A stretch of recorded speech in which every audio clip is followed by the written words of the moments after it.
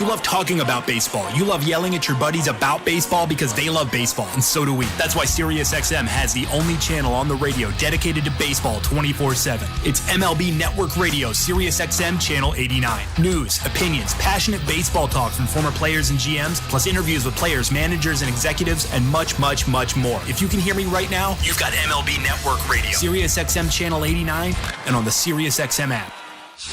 Nothing matches the passion, the excitement, the history-making moments of college sports. My goodness! And nobody takes you inside the greatest campuses and stadiums across the country like SiriusXM College Sports Radio. Listen to all of the play-by-play action, expert analysis, and in-depth interviews with your favorite team. No matter the season, we have something for you. Your home for all things college sports is on SiriusXM College Sports Radio, Channel 84. 24/7, 365 coverage of all things NASCAR. All things NASCAR happens exclusively on SiriusXM NASCAR Radio, Channel 90. CA. This slams the ball to right field, way back, way gone. Is Toronto Blue Jays baseball. Low rounding and heading for second to throw. In time on the Sportsnet Radio Network. It was a tough afternoon in the Bronx yesterday as the Blue Jays fell 8-3 to the Yankees on a day where Aaron Judge launched a 2-run shot in the first inning, his 41st home run of the season, and New York never looked back. But still, Toronto has a chance to take 2 of 3 against the Yanks with a victory today. Welcome, everybody, to the Sportsnet Radio Network. Eric Smith and former Major Leaguer Caleb Joseph with you, alongside host Show Ali, producer Nick Blackmore, and technical director Tom Young. Toronto Blue Jays baseball is brought to you by the local family-owned Crown Rust Control Centers in Saskatoon and Swift Current, Saskatchewan. Protect your vehicle from rust today. Find your local family-owned Crown at crown.com, Canada's #1 rust protection. It's Toronto and New York, and the first pitch is right around the corner. You're listening to Blue Jays baseball, streaming on the Sportsnet app, sportsnet.ca, and across the Sportsnet Radio Network. Timber Mart is Canada's building center, a solid neighbor to call upon when you've got a job to do. Your dependable home improvement store that offers the added value of Air Miles reward miles with every purchase of $15 or more. Visit timbermart.ca. At Crown Rust Control Center, protection runs deep because every Crown Rust Control Center is owned by a local family who cares beyond business. Your Crown Rust Control Center is 100% committed to their product, to you, to their community, which is your community. Protecting you and what matters to you is equally important as protecting your vehicle. Did you know your vehicle rusts faster in warm weather? Protect your vehicle today. For a special summer offer, find your local family-owned Crown Rust Control Center at crown.com. Hi, I'm Buck Martinez, live from the showdown between pizza and inflation. First to the plate, with over 2 million sold, it's Fixed Rate Pizza, a hot and fresh extra-large 4-topping pizza for a fixed price of $17.99 until the end of 2024. Here's the delivery. And inflation strikes out. That's a swing and a drive for Fixed Rate Pizza. Lock in yours today.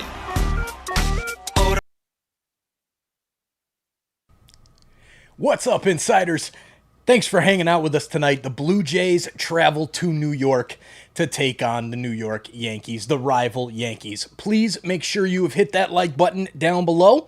And as well, just a heads up for everybody, we're going to be starting our Sick Kids campaign in just a couple of weeks. We're going to be doing another campaign with Sick Kids Hospital in Toronto. So be on the lookout for that, and we'll talk to you guys back in the chat. Cheers, everybody.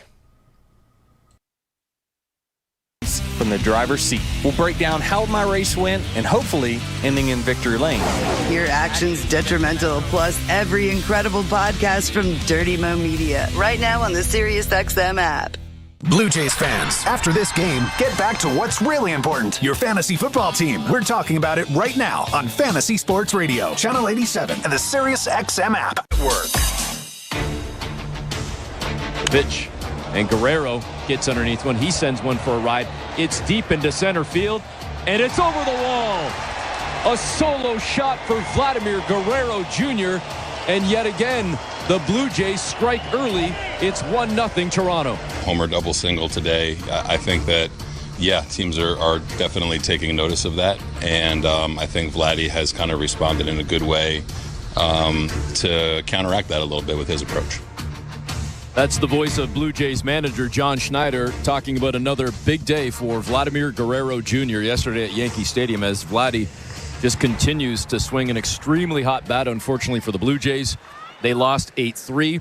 But the rubber match today against the Yankees as we get set for first pitch in just a couple of moments. And before I get to the Bet365 standings, we'll just stay on the point for 1 second about Vladimir Guerrero Jr. Our colleague Hazel May from Sportsnet sent out a tweet or a post on X.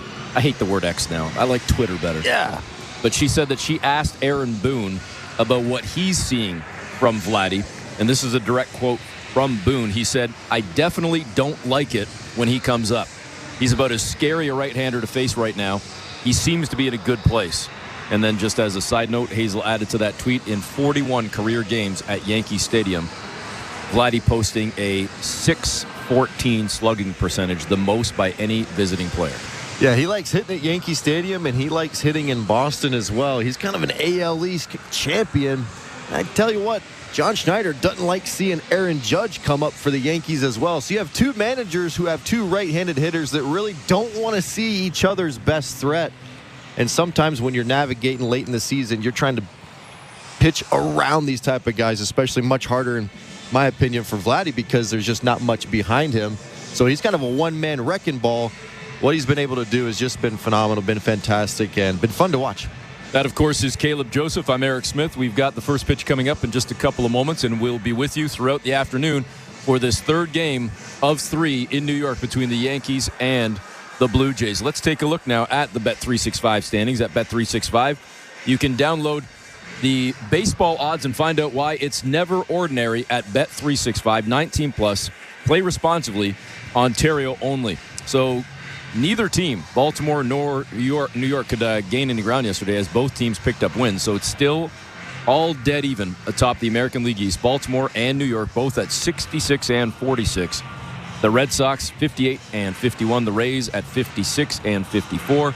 And the Blue Jays at the bottom of the East at 51 and 60. Caleb, you just mentioned that John Schneider doesn't want to see Aaron Judge. I sent you a post yesterday, a little screen grab of something I saw post-game, when Schneider was asked about why he intentionally walked Aaron Judge in the second inning yesterday with nobody on, with 2 out, and he said, "I just didn't want to see him swing the bat again." I liked it. It made sense, especially after hearing the tweet or the comment that you just didn't want to see him swing. I mean, you knew that the Blue Jays didn't want to give Aaron Judge another pitch to hit 550 feet, but just the way that the timing of the inning, where they were at in terms of the scoreboard, it just seemed a little bit out of whack.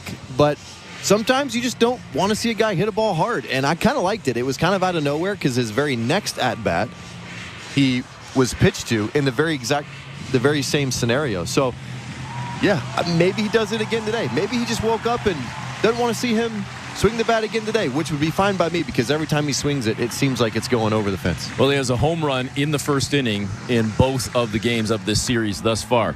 Obviously, the Yankees at home will be batting second, as they will face Yariel Rodriguez, 1-4 on the season, coming in with a 4.31 ERA and a very rough outing against Baltimore in his last appearance. Toronto will be facing righty Garrett Cole, 5.40 ERA with a 3-2 record, 38 Ks on the season. And the starting lineup for the Blue Jays, Ernie Clement will be batting first, playing at short. It's Joey Loperfido batting second in left field. Vladimir Guerrero Jr. gets the day off, at least in the field. He's the DH batting third. Spencer Horwitz playing at first in the cleanup spot. Dalton Varsho batting fifth in center field. Alejandro Kirk, the catcher, batting sixth. Addison Barger in right field today, batting seventh. Davis Schneider, eighth at second base. And making his first career Major League Baseball start, Luis De Los Santos at third base and batting ninth. That's a great story. A guy that's been around for a while and just kept plugging away, and finally now gets his first career start. Yeah, really cool to see the organization showing some favor with kind of a career minor leaguer. Love it when these stories come out. I was a 6-year minor league player. Glad to have been given a chance. Hopefully De Los Santos can take advantage of it. For the Yankees, it'll be Gleyber Torres batting first at second base. Juan Soto batting second in right field. Aaron Judge, left field today, batting third. Austin Wells, the catcher again, batting fourth. Giancarlo Stanton, the DH, batting fifth. Jazz Chisholm at third base, batting sixth. Anthony Volpe, the shortstop, batting seventh. Trent Grisham for a second straight day in center field, batting eighth. And DJ LeMahieu at first base today. It's his first start of the series, but we did see him come in relief yesterday during the 8-3 win for the Yankees. So we are just about set to go at Yankee Stadium. Looks like a sunny day right now, but I hope I don't throw the jinx down on mentioning that we did see on the Yankees pregame show that they had somebody doing weather and saying there could be storms coming later in the game around the 7th or 8th inning. Let's hope that's not the case. Let's hope for a quick game and we just get out of here before that even happens. And I'm sure the Yankees and the Blue Jays can agree on that. So we are set to go. Garrett Cole on the mound facing Ernie Clement. And the first pitch coming at 1:39 Eastern Time is in for a strike. And a quick 0-1 counts to Ernie Clement. Second pitch, Clement jumps on it, sends it into left center. It's going to drop in for a base hit. Grisham quickly in to grab it for the Yankees, but it's a leadoff single for Clement and the Blue Jays. It's exactly what you're looking for. If you're Toronto, get on the board, get to Cole early. It's been a bit of a struggle. This looks like a slider, 87 right down the middle. Clement just continues to keep barreling the baseball. It's not hit crazy hard, but perfectly placed. Good to see him get on base right out the gate. It brings up the second hitter, Joey Loperfido, the left-handed bat. Again, out in left field today, and the first pitch from Cole is way high outside. A fastball no good, clocked at 95, and a 1-0 count. Loperfido batting .242 on the season in 41 games with, of course, Houston and now Toronto. Second pitch, Loperfido fouls it off, dribbles it towards the first base dugout. It's 1-1.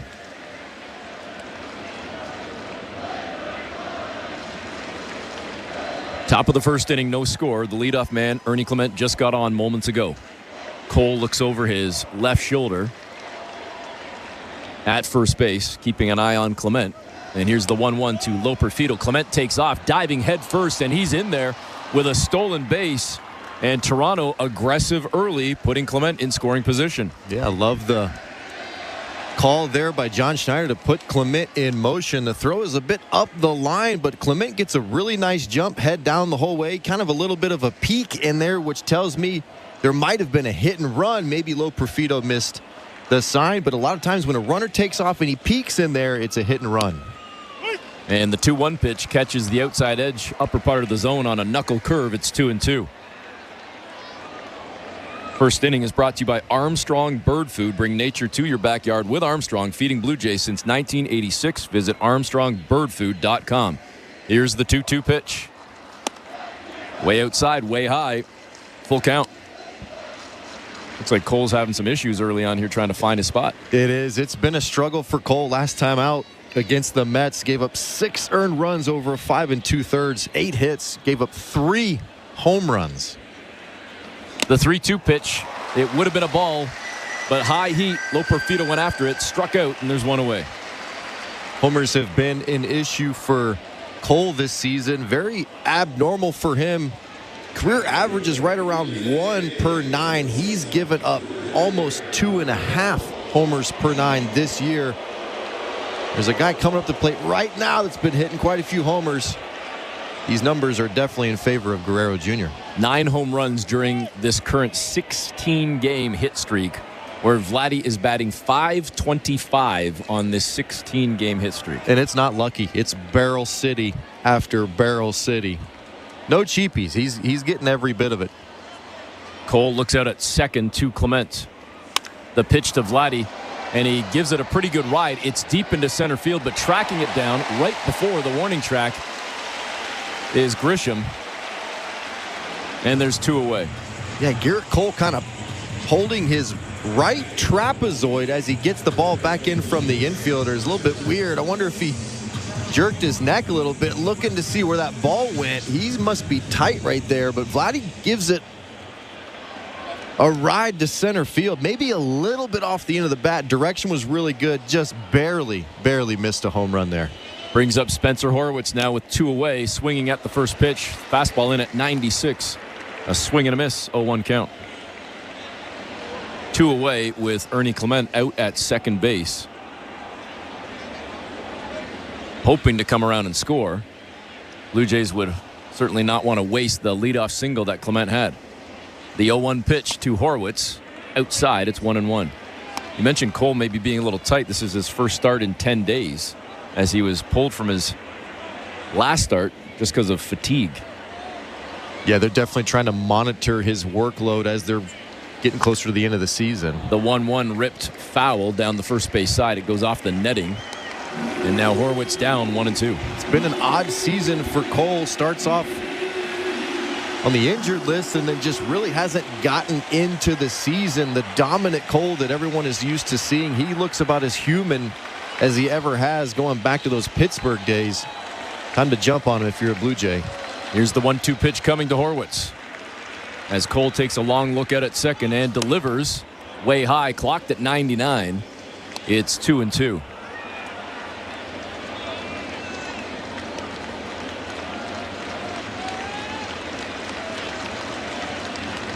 Cole on the rubber, gets set. Again, a quick glance out at Clement at second. The 2-2 pitch. High inside, and Horwitz went after it. Swing and a miss, and a second strikeout for Cole, and that will do it as the Blue Jays strand Clement at second. We head to the bottom of the first.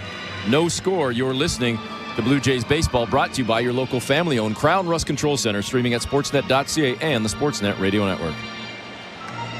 At Crown Rust Control, protection runs deep because every Crown Rust Control Center is owned by a local family who cares beyond business. Your Crown Rust Control is 100% committed to their product, to you, to their community, which is your community.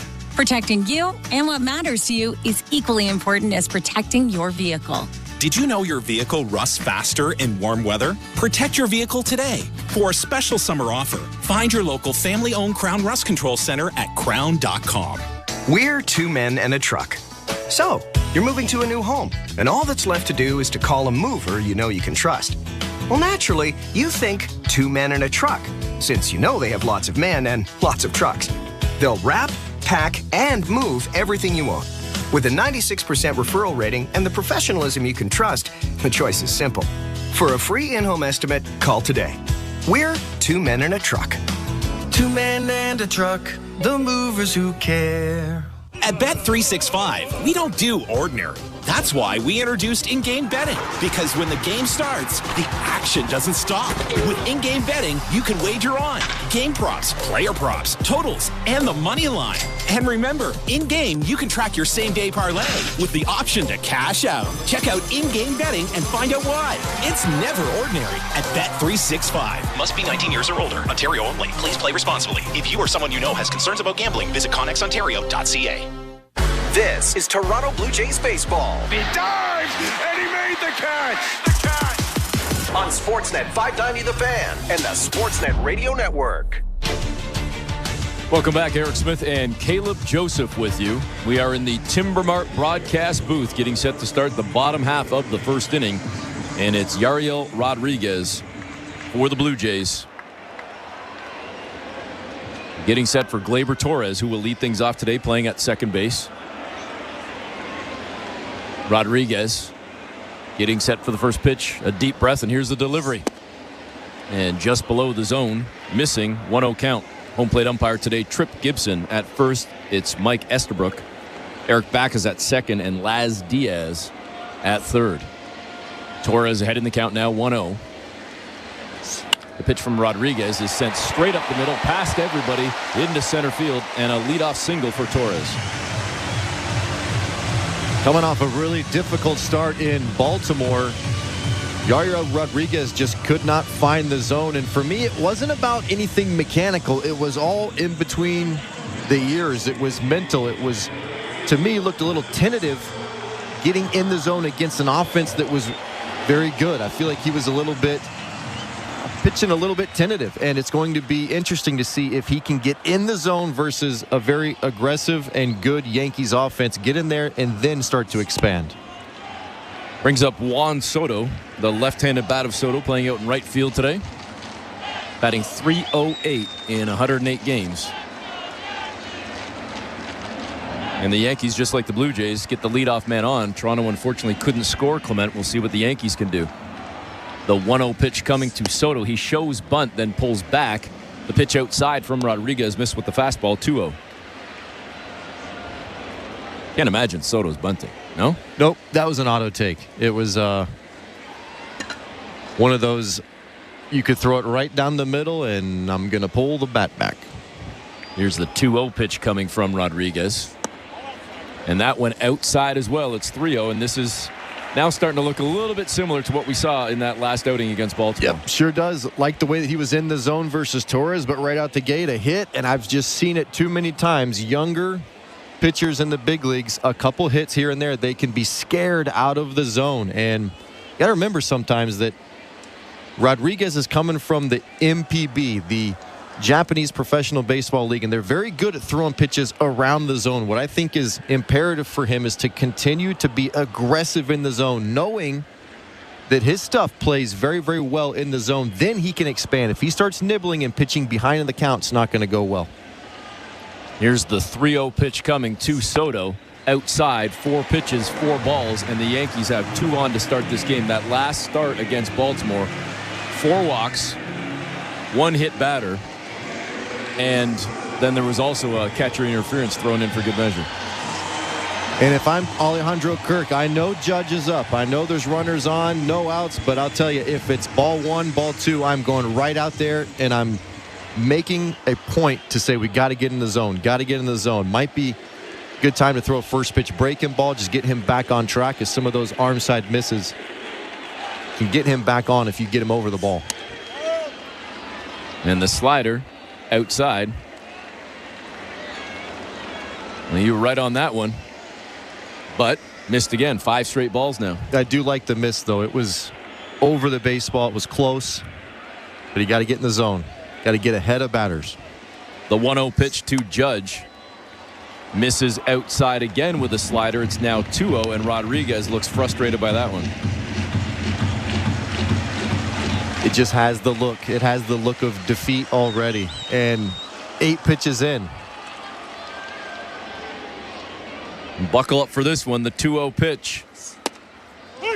Caught the bottom part of the zone. Judge thought it was outside, but a heater at 95 and a 2-1 count.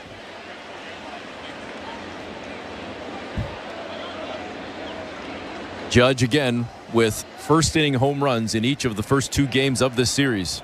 Looking to do it again right here with 2 on. And Rodriguez just missed outside, and he is not happy about that one. A 3-1 count now. It was outside. It was close. Very, very close. 3 balls in this count to Judge. All 3 of them probably missing by a combined 3 inches. But it's the body language. And I'm taking a timeout right here. I'm walking out there and I'm saying, hey, we can't do this. We got to get in the zone. When hitters see the body language that he is presenting, it smells like blood in the water. And major leaguers take full advantage of this. You're behind in the count. If you don't show any kind of change in demeanor, they still think that you're throwing it 2 inches outside on purpose. So we'll see what happens. Here comes the 3-1. And it catches the outside edge, allegedly. Looked like it might have been outside. Take it and run if you're a Blue Jay fan. The Yankee fans in the Bronx are booing right now. They didn't like it. And now Judge even at 3-2. Well, not even, but you know what I'm saying. Full count to Aaron Judge. No, it is.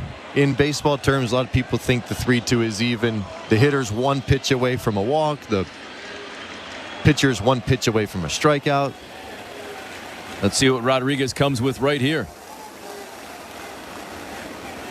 A quick look out at second. The pitch to Judge, and he got him with a slider. Judge whiffs and sits down, and what a big, big at-bat right there for Yariel Rodriguez to sit down Judge. Absolutely huge. It's a slider kind of down middle, looks like a strike, and then just darts down out of the zone. Really good sequence in terms of where he was locating. Yes, he missed early on, but he stayed really, really close. If he had some wild misses there, I guarantee you that 3-2 pitch would have been taken by Judge. But because the spread was so tight, it forced Judge to release on that slider. The left-handed bat of Austin Wells now coming up. And a fastball right on that inside edge. Good for a strike and an 0-1 count. We'll see if Rodriguez can carry a little confidence and momentum into this at-bat now, dealing with Wells. The Yankee catcher batting .244 on the season. Again, still 2 on for the Yankees with 1 away here in the bottom of the first. And a little check swing. I don't think, obviously, Wells intended to even offer at that ball, but it hit his bat. And he's quickly down 0-2. No score, bottom of the first. Torres at second, Soto at first for the Yankees, and again 1 away, but an 0-2 count to Austin Wells. Here's the pitch. They tried to get him to chase, so that one high. Fastball at 96, it's 1-2.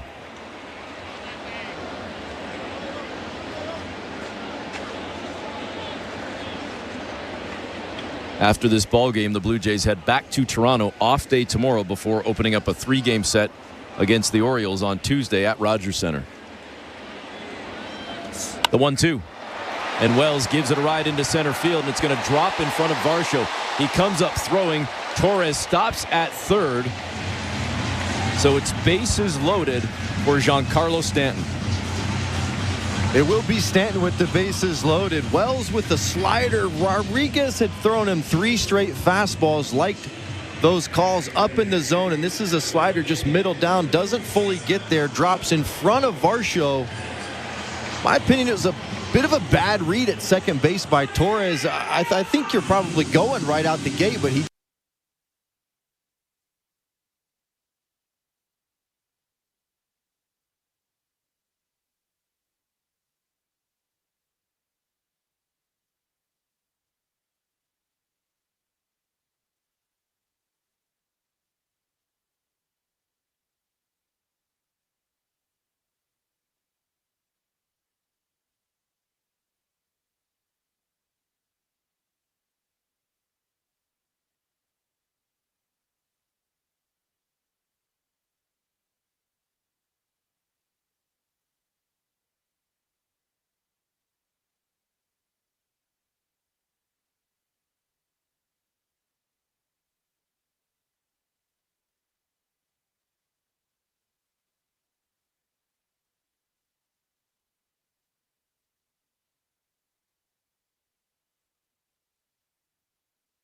The slider missing just a little bit high. Stanton with 11 home runs in his career with the bases loaded and a .329 average. Second pitch looked a little bit low. Stanton shaking his head, but it's called a strike. And obviously Rodriguez will take that. It's 1-1. Bases juiced for Stanton. Bottom of the first inning, no score. The 1-1 pitch, and Stanton got underneath it. It's popped up. Is it going to stay in play? It's toward the Yankee dugout. Over to make the grab is Spencer Horwitz, and there's 2 away. What a big break for Toronto. Big break. It's a kind of a sweeper, cutter slash looking pitch on the outer half. Stanton looks like he's trying to pull it, gets it right off the end of the bat. Kurt goes over to try and make a play towards the Yankee dugout. A very awkward play for a catcher as he's kind of reaching towards the glove side. But Horwitz comes in from first base, calls him off. And because of his angle, a much easier play for Horwitz. Really good execution there by Rodriguez. Now he's 1 pitch away. Keep the focus. Continue to hit your spots. Get out of this inning. And the first pitch to Jazz Chisholm in for a strike. Caught the outside edge with the slider. 0-1 count.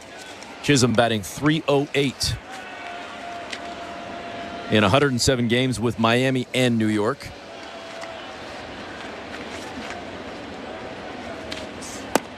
And swings at that pitch. Got him with the splitter. And an 0-2 count. Want to correct myself. Batting .252 on the season, but, or sorry, .308 with just the Yankees. So he's been a hot stick since coming to New York. Got it really going against the Phillies with a couple of home runs where he was on fire, and he just slapped one to short.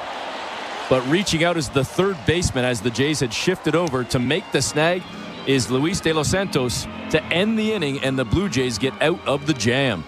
The Yankees leave 3 on, and we go to the second inning with no score. You're listening to Blue Jays Baseball, brought to you by your local family-owned Crown Rust Control Center streaming at sportsnet.ca and the Sportsnet Radio Network. It's the sound of where you've been and who you are.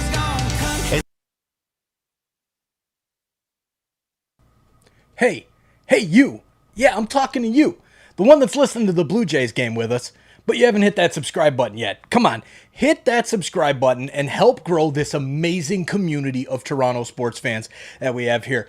You know you enjoy hanging out and listening to the games with us and having some fans to talk to. Make sure you've hit that subscribe button and make sure that bell is on. So everybody who has subscribed, thank you. But make sure that bell is turned on so that you get notified every single time we go live here on TSI. Whether it's the Blue Jays, we've got hockey season coming up, the Maple Leafs, the Argos, Bills games coming up as well. We'll see you guys back in the chat. Let's go Blue Jays. Hey Insiders, I just wanted to give you guys a little bit of a heads up. We've got some new content coming up here on TSI. You guys remember last NFL playoff season? Yeah, we did a couple of games for the Buffalo Bills, which is Toronto's team, right? So hey, here we are, we're doing it again. Every single game is going to be live right here on TSI, starting with the first preseason game of the season, the Chicago Bears visiting the Buffalo Bills on August 10th. Make sure you guys are here hanging out with us for that one. And we'll get back to the chat. Go Jays, go. C157 and streaming on the SiriusXM app. Our goal is to win the Super Bowl. That's it for us. Hear every stop of the 2024 training camp tour on NFL Radio Channel 88, the all-new SiriusXM app. Second inning is presented by Bet365. You can watch thousands of live games, build your own bet, and can even make a bet while the game's still being played. 19 plus. Play responsibly. Ontario only. No score as the Blue Jays get out of a jam in the bottom of the first. So here we are in the second with Dalton Varsho stepping in, and he takes a pitch, the first one, in for a strike, clocked at 95, the fastball, 0-1 count. Varsho batting .201 on the season, entering action today. The left-handed bat against the righty Cole, as Cole misses with another fastball, same velocity, 95. It's 1-1.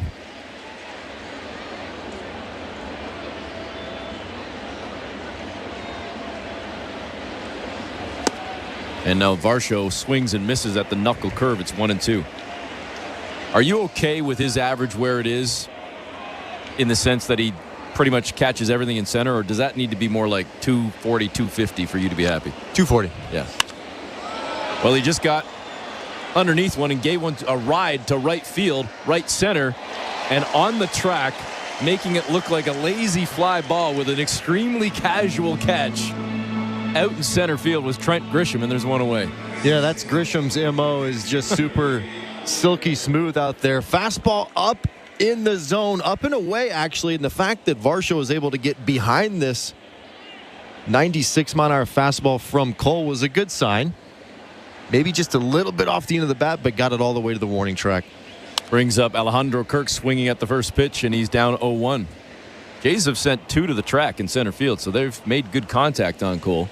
Hopefully that's a positive sign moving forward, that they're hitting him well, they're seeing it well, but no score here, top of the second. Kirk down 0-1, batting .239 on the season. Here's the pitch from Cole. Another one fouled off down the first base side by Kirk, and it's quickly 0-2. Yeah, going back to Varsho, I would love to see him in the 240 range. I think he thinks of himself as a slugger, and if you're going to be that, I think you really got to be able to do damage on one speed. The 0-2 pitch outside, missed with the slider, 1-2. And what I mean by that is he's either got to figure out a way to really ambush fastballs or never miss hanging breaking balls. And too many times for me, I see Varsho late on the fastball, but early on the breaking ball. So hopefully he can kind of find ways to counter that. This one slap fouled by Kirk. Let's stay on Varsho for a second. At this stage of his career, can he change who he is, or more so who he thinks he is? Because I would think, just from a layman's term, with the speed he has, he'd be better as a contact guy who's slapping singles and doubles in the odd triple, not necessarily swinging for the fences, because then use your legs on the base pass. Absolutely. He would need a lot more adjustability in his swing. Nice patience by Kirk to not chase the slider outside in the dirt. It's 2-2. And I think it's possible. It just takes some massive adjustments. JD Martinez made a huge adjustment right around age 26, 27 and took off.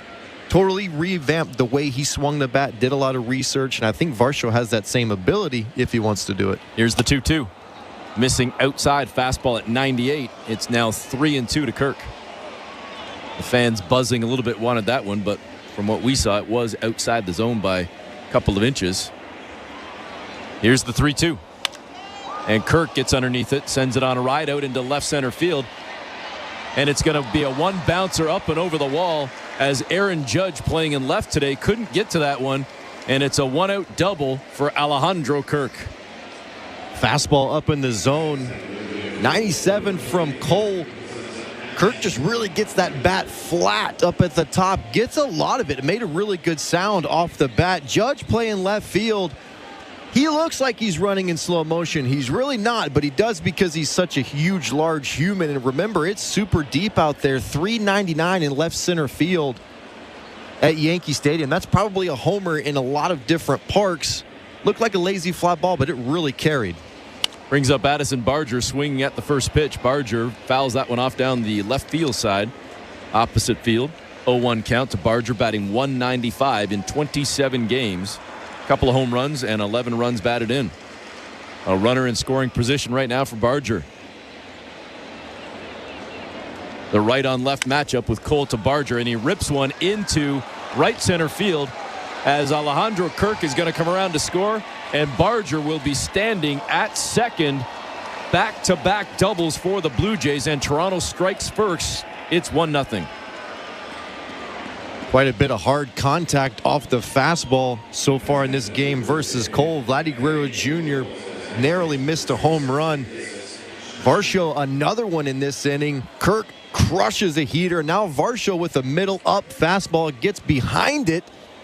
Drives it on a line right to right center field. Probably didn't get but 6 or 7 feet off the ground, but because it was hit so hard, he was hauling rear out of the box. He's on second base. And we were talking about that very thing a couple of days ago as Davis Schneider now slaps a base hit into left field. Barger stops at third, runners on the corners, and that's got to feel good for Davis Schneider to put one on the board early in terms of the base hit. He has struggled mightily of late, but I want to jump back to Barger because you were talking about Gleyber Torres in the first game of the series, not hustling out of the box, kind of admiring his hit. Ultimately gets yanked from the game, but there was Barger. He was hauling tail right from the get-go. Absolutely, and it got to the wall. It kind of split the outfielders, but even if they were able to cut it off, he was going to be at second base, and I love that style of play. It's just so energetic, fun to watch. This brings up Luis De Los Santos, his first career start today. And he's up with 2 men on and 1 away. Welcome to the big leagues. De Los Santos, your first at-bat. Garrett Cole. Guarantee you he will remember this one, no matter how it turns out. Batting .243 in AAA. Down 0-1 to Cole. And De Los Santos fouls one off quickly down 0-2. Barger at third, Schneider at first. Davis with the single moments ago, the third straight hit for the Blue Jays. A double by Kirk, a double by Barger, and now the single, the base hit from Schneider.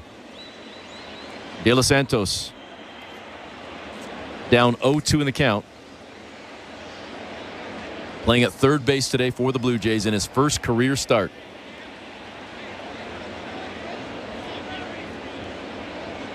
Cole comes set. Here's the pitch. And De Los Santos with a little check swing. It caught a piece of his bat, sliding into second base. And thrown out is Davis Schneider. And De Los Santos will be at first. Barger stayed at third.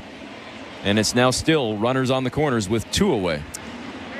Yeah, it's a unique play. It's kind of a half swing, one-hop chopper to Cole. Cole kind of pivots to third base. If I'm the runner at third base, if I'm Barger, as soon as he turns to second base, I might try and take off because then you're going to have to redirect all the way from second base back home. And I think that I could probably run 70 feet before they throw it 70 feet to second, then about 120 feet to home. But initially, you got to hold up because if you go right out the gate, then Cole's just going to turn and throw to home. Really weird play there. Back to the top of the order we go with Ernie Clement. And the first pitch no good. It's high on a fastball at 97. I'm not arguing with you, Caleb. I would never do that. It didn't look like Cole totally turned or pivoted, though. It's almost like he came up in one motion, boom, and he was going to second. And that's obviously a hard thing for Barger to read, but he probably should have come home. And it's not going to matter anyways, as Ernie Clement just picked him up with a little bloop single into left field. It gets over the head of the shortstop, Volpe, and Clement at first. De Los Santos gets on his horse, comes all the way around to third on that bloop. And the Blue Jays now lead 2-0. And this swing is all about adjustment and direction. It's a knuckle curve that kind of backs up, is finishing towards the inside part of the plate. Clement can easily roll this over, get out in front, chopper to third base, but no, he lets it get deep. His direction is really good. It jams him a little bit, actually. He fights to move the barrel through the middle part of the zone, which creates the direction. That's what gets the ball over the shortstop and lands it right in. And this is what contact can do when you're trying not to do too much and you have really good direction. We talk a lot about staying in the big part of the field. I can promise you, my first part of my major league career, I would have early released on that ball, hit it 110, but right at the third baseman would have been out. But as Ernie Clement moved to that ball, the barrel was lagging, creating the direction more towards the big part of the field, which allowed it to basically loop right over shortstop's head into the outfield for a base hit. And with the 2 outs, De Los Santos was, of course, going on contact, and with that thing dropping in on the bloop, Aaron Judge was deep, couldn't get to it quick enough, nor could Grisham in center. So by the time they finally got to the ball, the big heads-up running by De Los Santos to go first to third on a bloop. Like, that's impressive running from De Los Santos. So now it's still, again, first and third with 2 in and 2 away. And the first pitch to Loperfido is fouled off the cutter. He got a piece of it. 0-1 count. Loperfido struck out in his first at-bat last inning.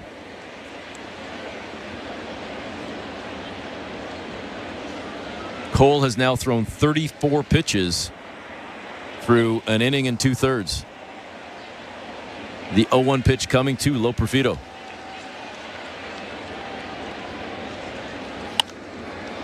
And he sends this one foul up and over the backstop, quickly down 0-2.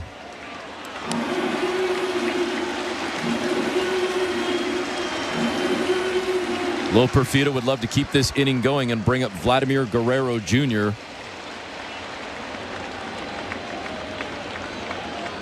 But the youngster is again down 0-2. Cole with the pitch inside, missed with that knuckle curve. It's 1-2. Looked like Ernie Clement took off there on the 0-2 pitch. I love this play. I don't understand why more teams don't take this, what seems like a free base, first and third with 2 strikes. If the catcher unloads to second base to try and get Clement, you just run home. Second, third now. And the 1-2 pitch. Loperfido held back. Again, that cutter came inside. They look down at third base, but don't even officially ask for any kind of challenge from Laz Diaz. It's 2-2. Loperfido digging in, staring right back at Cole. Here's the 2-2 pitch. And that one a little bit high. This time they do check down with Diaz. And Laz says no. Loperfido held back. It's 3-2. Yeah, the first one wasn't very close. I think this one is a little bit closer. He might have got right to the front edge of the plate, but Cole doesn't get the call. Now 3-2. Now, because of the stolen base by Ernie Clement, a bloop scores 2. See if Loperfido can really shorten up, have that adjustability in the swing, get barrel to baseball somewhere. Here comes the 3-2 pitch from Cole. And Loperfido sends it opposite field. But a couple of strides in and making the grab with ease is Aaron Judge. And that will do it. The Blue Jays strand 2, but not before they score 2 as we head to the bottom of the second. 2-0 Toronto. You're listening to Blue Jays Baseball, brought to you by your local family-owned Crown Rust Control Center. Streaming at sportsnet.ca and the Sportsnet Radio Network. At At Crown Rust Control Center, protection runs deep because every Crown Rust Control Center is owned by a local family who cares beyond business. Your Crown Rust Control Center is 100% committed to their product, to you, to their community, which is your community. Protecting you and what matters to you is equally important as protecting your vehicle. Did you know your vehicle rusts faster in warm weather? Protect your vehicle today. For a special summer offer, find your local family-owned Crown Rust Control Center at crown.com. We're two men in a truck, the movers who care. You never know when cardiac arrest can happen.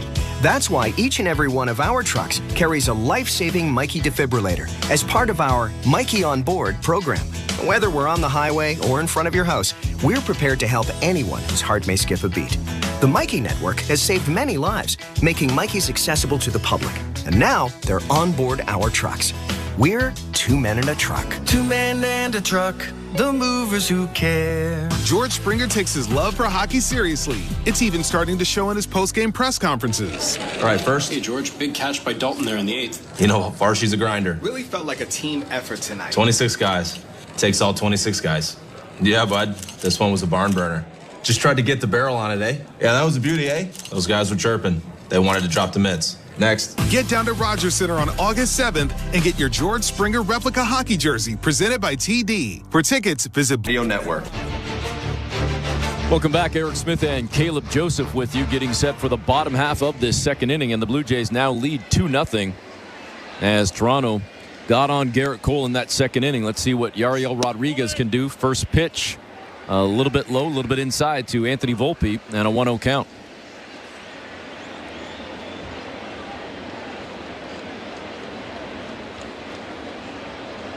Rodriguez working quickly back with the second pitch. This one outside now. The slider no good. 2-0.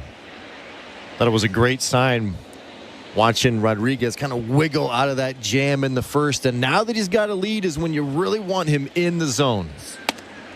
Well, that one was in the zone right down Main Street with the fastball at 93. It's a 2-1 count. Volpe batting .261 entering action today. The right-handed bat against the righty Rodriguez as he sends it down to third, picked up by De Los Santos. Fires it over to first to record the out. There's one away. Second play in the books for De Los Santos as he snagged that liner off the bat of Chisholm Jr. I can remember making my debut in Tampa, but De Los Santos is going to be able to say he made his debut in New York against the Yankees. Has already made a couple plays. See if he can get a hit or two in his debut. One away here, bottom of the second. First at bat now for Trent Grisham. Playing in center field today, the left-handed bat of Grisham. Batting .188 in 61 games this season.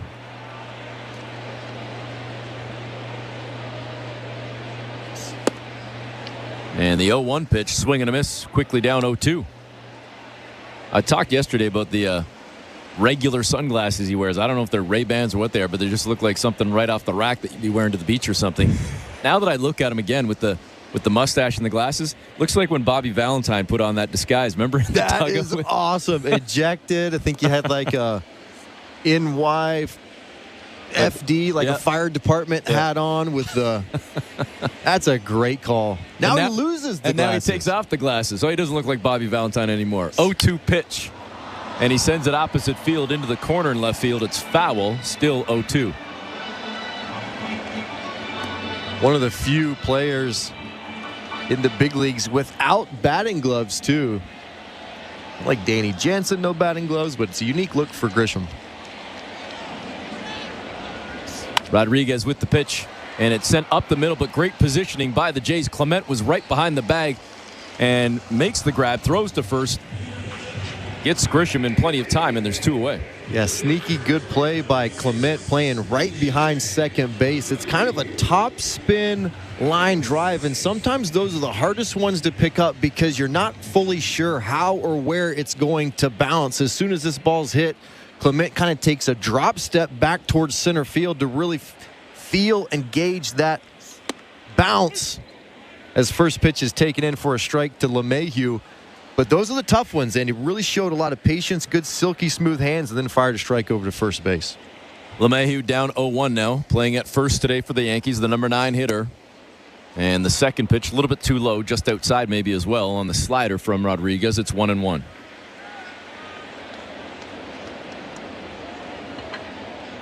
We'll be keeping an eye on the Olympic action throughout the afternoon, and I'm sure we'll get updates from Show Ali, a number of events involving Canadians that could medal, as LeMahieu sends one out to left field. And coming in to make the grab, a little hop at the end there by Joey Loperfido to make the catch and sit down the Yankees 1-2-3. We head to the third. Blue Jays leading 2-0. You're listening to Blue Jays Baseball, brought to you by your local family-owned Crown Rust Control Center, streaming at sportsnet.ca and the Sportsnet Radio Network. Hey, Blue Jays fans, are you ready to hit a home run with your next roof? Introducing GAF Timberline HDZ shingles, designed to keep your roof looking and feeling like a winner, rain or shine. GAF is proud to be the official shingle of the Toronto Blue Jays. Visit homedepot.ca and search GAF to learn more about how GAF Timberline HDZ roofing shingles can... Hey, what's up, insiders? Just checking out the social media pages, Instagram, TikTok, Twitter, X, whatever you call it. Make sure you guys check us out. Hit that handle up down there on whatever social media network you have, whether it be Instagram, Twitter, TikTok.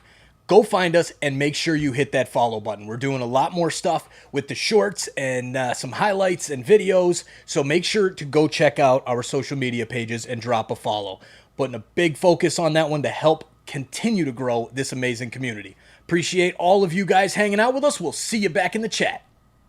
When the game starts, the action doesn't stop. With in-game betting, you can wager on game props, player props, totals, and the money line. And remember, in-game, you can track your same-day parlay with the option to cash out. Check out in-game betting and find out why. It's never ordinary at Bet365. Must be 19 years or older. Ontario only. Please play responsibly. If you or someone you know has concerns about gambling, visit connexontario.ca.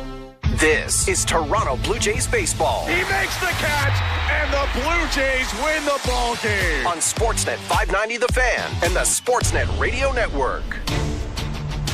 Third inning is brought to you by the local family-owned Crown Rust Control Centers in Saskatoon and Swift Current, Saskatchewan. Protect your vehicle from rust today. Find your local family-owned Crown at crown.com, Canada's #1 rust protection. Vladimir Guerrero Jr. steps in to lead off this third inning. And the first pitch, a cutter outside from Garrett Cole, 1-0 count to Vladdy. And now Guerrero slaps a base hit into right field, and it's going to make it all the way to the wall. That's going to be yet another double for Vladdy. And now Grisham slips as he comes to the ball, but Vladdy, taking it easy, will just stay at second. And a leadoff double for Toronto as Guerrero continues with now a 17-game hit streak.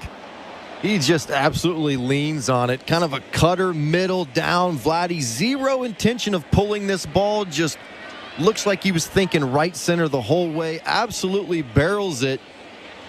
And the look on Cole's face as soon as Vladdy kind of jogs into second base is just the look of, I have no idea what to throw, where to throw it, or how to get you out. And that is not normal from Garrett Cole. Brings up Spencer Horwitz with Vladdy at second, the leadoff double, and the first pitch high on a fastball at 96, 1-0 count.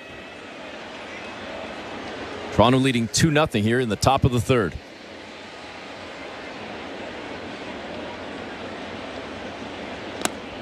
And now that one down in the dirt, it's 1-1. Check that, 2-0. Excuse me. 2-0 to Spencer Horwitz.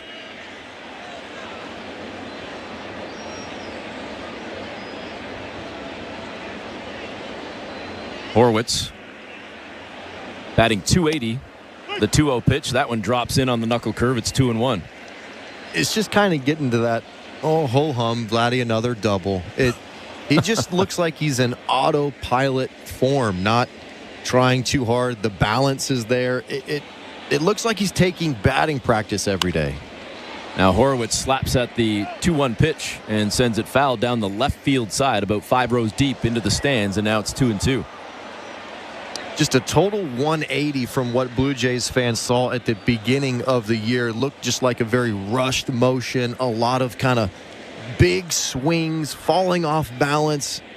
It's amazing that sometimes slower is quicker. The 2-1 pitch fouled off. And now it's 2-2.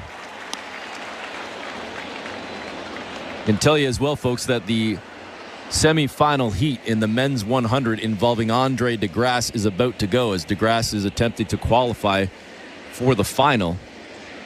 And of course, he has medaled in the 100 meters in the last 2 Olympic Games for Canada. The 2-2 pitch, and taking off for third was Guerrero. He thought he got in there, but they throw him out at third. Jazz Chisholm pulled down a bit of a high throw there from Austin Wells, and they get Vladdy trying to take third. Yeah, super unique play. A bit of a delayed steal, so you've got one stride to third base, and then Vladdy takes off. Chisholm moved way over in that 5-hole because of the left-handed hitting Horwitz. Chisholm is running to third base, grabs the ball, and as he's trying to make the tag, it's almost like both players are sliding into third base. Chisholm's left leg kind of blocks the base. Vladdy can't get the hand in there in time. I don't mind the play as Horwitz fouls off 98, 3-2 right straight back. I don't mind the play because of the positioning of Horwitz, but Vladdy's got to make sure that he's in there for sure if he's going to go. Otherwise, looks like a wasted opportunity.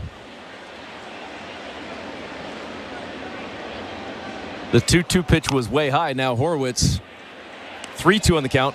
He slaps one to third and picked up by Chisholm on a couple of bounces and then whips it over to first to record the out, and there's 2 away. That was a really nice play from Chisholm. Still over there in that 5-hole. This ball's chopped to third base really late on the swing for Horwitz. Chisholm is running away from the target, flashes a really good strong arm, gets on top of it to keep the direction really good. Nice play for an inexperienced third baseman. And now with 2 away, Dalton Varsho comes up and swings at the first pitch, sends it foul down the first base side. And he's down 0-1. That semifinal heat involving DeGrasse just went, and we're waiting to get the official results. It was real close. I'm not sure if DeGrasse got in there. He might have finished 4th, but we'll keep you updated, folks, in a couple of seconds here as the Blue Jays lead the Yankees 2-0 in the top of the 3rd inning. Varsho down 0-1 in the count. Now it's 1-1 as the 1-1 comes in, and he slaps that one foul. It's 1-2.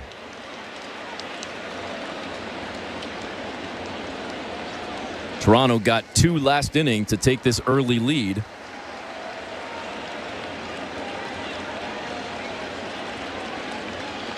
Over the Yankees. The 1-2 pitch fouled off again down the first base side. We'll do it again at 1-2.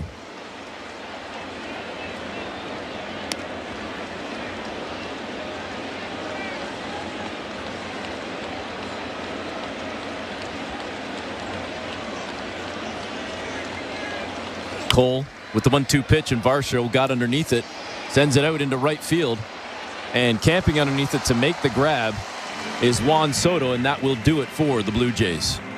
We head to the bottom of the 3rd. Toronto still leading 2-0. You're listening to Blue Jays Baseball, brought to you by your local family-owned Crown Rust Control Center, streaming at sportsnet.ca and the Sportsnet Radio Network. You're drafting your fantasy football teams this month, and Fantasy Sports Radio is here to help. Right side of the end zone, touchdown, CeeDee Lamb. From winning strategies to expert drafts you can model your teams after, to up-to-the-minute news, your championship run starts right now. If you are sitting at the 12th pick and you are like, well, there's 10 receivers already gone, what do I take? The second best running back. Fantasy Sports Radio, Channel 87, and on the all-new SiriusXM app. Are you regretting eating that gas station hot dog? Yeah, we know. We've been there too. This is a message for baseball fans like you. Did you know that you get a channel that's talking baseball 24/7 as part of your SiriusXM subscription? What? Our lineup includes shows hosted by former big leaguers and executives. Plus, you'll hear from 17 managers each week. MLB Network Radio is on SiriusXM Channel 89, or just search MLB Network Radio on the SXM app. SiriusXM Sports. We're more than just a game. The Busted Open podcast is now available on YouTube. This is Dave LaGreca, host of Busted Open, the #1 pro wrestling show on the planet. You can now watch and listen to the award-winning Busted Open podcast every single day on YouTube. Our best interviews, behind-the-scenes access, and some of our best content from the past. All available right now when you go to youtube.com/@BustedOpenPodcast. Subscribe right now. In season or out of season, the #1 place for college sports is SiriusXM College Sports Radio, Channel 84. Fan and the Sportsnet Radio Network. Welcome back. Eric Smith and Caleb Joseph with you from the Timber Mart broadcast booth. Hit a home run on your next home improvement. For a great selection of renovation products and quality brands, Timber Mart has the bases loaded for a grand slam on every project. Batter up. Timber Mart is Canada's building center. Blue Jays leading the Yankees 2-0 here, bottom of the third, and the first pitch is fouled off by Gleyber Torres. He's down on the count 0-1.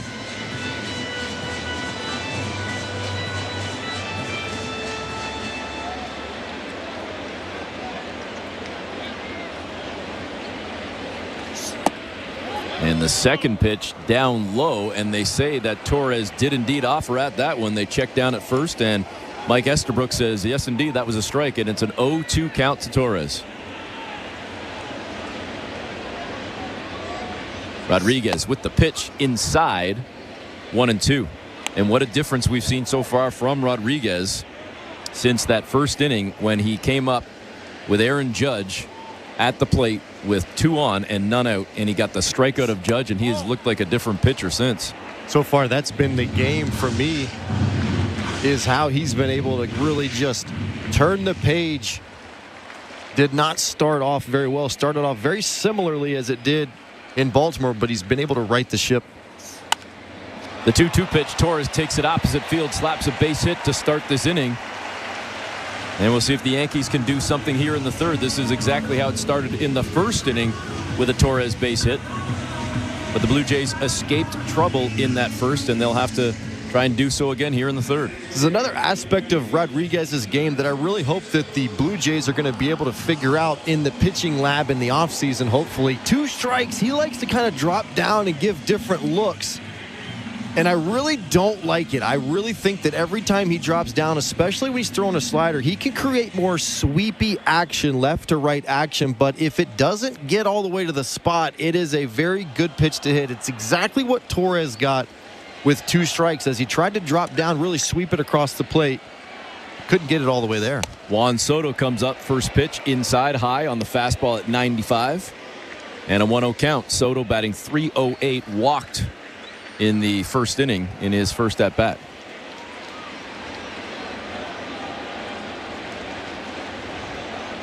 Here's the 1-0.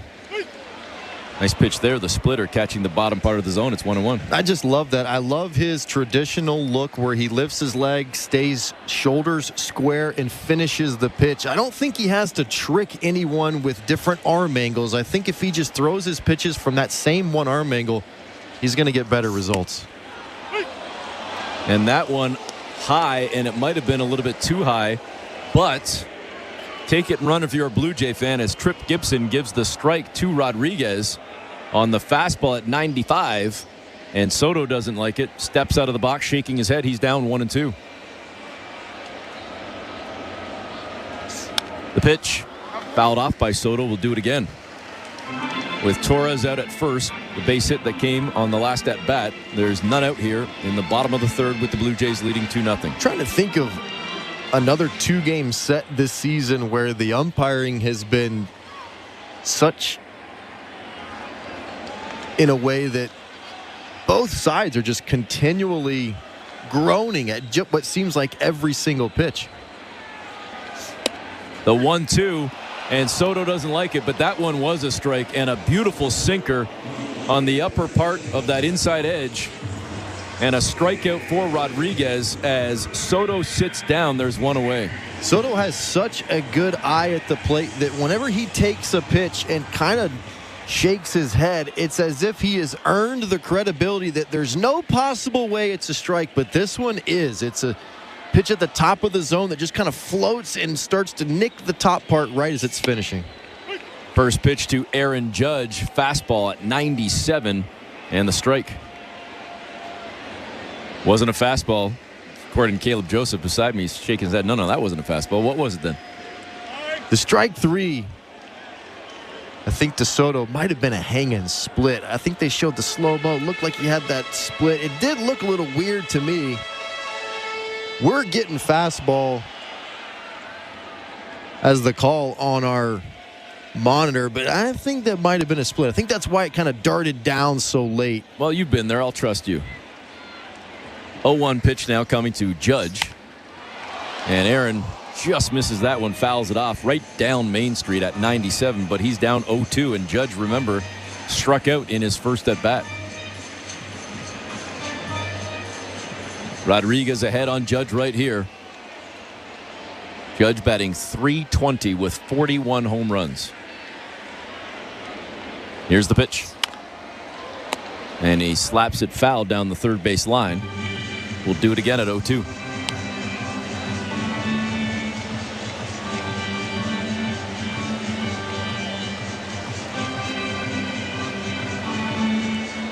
It's the rubber match this afternoon with the Blue Jays winning on Friday night, then losing yesterday. For what it's worth, it's early, but Baltimore has a 3-0 lead over Cleveland in the third. And Baltimore and New York enter action today, tied atop the American League East as we look at that out-of-town scoreboard brought to you by the St. Louis Bar and Grill. Again, 3-0 Baltimore in the bottom of the third at Cleveland. The 1-2 pitch is sent into left field. One bounce into the glove of Loperfido. It's a base hit for Aaron Judge, and the Yankees have 2 on with 1 away. Yeah, it's going to be a hit for Judge, but I really like the way that he attacked him in that at-bat. Not scared, and I think that's one of the biggest things for Rodriguez is just filling up the zone, making his pitches, getting the hitters into swing mode, and then starting to expand. Probably trying to go a little bit more down and away. This is a slider, tight spin, but finishes middle across. Judge is able to get the end of the bat just to it and top spin it into left field. Austin Wells now steps in, the left-handed bat of Wells, 1 for 1 on the day. He had a base hit in the first inning. He's up with 2 on, first and second for the Yankees, and he dribbles this one down to third. It's picked up by De Los Santos. Tough grab, great throw, and he gets Wells at first. There's 2 away. Holy smokes, what a play by the rookie De Los Santos. Split finger fastball from Rodriguez. Wells cues it right off the end of the bat. The left-handed hitter running to first base. It's spinning towards third base. De Los Santos has to come in off balance, backhanded, and throw against the grain. Good, strong arm, flashing the leather. What a play. Wow, what a play right there. Judge moves up to second, Torres to third. It's second and third, but 2 away, and a big whiff on the first pitch from Stanton. He chased after that slider. A nice-looking pitch from Rodriguez, and Giancarlo Stanton down 0-1. He popped up towards the Yankee dugout in his first at-bat. And now he slaps this one. And a diving stab at first base made by Horwitz, who quickly flips underhand to Rodriguez covering. And the Jays get out of a jam again. Flashing the leather, the baby Jays are. The Blue Jays still lead 2-0 as we head to the 4th inning. You're listening to Blue Jays Baseball, brought to you by your local family-owned Crown Rust Control Center, streaming at sportsnet.ca and the Sportsnet Radio Network. The 2024 Training Camp Tour is here. Focus on the football, fellas. Focus, focus. And SiriusXM NFL Radio brings you down to the field for an all-access pass to your favorite team. You do your best to put yourself in position to get the result you want. Everything you need to get ready for the season, with updates on position battles and exclusive interviews from all 32 teams. Hear every stop of the 2024 Training Camp Tour on NFL Radio Channel 88 and the all-new SiriusXM app. Every night after the fight. Cheers, Insiders. I just wanted to take a minute to say thank you for hanging out with us. I really appreciate you guys helping me create this amazing community that we have here for Toronto sports fans to hang out together every single time a Toronto sports team is live. The Blue Jays, we got hockey season coming up, the Argos games. Just wanted to say thank you. Make sure that bell is turned on so you don't miss it when we go live for any Toronto sports event and some other sports events as well. We'll see you guys back in the chat.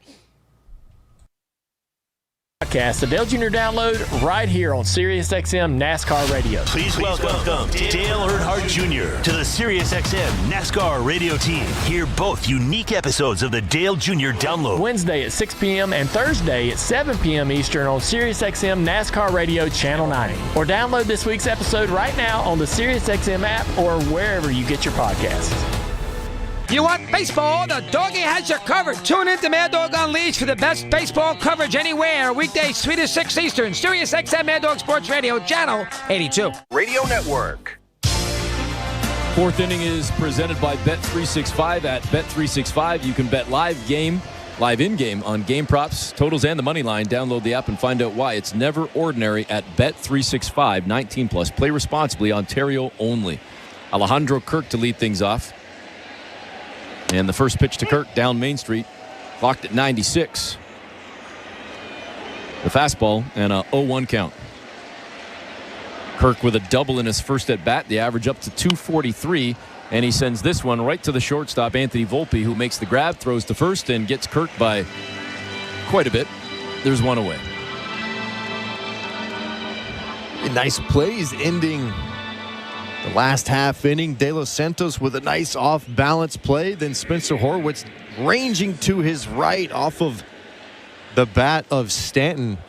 Always nice to see kind of young infielders making impacts in a game early on. Brings up Addison Barger. He also had a double in his last at bat. That was back in the second inning where the Blue Jays had back-to-back doubles from Kirk and Barger. And then a single from Schneider. Those three straight hits allowed Toronto to get those 2 runs on the board. And that's where we stand right now, 2-0. Blue Jays leading here in the top of the fourth inning. The rubber match of this series against the Yankees.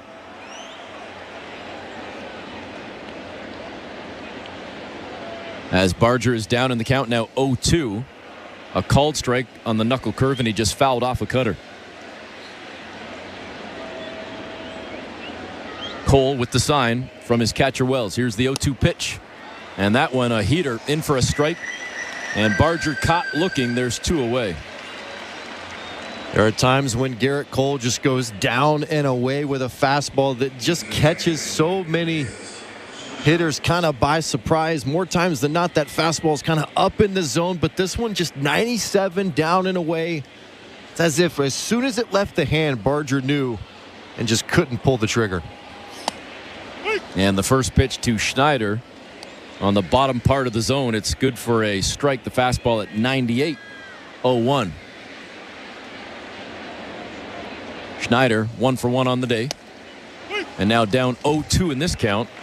Nifty looking knuckle curve right there.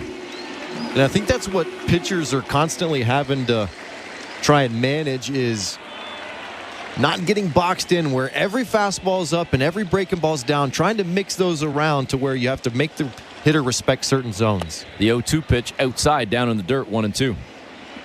There are times when, as a hitter, if you just know they're going to throw fastballs up, you can really try and eliminate the top part of the zone. If you can eliminate the top part, now you're sitting both down and soft, so it's really good as a pitcher to really sneak some fastballs down to keep them honest. Here's the 1-2.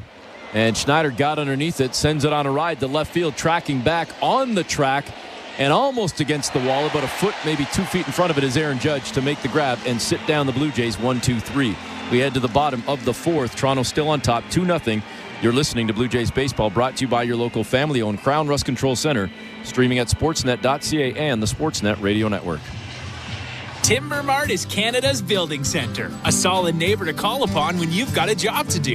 Your dependable home improvement store that offers the added value of Air Miles reward miles with every purchase of $15 or more. Visit timbermart.ca. Hi, I'm Buck Martinez, live from the showdown between Pizza and inflation. First to the plate, Pizza Pizza's big hitter, Fixed Rate Pizza. An extra large 4-topping pizza for a fixed price of $17.99 until the end of 2024. I dare say, folks, inflation stands no chance against this all-star.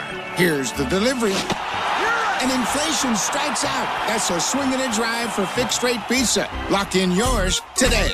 Go to pizzapizza.ca. Timber Mart always has plans to help you with your plans. Your home, your cottage, your garage, whatever needs your attention first, check the most visited spot on our website for ready-to-order plans to get the job done with Canada's Building Centre. Visit timbermart.ca.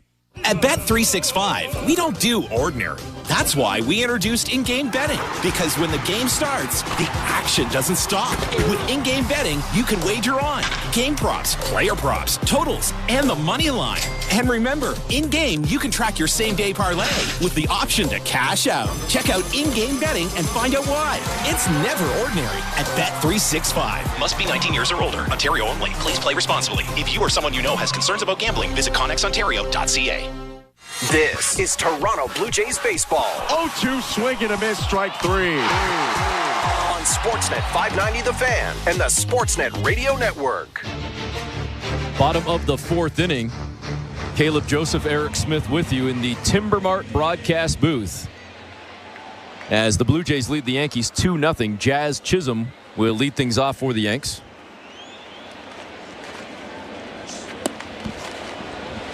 And Chisholm, the first pitch, a swinging strike on the curveball as Rodriguez dropped that one down to 77 miles an hour. Chisholm swing and a miss. 0-1 count. And back with another curveball, 0-2. Was in Arizona 2019, right before Chisholm was traded to the Florida Marlins. You could tell the young player had a ton of wiry pop in his body. And Chisholm just struck out another curveball, 3 straight from Rodriguez, and a quick out here in the fourth. Didn't really know much about him as a player, but I remember an inter-squad game, and he kind of walks up, and he's not the biggest guy, not really strong, but he gets up there. We throw kind of a down and in slider, and he hits it to the moon. And I remember thinking, I have never seen a ball go that far from such a wiry-looking type player. First pitch now inside, the sinker no good to Anthony Volpe, the Yankee shortstop. 0 for 1. He grounded out back in the second inning, batting .261. Yariel Rodriguez, dare I say, seems to have found a groove right now, but he's quickly down now 2-0 to Volpe.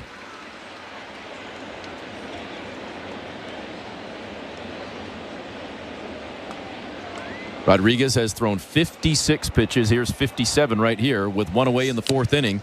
And it's a strike, swing and a miss on the fastball. And a 2-1 count.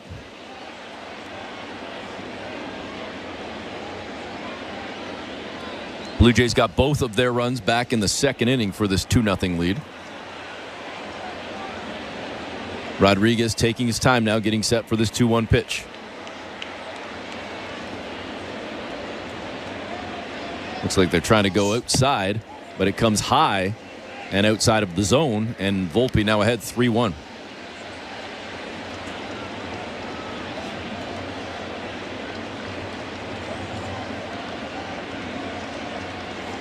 Rodriguez looks in at the sign. And here's the 3-1 swing and a miss. And I apologize, I misidentified the 3-1. That last pitch looked like it might have been outside of the zone, and I apologize. I think it might have caught a piece on a check swing. So that was actually a 2-2, and I'll take the E on that one as it's a strikeout for Rodriguez. Back-to-back strikeouts here in the fourth. Yeah, I think they got him on a bit of a check swing. No real indication from Tripp Gibson. Must have been incredibly late, but he gets Volpe on a high slider to strike him out.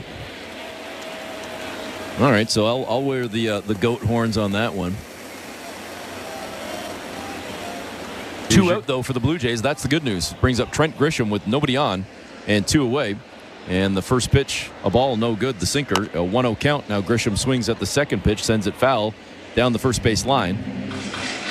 And the count now even at 1-1.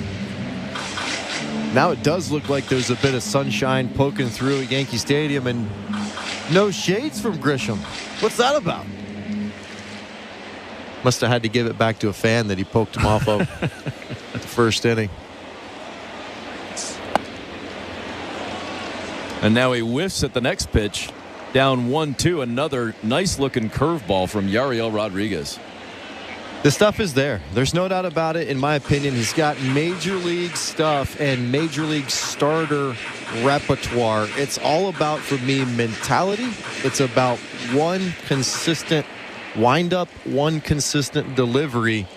Seen a lot of dropping down in today's game. But I think he could be a guy, if he could shore those things up, he'll be in good shape. The 1-2 pitch down in the dirt. Nice block there by Kirk. It's now 2-2. And the Blue Jays are going to have to figure that out, especially trading Kikuchi away. You're talking Bassett, Barrios, Gausman is the starting three. What are they going to do with Manoah? Rodriguez has got to solidify himself as one of those 5 starters. And I believe there was some info earlier. Double checking here. I think it was our colleague Shai Davidi had something. Let me just double check this here. I'm almost positive I had read that Bowden Francis is going to make a start against Baltimore. As the Blue Jays look for, to Caleb's point, that 4 and 5 starter on a consistent basis. Grisham sends one opposite field down the third base line. It's into left field. Foul. Will do it again at 2-2. Yeah, there's some talk about, is he a starter? Rodriguez, that is. Is he kind of profiled more as a reliever? I think his stuff would play up as a reliever. I do think, though, that the stuff is there to be a starter and be a 5th starter each and every day. It's just going to be a matter of, can he get in the zone and be more efficient? And for me, I think it's all there. I just think he's got to change a couple things that are controllable that'll allow him to get to where he wants to go. Here's the 2-2 pitch to Grisham. Inside, he held off. It's 3-2. And I just did double check. Shai about 2 hours ago reporting the Blue Jays plan to start Chris Bassett, Bowden Francis, Kevin Gausman against the Orioles in the 3-game series that starts on Tuesday. With the off day on Monday, Toronto had kicked around the idea of skipping the 5th spot during this turn, but they decided to give the starters the extra day. Grisham on the 3-2 sends it out to second. It's scooped up there by Davis Schneider over to Horwitz at first, and that will do it for the Yankees as the Blue Jays will head to the 5th inning with the lead. It's 2-0 Toronto. You're listening to Blue Jays Baseball, brought to you by your local family-owned Crown Rust Control Center, streaming at sportsnet.ca and the Sportsnet Radio Network. Get closer to progressive political voices with SiriusXM Progress. Zerlina Maxwell, Dino Vidal, Michelangelo Signorelli, John Fugelsang, Stephanie Miller, Tom Hartman, and more. We're going to focus on beating Donald Trump at the ballot box. The stakes have never been higher. They want to ban abortion. I was able to terminate Roe v. Wade. Understand this. Republicans are coming after medication abortion. We have work to do. And we have an election to win. SiriusXM Progress 127. Your home for progressive political voices. It's fantasy football season, because we say it is. Travis Kelce, touchdown! From fantasy football strategies to players you need to draft or avoid. Christian McCaffrey. Hey Insiders, I just wanted to give you guys a little bit of a heads up. We've got some new content coming up here on TSI. You guys remember last NFL playoff season? Yeah, we did a couple of games for the Buffalo Bills, which is Toronto's team, right? So hey, here we are, we're doing it again. Every single game is going to be live right here on TSI, starting with the first preseason game of the season, the Chicago Bears visiting the Buffalo Bills on August 10th. Make sure you guys are here hanging out with us for that one. And we'll get back to the chat. Go Jays, go.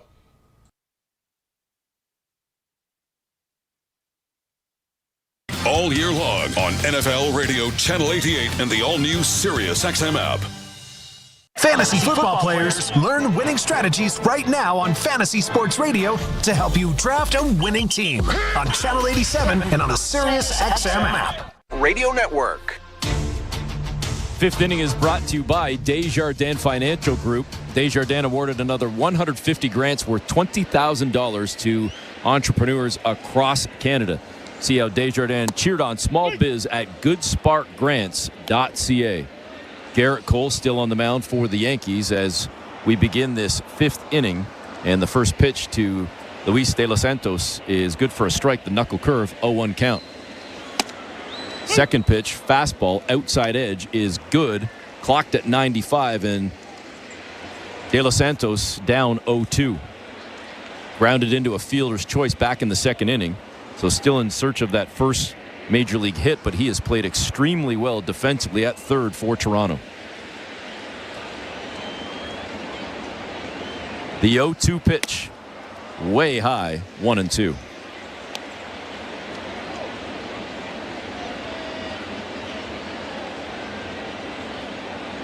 Two 2-0 Toronto.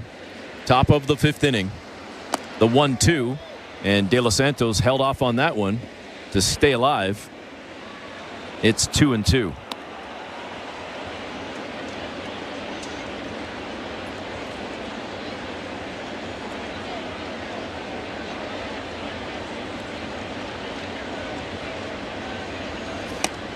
And the next pitch, again, way high, missing with that fastball, clocked at 97. And De Los Santos has pushed the count to full at 3-2. Looking to get on to start this fifth inning. With the top of the order coming up next. And De Los Santos with a check swing. He thought it hit the plate. And he's trying to argue his case right now to home plate umpire Tripp Gibson. And now signaling from the dugout, John Schneider saying we might want to have a look at this one. De Los Santos right away was convinced that on that check swing the ball came down, and he didn't even really run to first. He was convinced that that should be a foul ball. Yeah, I'm not really sure exactly what's going on here. He obviously, okay, so the ball's up in the zone. He hits it. It then looks like it might have ricocheted right off the plate and bounced forward. Doesn't look like there's going to be a challenge, but I'm wondering what he was thinking on that. Maybe catcher's interference, possibly? I wonder if he thought that maybe hit the dirt just below the plate, not actually hitting the plate, because now Schneider does indeed signal it off saying, no, we're good. We saw it. And that is a check swing dribbler, essentially, that made it to Cole, who throws out De Los Santos at first, and there's one away. Ernie Clement now stepping into the box. Swings at the first pitch, and now Cole quickly works back with a second pitch. The slider no good. It's 1-1. And now catching the outside edge with a fastball. Clement falls down 1-2.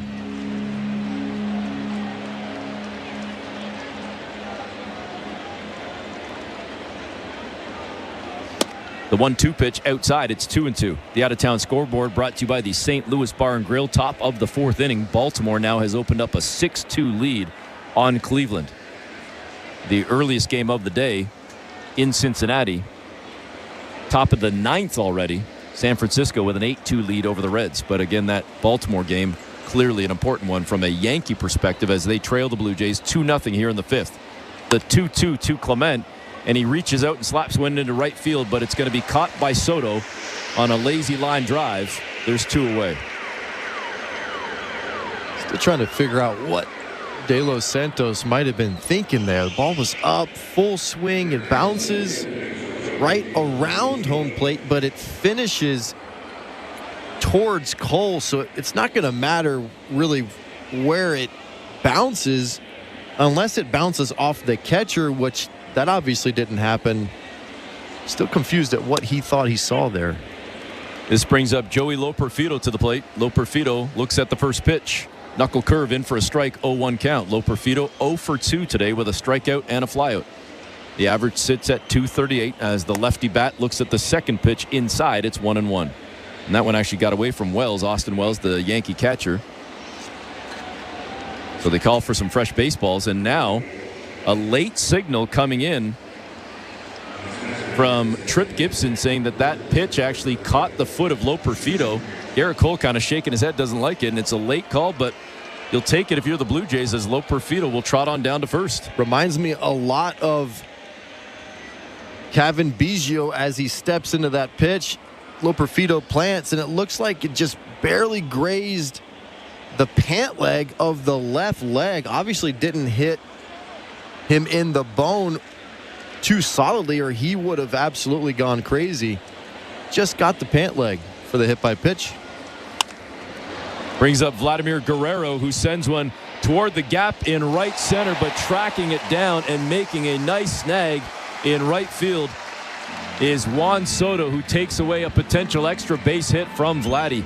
He gave it a ride, but it's a long out, and the Blue Jays head to the bottom of the fifth, still leading 2-0. You're listening to Blue Jays Baseball, brought to you by your local family-owned Crown Rust Control Center, streaming at sportsnet.ca and the Sportsnet Radio Network.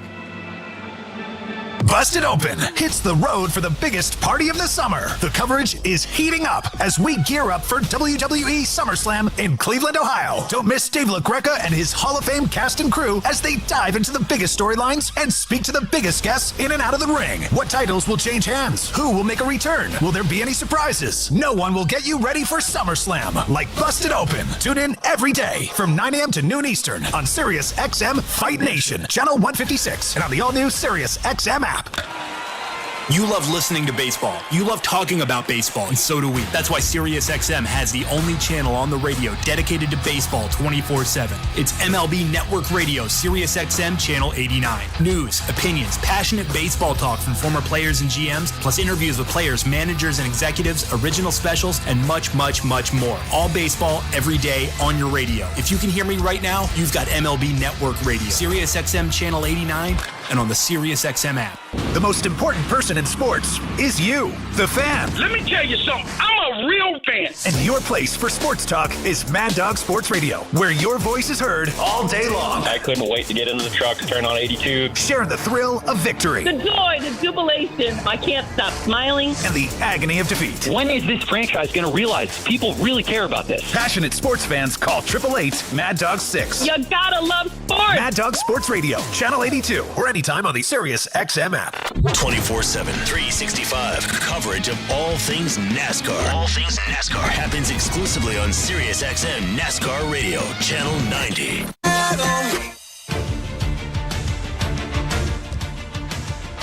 Welcome back. Eric Smith and Caleb Joseph with you, getting set to start this fifth inning, bottom of the fifth inning with the Yankees up. It's DJ LeMahieu to start things off for the Yankees. Inside pitch from Rodriguez, missed with the slider, and a 1-0 count. Toronto still leading 2-0. LeMahieu batting .181 on the season. And now the count even at 1-1. That curveball, a nice one from Rodriguez. He's hoping to have another clean inning. Brendan Little, Zach Pop warming in the Blue Jays bullpen.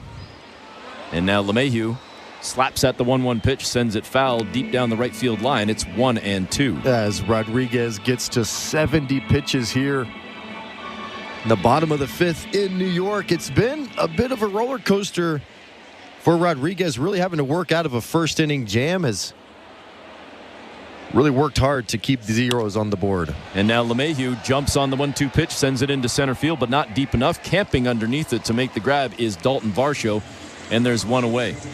I think that they've really got to kind of stretch him out, and they've got to see where he can get to in terms of 90 to 100 pitches. Would love to see him just continue to go on. I know that they want to win the game. I know that they're probably cautious considering he didn't even get out of the first inning in Baltimore, but they really need to stretch Rodriguez out, see how deep they could take him. One down. It brings up the top of the order as Gleyber Torres looks at the first pitch, and it's a ball. The fastball no good, 1-0 count. Torres 2 for 2 on the day. Second pitch, curveball in for a strike, 1-1.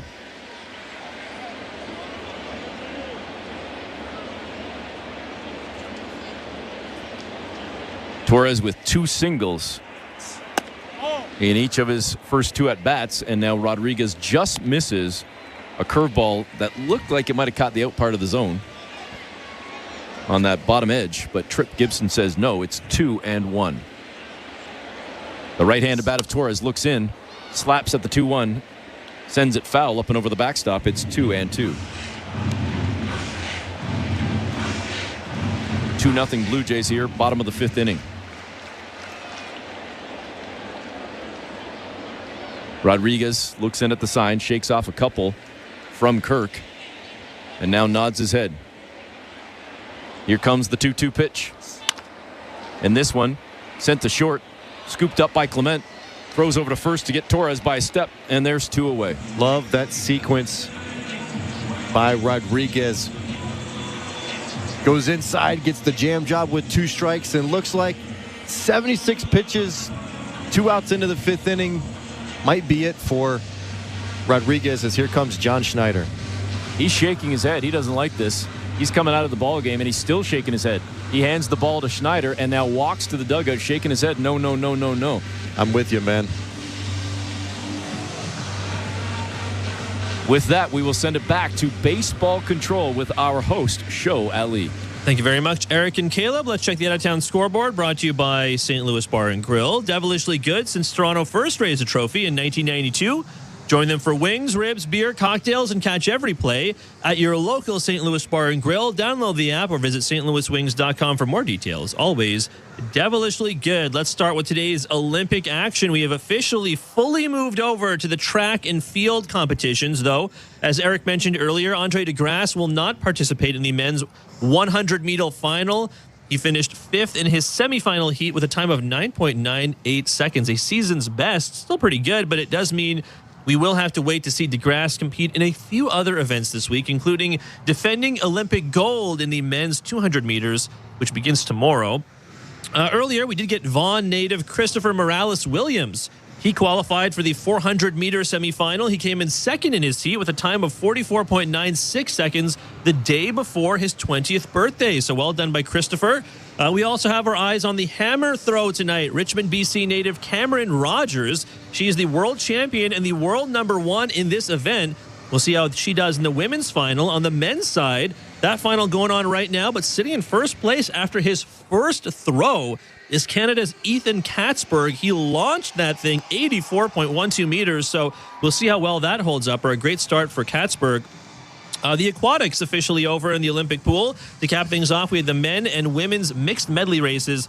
Team Canada participating in both. The women finishing 4th, the men finishing 5th. Ultimately, Canada finishing with 8 medals in the pool at these 2024 Summer Olympics. For all Olympic updates, check out sportsnet.ca/Olympics. Blue Jays baseball is brought to you by Crown Rust Protection. Let's get you back to the action. Here's Eric Smith and Caleb Joseph. All right, thanks very much, Show. Brendan Little coming into the ball game as we take a look at the injury report, brought to you by Bergmanis Prera Personal Injury Lawyers. If life has thrown you a curveball and you're striking out with your insurance company, get ahead of the curve and call Bergmanis Prera Personal Injury Lawyers. You focus on getting better, and Bergmanis Prera will take care of the rest. Visit bplawyers.ca.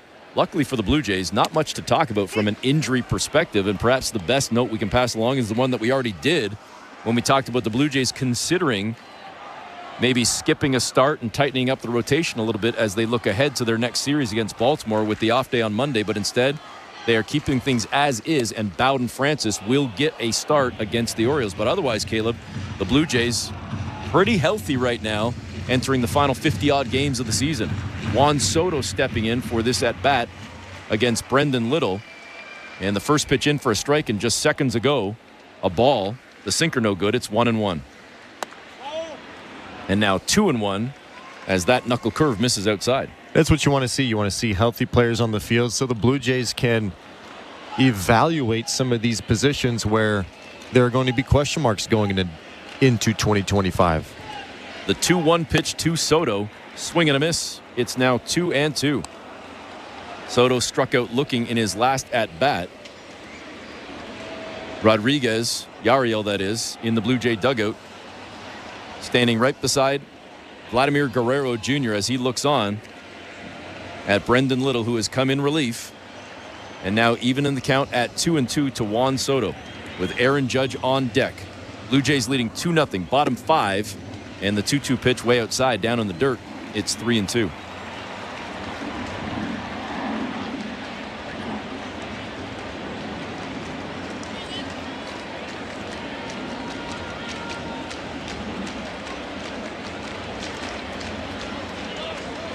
We are roughly 90 minutes into this ball game, and now Alejandro Kirk asks for time and runs out to the mound to have a quick word with his pitcher, Brendan Little. I like it. Good mound visit by Kirk. 3-2, 2 outs. You're looking to make a pitch to Soto. You really don't want to put him on to bring up the tying run in Judge.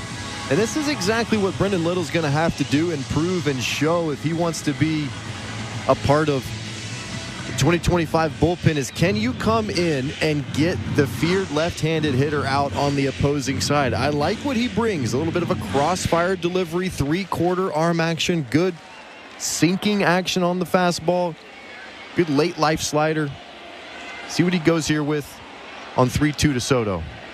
The pitch outside, and it was skipping in the dirt. Got away from Alejandro Kirk as Soto heads down to first.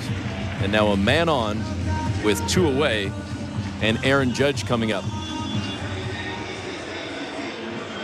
Little has been pretty solid up until about 2 or 3 outings where he started to really kind of start getting rotational. That slider really starting to kind of get more downward, as it looks like John Schneider's going to intentionally walk Judge here. I wondered if that might be the case. Which I'm totally okay with. Now you've got the left on left, Little versus Wells. This was probably the plan the entire time when they went to Soto, thinking if Soto gets on, we will just go with the matchup, even considering it's a 2-0 game and now the go-ahead run is at home plate. I like the call. It's exactly what I would do. And as we heard from John Schneider in that intentional walk yesterday, he said, I honestly didn't feel like seeing him swing. He's in a different category. I think anyone else in the league, he can flip the script with one swing. And so I totally agree with Schneider here. But now this is Little's chance 2 times in 1 inning to get out a lefty, to get out of the inning. Can he do it? It's Austin Wells with 2 on, 2 out, and the first pitch again wild outside, and a tough one there for Alejandro Kirk. He got a piece of it, luckily, to keep it in front. But Wells ahead 1-0.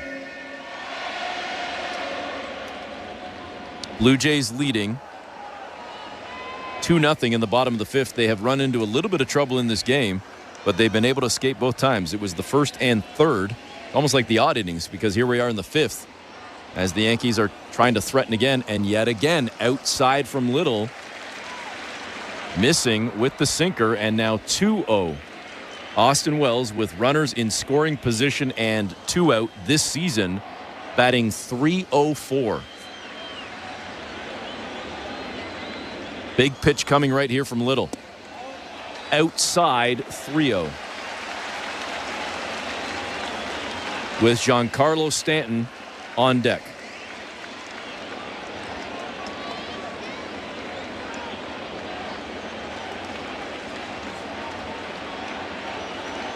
The 3-0 pitch coming from Little. Down in the dirt, he walks him. So 2 walks and an intentional walk.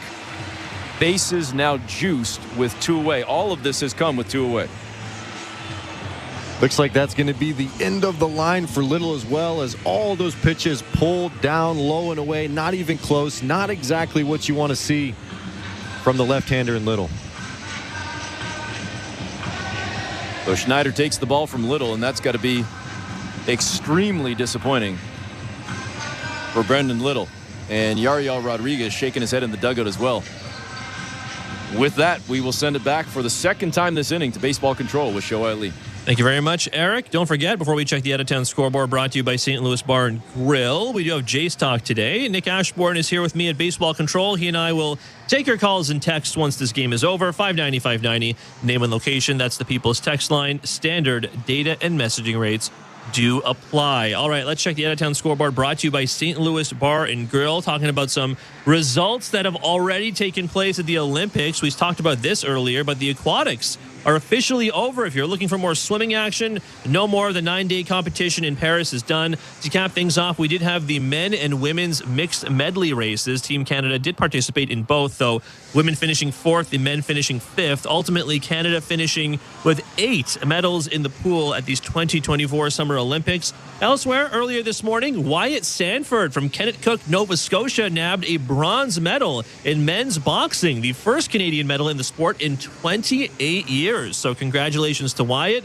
The women's senior basketball team's quest for a medal came to an end today with a 79-70 loss to Nigeria, despite what was an unprecedented 4th consecutive Olympic appearance. Canada finishes 0-3 in group play, if that was the last Olympics for Natalie Achonwa. Pretty great international career. She is the all-time leader for the senior women's national team in games played and assists.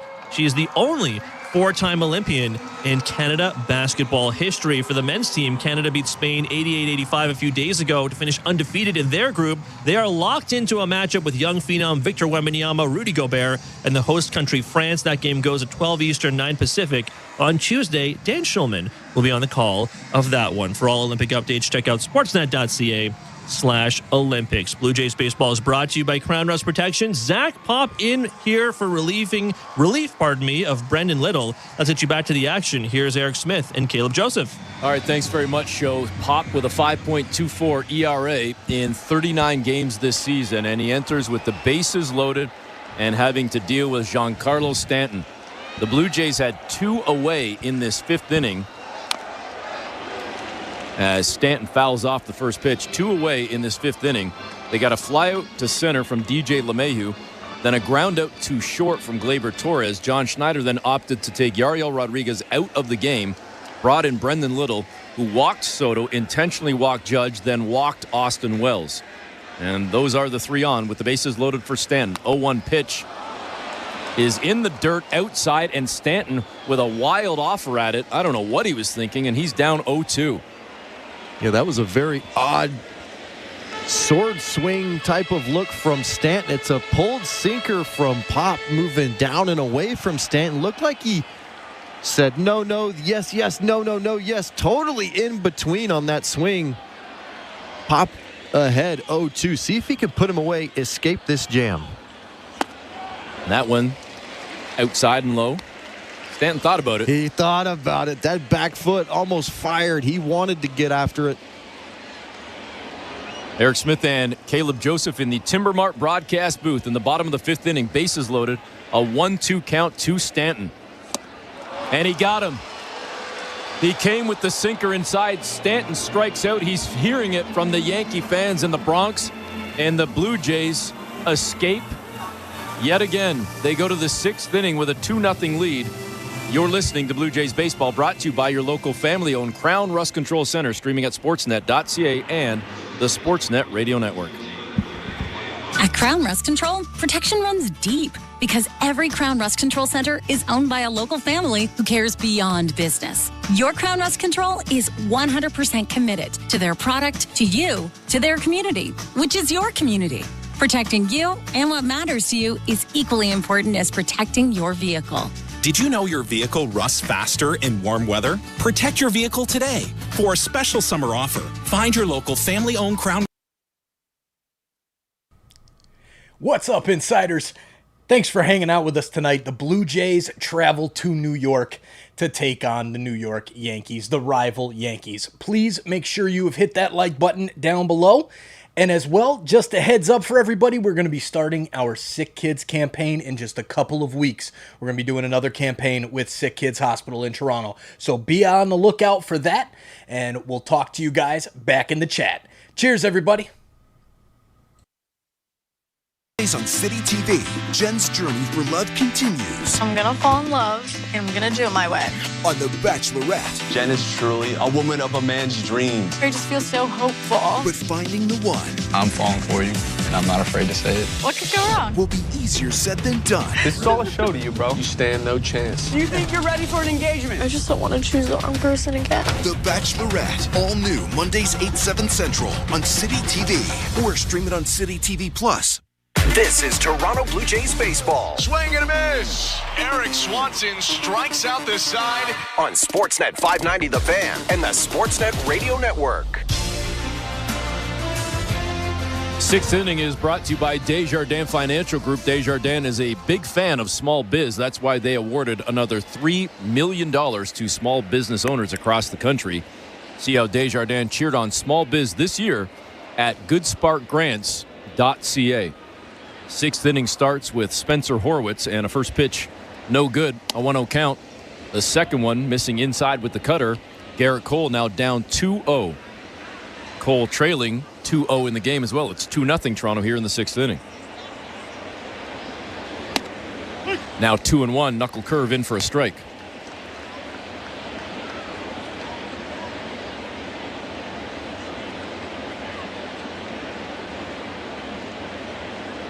Horowitz, the left-handed bat, playing at first base today with Vladimir Guerrero, the DH. And the second pitch, another knuckle curve in for a strike. It's 2-2. Horowitz in search of his first base hit of the day. He is 0 for 2. Luke Weaver warming up in the Yankee bullpen as Cole just threw his 80th pitch of the day. The 2-2 delivery. Slap foul down the third base side out into the left field stands. Down on that third base line. It'll stay at 2-2.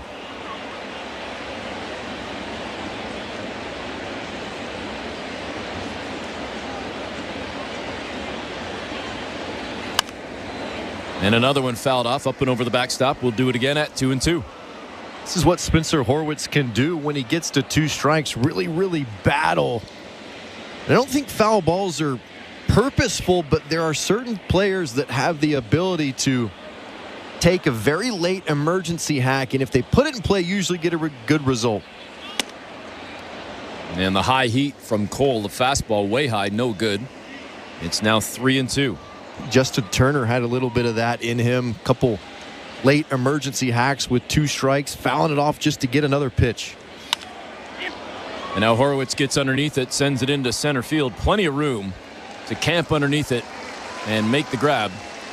Out in center field, that's Trent Grisham. There's one away. And even when not going very well, I think those types of at-bats, those types of abilities from Spencer Horwitz, what's going to allow him to stay in the big leagues. A lot of times when you have a younger player that starts to kind of go downhill a little bit, they can hit the panic button, start getting a lot of quick early outs. First pitch to Dalton Varsho, high and just outside the zone. The fastball no good. Clocked at 96 and a 1-0 count. Varsho with 2 flyouts today, 1 to center, 1 to right. Way outside, missing on that knuckle curve. It's 2-0.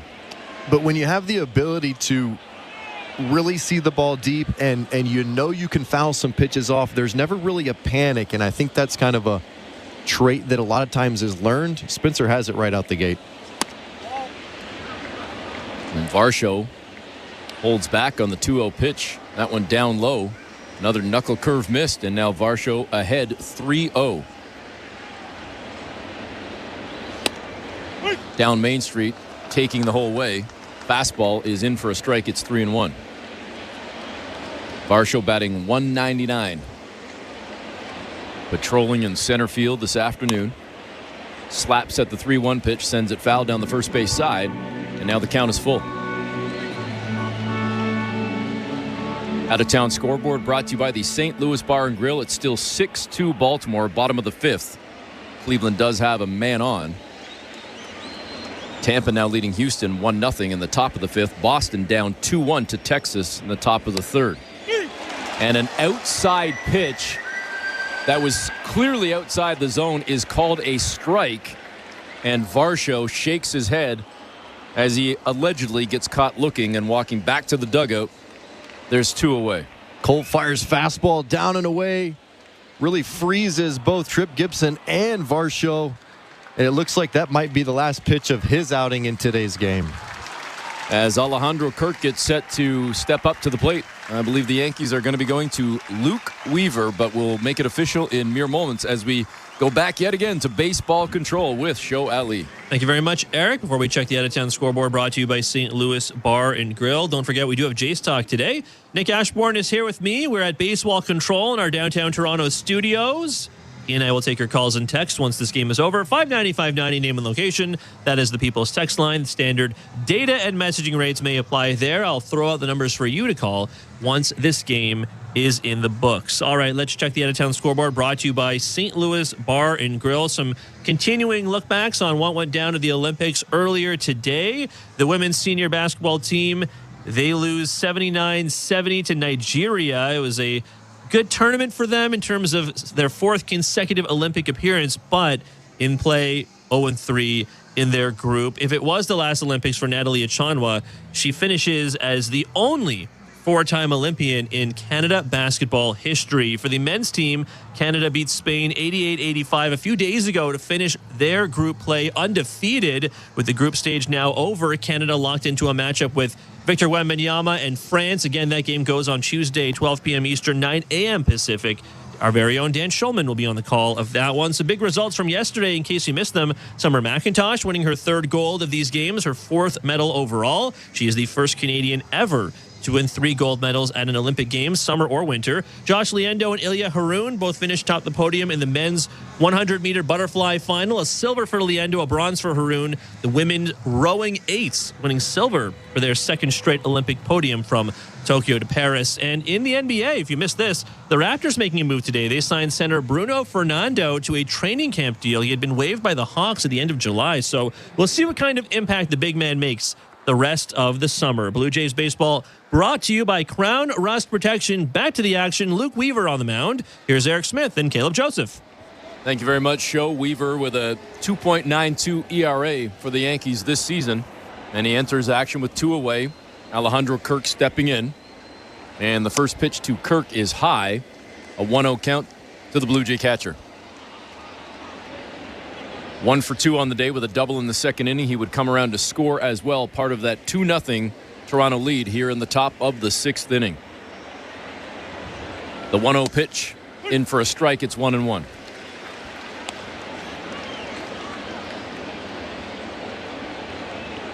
Again, the off day tomorrow for the Jays before getting set for a Tuesday series that opens up at Rogers Center against the Baltimore Orioles. It'll be 3 against Baltimore and then 3 against the Oakland Athletics.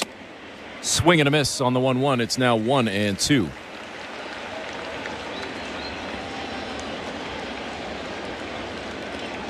And during that homestand on Wednesday, this coming Wednesday on the 7th, first pitch is going to feel like puck drop as the first 15,000 fans at the ballpark receive a George Springer replica hockey jersey presented by TD Bank.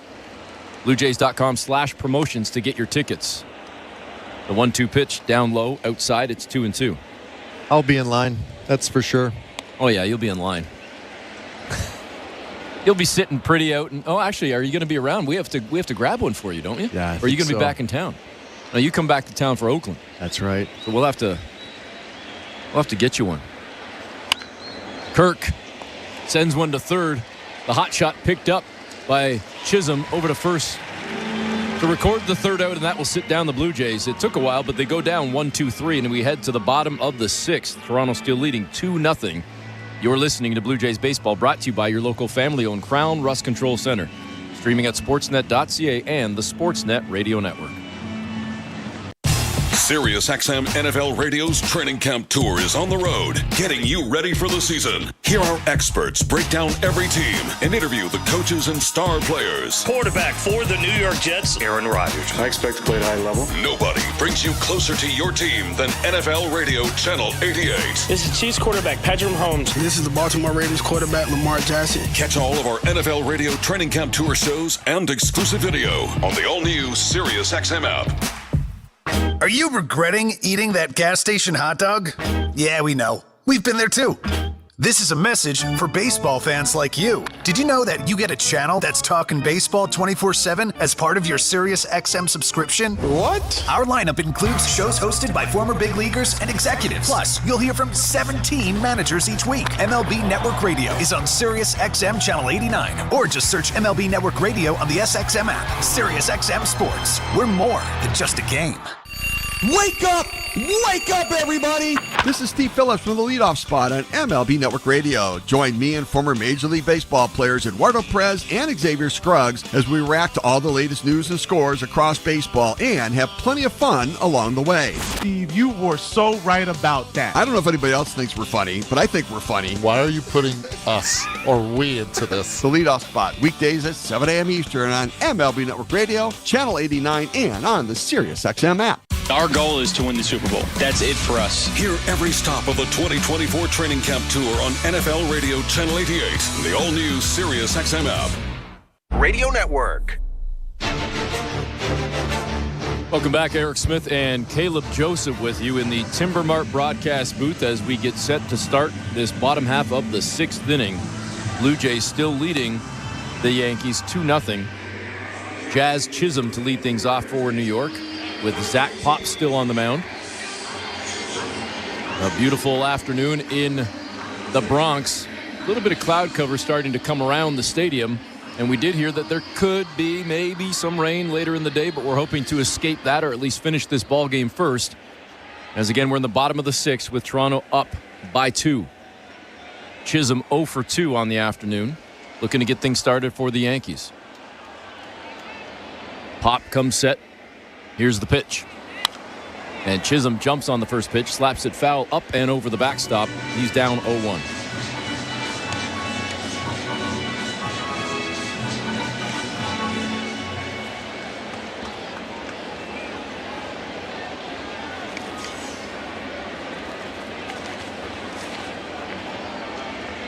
The 0-1 pitch, and this one is sent opposite field. It's going to be a base hit for Chisholm, scooped up by Loper-Fito, and a leadoff single to start this 6th inning for New York. Pretty swing from Chisholm Jr. Sinker outside from Pop. Just kind of goes with it. I don't think there's anything more pretty in the game of baseball than a left-hander going to the opposite field. Just a bullet line drive right to left field. I don't know why it's more pretty than a right-hander going to right center field, but when a lefty does it, just a very sweet-looking play. Nice swing by the newly acquired Yankee. And the first pitch to Anthony Volpe is inside. Pop misses with the sinker. 1-0 count. Volpe batting .260. He's 0 for 2 today. The Yankees with no runs on 5 hits. The Blue Jays with 2 runs on 6 hits. And this one is sent into center field. Another base hit for the Yankees back-to-back. Chisholm stopping at second. 2 on with none away here in the 6th. I think that's the tendency from Pop, is just to get that sinker moving more like a two-seamer, moving more left to right. This is kind of an upshoot sinker that is starting middle away and kind of running up middle. And I think that's, for me, would be the number one thing if I'm instructing Pop what to work on, is to really get over that sinker, create more downward action than left to right action. And it looks like yet another pitching change might be coming for the Blue Jays. And with that, he's been real busy the last couple innings. We go back to baseball control with Show Ali. Thank you very much, E, and thank you, Caleb. Before we get to the out-of-town scoreboard, brought to you by St. Louis Bar and Grill, don't forget, we do have Jay's Talk. I see some texts here already, so you can keep them coming for Nick Ashbourne and myself. 590-590, name and location. That's the People's Text Line. Standard data and messaging rates may apply. We'll also throw out the numbers for you guys to call once this game is in the books in New York. All right, let's check the out-of-town scoreboard, brought to you by St. Louis Bar and Grill. Some scores from around Major League Baseball. The Rangers lead the Red Sox right now 2-1, bottom of the 3rd inning. The Rays on top of the Astros 1-0, bottom of the 5th inning at Minute Maid Park in Houston. The Orioles, a tight one at Progressive Field. The Orioles up 6-5, top of the 6th inning in Cleveland. The Twins, meanwhile, they are cruising over the Chicago White Sox at Target Field in Minnesota. 8-2, top of the 4th inning for Minnesota. Other scores elsewhere: Tigers lead the Royals 2-0. The Nationals lead the Brewers 4-0. The Pirates lead the Diamondbacks in Pittsburgh 4-2. And the Marlins currently blanking the Braves as this game heads to the 7th inning, 6-0 in Atlanta. Blue Jays baseball is, as always, brought to you by Crown Rust Protection. Let's get you back to the action. Ryan Yarbrough on his Blue Jays debut. He's coming to the mound. Here's Eric Smith and Caleb Joseph. Thanks very much, Joe. And this is an interesting one if we go back a few days. I was surprised. I don't know if you were, Caleb. I'm just a regular guy. You're the expert. I was surprised that that the Dodgers gave up on Ryan Yarbrough. Like, he was having a decent season. The numbers weren't bad by any means. I guess he gets caught in a numbers crunch, but I was shocked to see him even available. And that's what happens when good teams get even better at the trade deadline, kind of trimming the fat, I guess, so to speak. And Yarbrough, Blue Jays fans have seen quite a bit of him from his days back in Tampa. It's a crossfire kind of sidearm left-handed look. Has a lot of different angles he can pitch off of, is really tough on left-handers, has a cut fastball he can run inside to right-handers. He has many ways to defend himself, but he needs to get out of this jam pretty quickly. He enters with 2 on and none out, and the first pitch looked pretty good on the upper part of the zone, but they say no. He doesn't get the call from Tripp Gibson, and it's 1-0 to Trent Grisham. Yarbrough again in his Blue Jay debut here, the lefty facing another lefty, the batter Grisham, ahead in the count 1-0, and now it's 1-1 as that one is fouled off straight back into the backstop. Yarbrough won't light up the radar gun. Fastball typically going to be around that 85, 87 mile per hour range, but it's the different arm angles and the different types of motions on the breaking balls that can really disrupt a hitter. Match that with really good location, you have an effective pitcher. Here's the 1-1 pitch. And the Yankees go for the double steal. Kirk throws over to third, and it's late as Chisholm slides in safely. It's now second and third for New York with none away. Yeah, perfectly executed double steal. Yarbrough had been caught just one looking, and as soon as he looks away, Chisholm takes off, and a really nice jump at second base. Kirk really doesn't have a chance, throws it right in the tag-in zone to De Los Santos, but at that point, Chisholm was already in by about a foot or so. So the Yankees threaten yet again here. They've been knocking on the door all day. They are only 1 for 7 with runners in scoring position. And Grisham slaps one to first. It's picked up on a bounce by Horwitz. He takes it himself to step on the bag, but that cashes in Chisholm from third. So the Yankees get on the board. It's now 2-1 Toronto. And that's what the double steal does. Kind of takes that double play out of play. First and second, where that ball was hit off the bat of Grisham, would have probably been right at Horwitz at first base as he was holding the runner on. Would have easily turned the double play, would have been runner at third base. Now instead, one run is in with another at third with one out. And the first pitch is sent into center field by LeMahieu on a line, grabbed by Varsho. He comes up throwing, but the throw is to the first base side of the plate. So sliding in safely and scoring is Volpe, and the Yankees have tied this game at 2. Just a soft liner off the bat of DJ LeMahieu. Varsho running in at full speed. He gets a really good break on it, and it's just not going to be short enough for Varsho to have really a good chance. The throw was a little bit up the first baseline, but even if it's on line, I just don't think that they would have been able to make the out at home plate. Just an unfortunate turn of events for the Blue Jays, happening really quickly.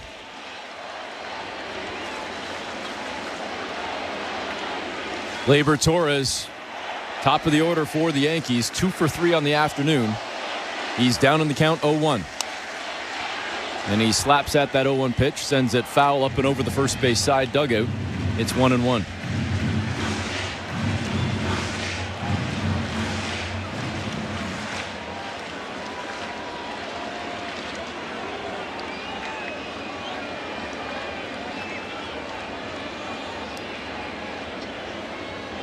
The 0-2 pitch looked pretty good, just missing outside on the changeup. Yarbrough. It's 1-2.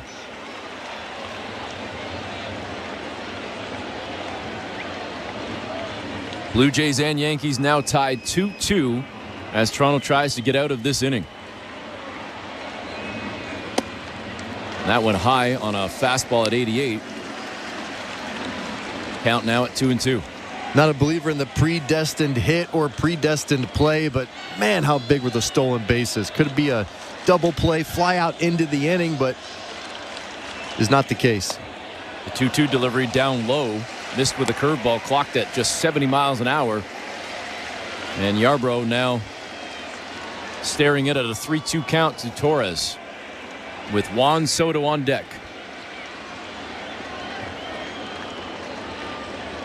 Here's the pitch, and it's slapped softly on a line drive, if it's fair to even call it that, to shortstop. Ernie Clement makes the grab and gets out of the inning, but the Yankees score 2 to even up this game. We head to the 7th. New ball game, 2-2 in the Bronx. You're listening to Blue Jays Baseball, brought to you by your local family-owned Crown Rust Control Center. Streaming at sportsnet.ca and the Sportsnet Radio Network. Witches, wizards, and muggles come down to the core as Roger Center transforms into Hogwarts. Harry Potter-themed entertainment and activities around the ballpark. Magic moments create core memories. So fly down to Roger Center Friday, August 9th. Hey, you. Yeah, I'm talking to you. The one that's listening to the Blue Jays game with us, but you haven't hit that subscribe button yet. Come on, hit that subscribe button and help grow this amazing community of Toronto sports fans that we have here. You know you enjoy hanging out and listening to the games with us and having some fans to talk to. Make sure you've hit that subscribe button and make sure that bell is on. So everybody who has subscribed, thank you. But make sure that bell is turned on so that you get notified every single time we go live here on TSI. Whether it's the Blue Jays, we've got hockey season coming up, the Maple Leafs, the Argos, Bills games coming up as well. We'll see you guys back in the chat. Let's go Blue Jays. GAF Timberline HDZ Shingles, the official roofing shingle of the Toronto Blue Jays. Just like our Jays, GAF Timberline HDZ Shingles deliver top performance with unmatched durability and protection. So, when it's time to cover your bases, choose the winning team. Visit your local Home Depot or shop online at homedepot.ca for all your roofing shingles and accessories. GAF, we protect what matters most. This is Toronto Blue Jays baseball. Sprinting back, Varsho curling at the track. He leaps, and he made the catch! On Sportsnet 590 The Fan and the Sportsnet Radio Network. Getting set to start the 7th inning, and it's a new ball game with the Yankees tying it up moments ago with 2 runs in the 6th. Both teams with 2 runs on 6 hits as Addison Barger begins this inning for the Blue Jays against Jake Weaver. And the first pitch high on a fastball at 94. A 1-0 count.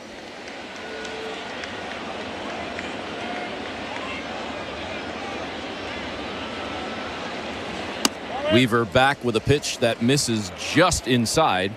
That fastball no good. It's 2-0 to Barger. Hoping to get on here to start this 7th inning with Schneider on deck. Barger 1 for 2 on the afternoon. The average now up to 203. Swing and a miss. It's 2-1.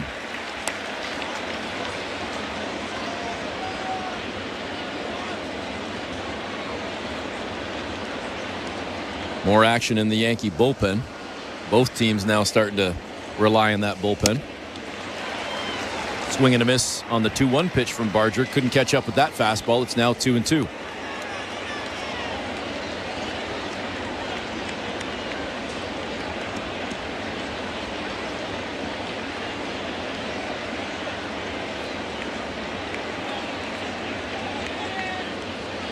The 2-2 pitch. It came inside. Barger went after it, fouls it off, and will do it again at 2-2. We're 2 hours into this ball game.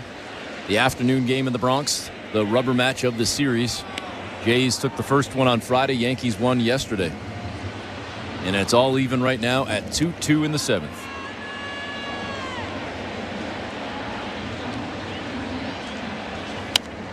Barger slaps at another one foul. Will do it again at 2-2.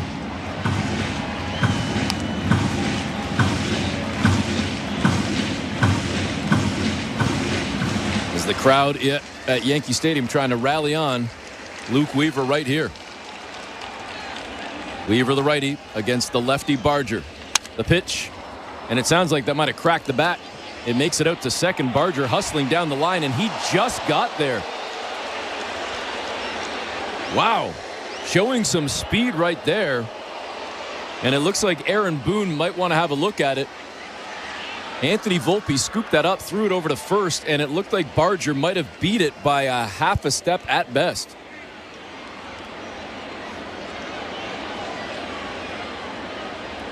What do you think, Caleb? New York is telling you to safe call at first base. The eye test for me had safe, but I don't know. Usually when they want to... Oh, yeah, I think he's out. Usually when they challenge, it's because they feel, yep, he's out. He's going to be out. That's weird because my eye test, I thought he was safe as well. The fact that this was even a play really is credited to Barger as he's just hauling right out of the box. As you said, yes, it was a crack. After review, the call's been overturned. The runner's out. New York retains its challenge. And I said a half a step. It was more like a cleat because Barger's foot was over the bag, just about to touch the bag when the ball went into the mitt of LeMahieu. So he literally got him by a cleat. Yep, absolutely. Off the end, Barger just really running hard, really pressuring the play. Volpe back on his heels, and is that almost as if when he looked up, he thought, oh my goodness, I got to get it going. That runner's actually running fast. Thought the Blue Jays might have snuck one out there, but not to be. Davis Schneider now 1 for 2 on the afternoon, swinging at the first pitch, fouls it off up and over the backstop. Now down in the count, 0-1.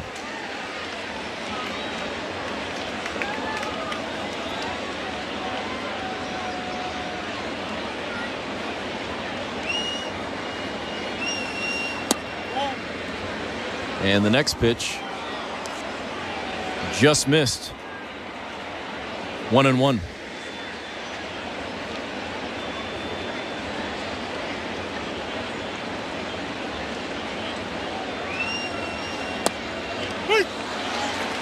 Back with the 1-1 for a strike on a changeup, clocked at 88.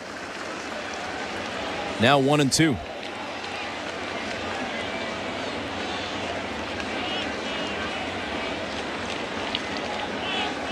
Weaver with the leg kick and the delivery. Schneider went after a high one, fouled it off. We'll do it again at 1-2.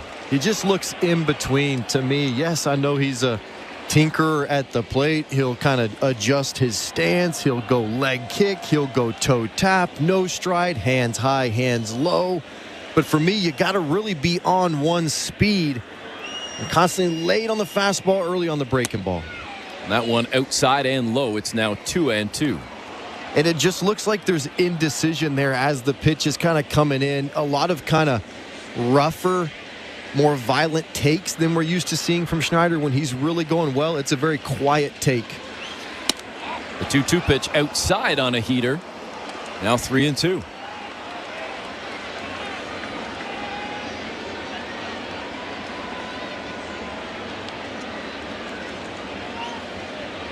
Weaver looking in at the sign from his catcher Wells. The 3-2 pitch, and it's sent up high down the right field line. Tracking back for it is LeMahieu. Then he's called off at the last minute by Soto as Juan Soto makes the grab. And there's 2 away.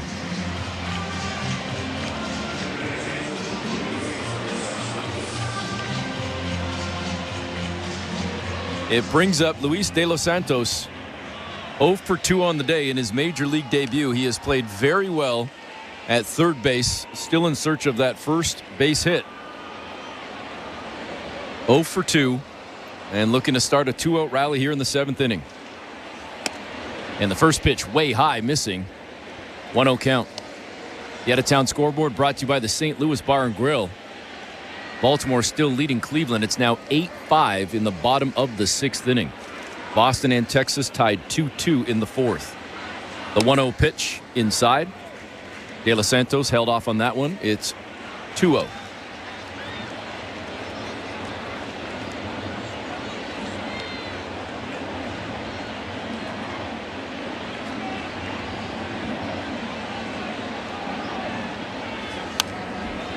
And this one slapped foul straight into the backstop. Got a piece of that fastball. 2-1 count. Just a really good story with De Los Santos. Joins the Jays organization as an 18-year-old in 2016. Just kind of working his way into the minor leagues. Gets a shot at AA and AAA in 22. Back and forth 23 and 24. Finally makes it to the big leagues this year. And the 2-1 pitch down low, missing. It's 3-1. De Los Santos trying to get on right here. 8 years in the minor leagues for the Blue Jays. Always good to see these types of stories sprinkled in gives a lot of hope to a lot of minor leaguers down there. The 3-1 pitch down Main Street. The fastball is good. Clocked at 96. It's now 3-2. Top of the order for the Blue Jays next with Ernie Clement on deck as De Los Santos tries to keep this 7th inning alive. 2 out. The 3-2 pitch. It's high inside, and he's on base with the walk. A nice at bat by De Los Santos, allowing the lineup to turn over Ernie Clement. I remember being in minor league camp, not in major league camp, minor league camp, and the director there saying somebody in this camp is going to make it to the big leagues. Referenced a player from the year before that, the year before that. As pitching coach Matt Blake comes out to have a chat with Weaver, and what it does is it just instills the fact that it can happen, and why not me? Sometimes as a minor leaguer, you're an A-ball, you feel so far away from the big leagues, but you go to spring training and maybe you were on a backfield with one of those players that was a AA or AAA player that ended up making it to the big leagues, and it kind of gives you that fire to keep going even though you feel so far away. So I love stories like De Los Santos, guys that have just really been through the ringer in the minor leagues, worked and never quit, never gave up, and finally make it to the big leagues. Ernie Clement now steps in with a runner on and 2 away. Clement 2 for 3 on the afternoon. And the first pitch no good. The fastball clocked at 96. 1-0 count to Clement.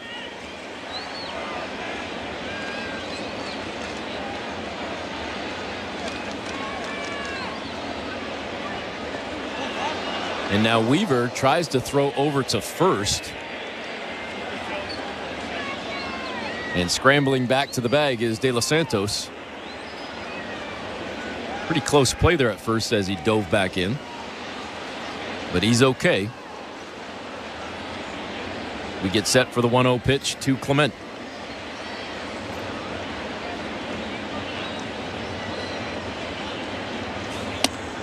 Swing and a miss. 1-1 count.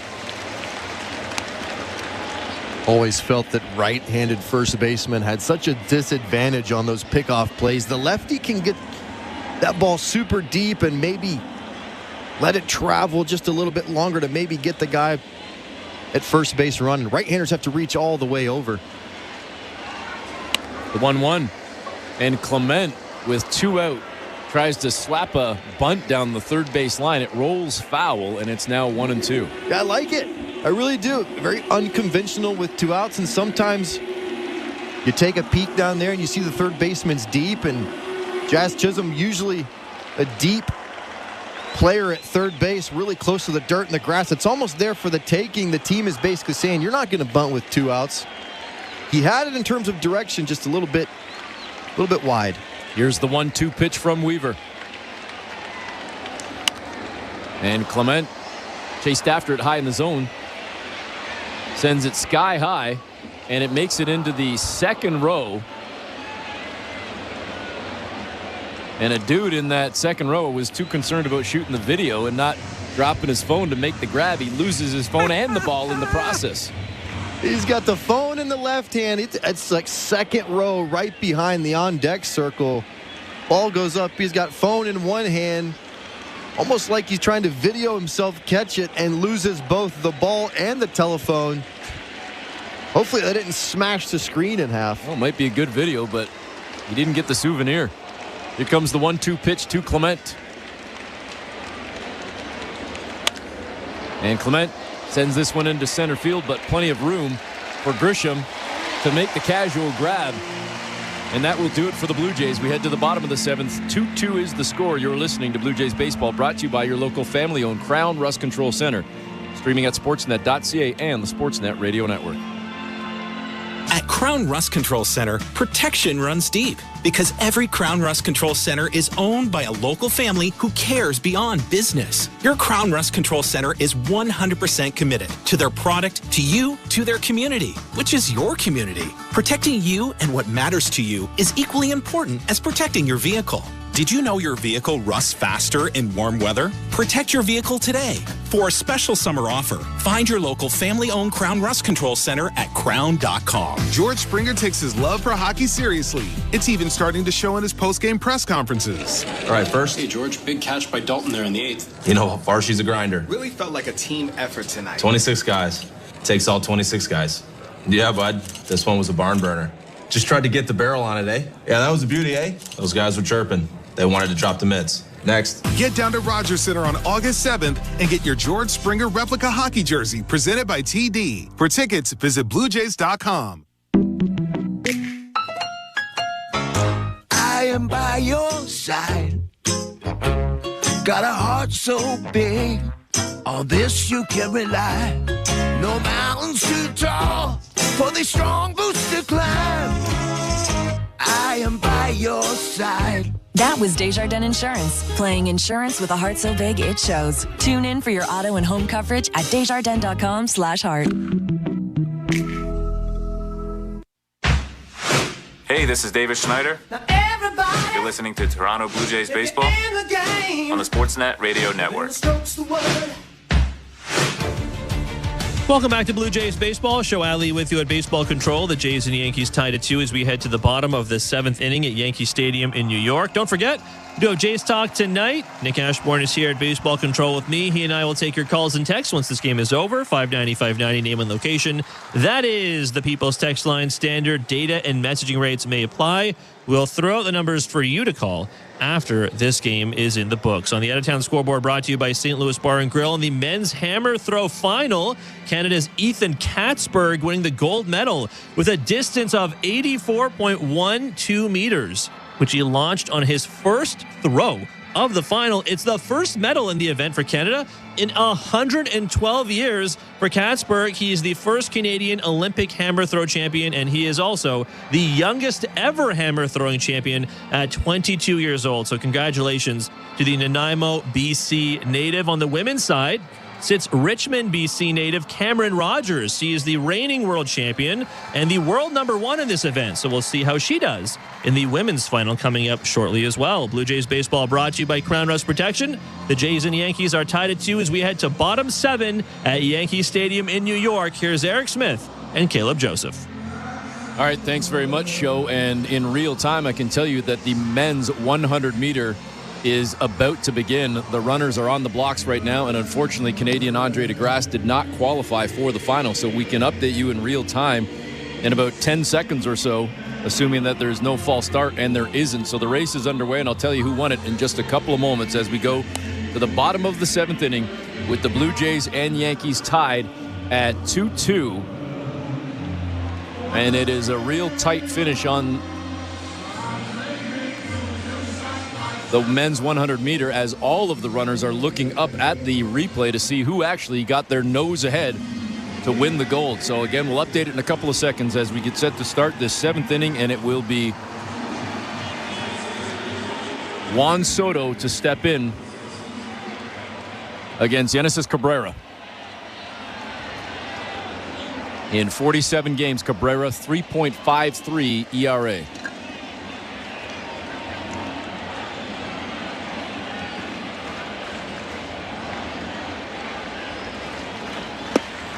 And the first pitch catches the outside part of the zone on the sinker, and an 0-1 count to Soto.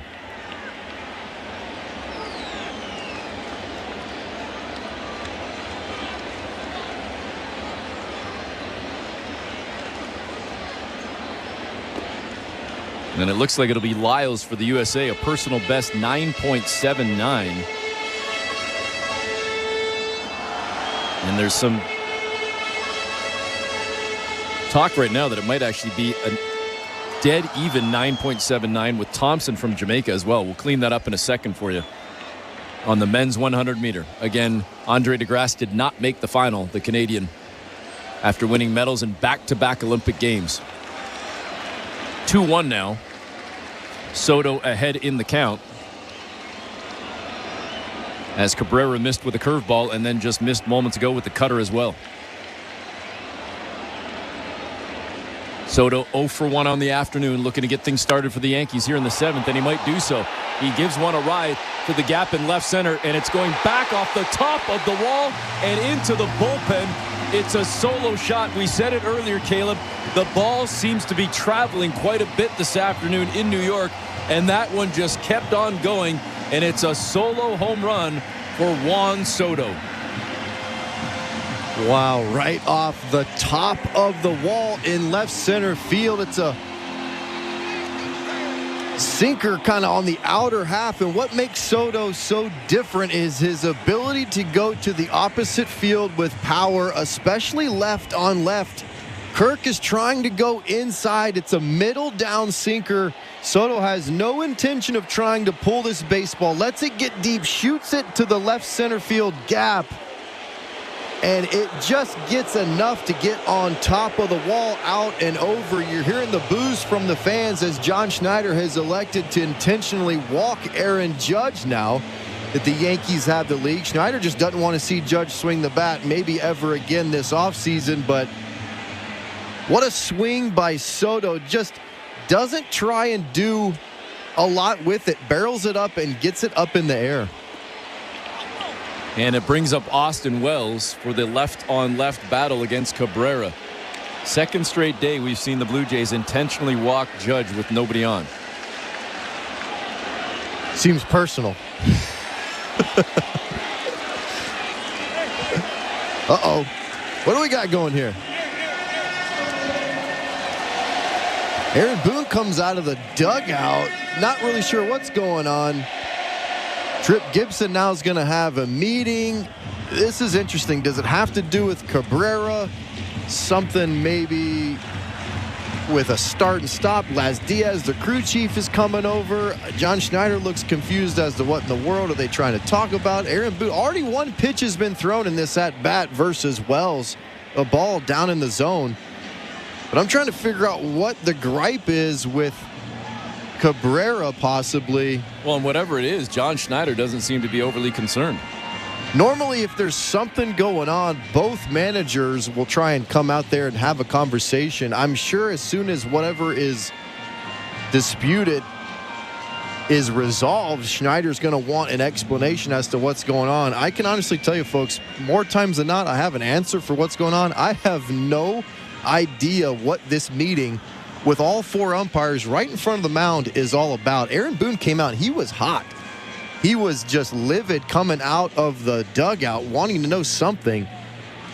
And I don't know if we're going to get an explanation. Well, as Caleb said it, the four umpires were in front of the mound, and Cabrera just stood on the rubber the entire time, so they weren't even talking that's with what him. it is. That's what it is.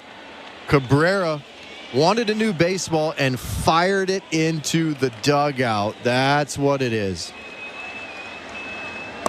1-0 pitch to Wells down low. It's now 2-0. And he has a fiery streak in him, Cabrera does. Remember, he was suspended early in the year for shoving a Tampa Bay runner at third base after giving up the lead. Wanted a new baseball. Typically just kind of lollipop it in there to the home side, which is where the baseballs are.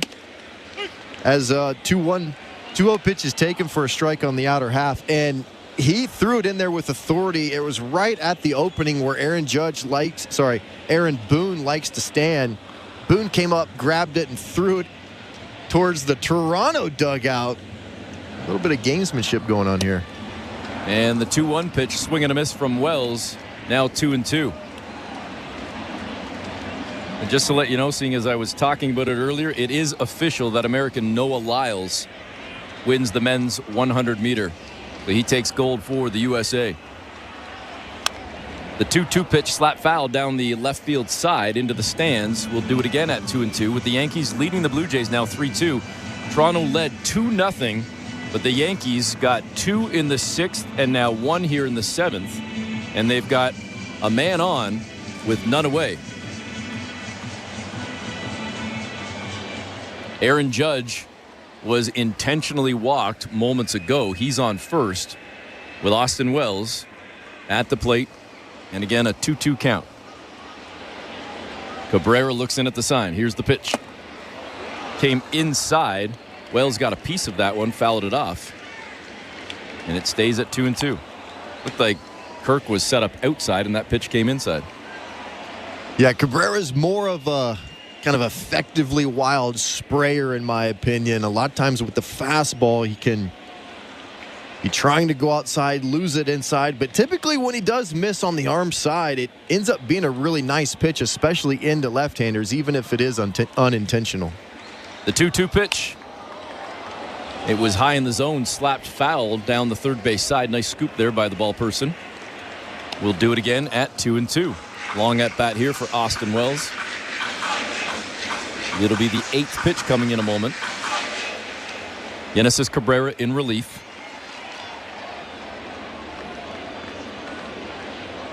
As the Yankees now lead the Blue Jays 3-2 here in the bottom of the 7th.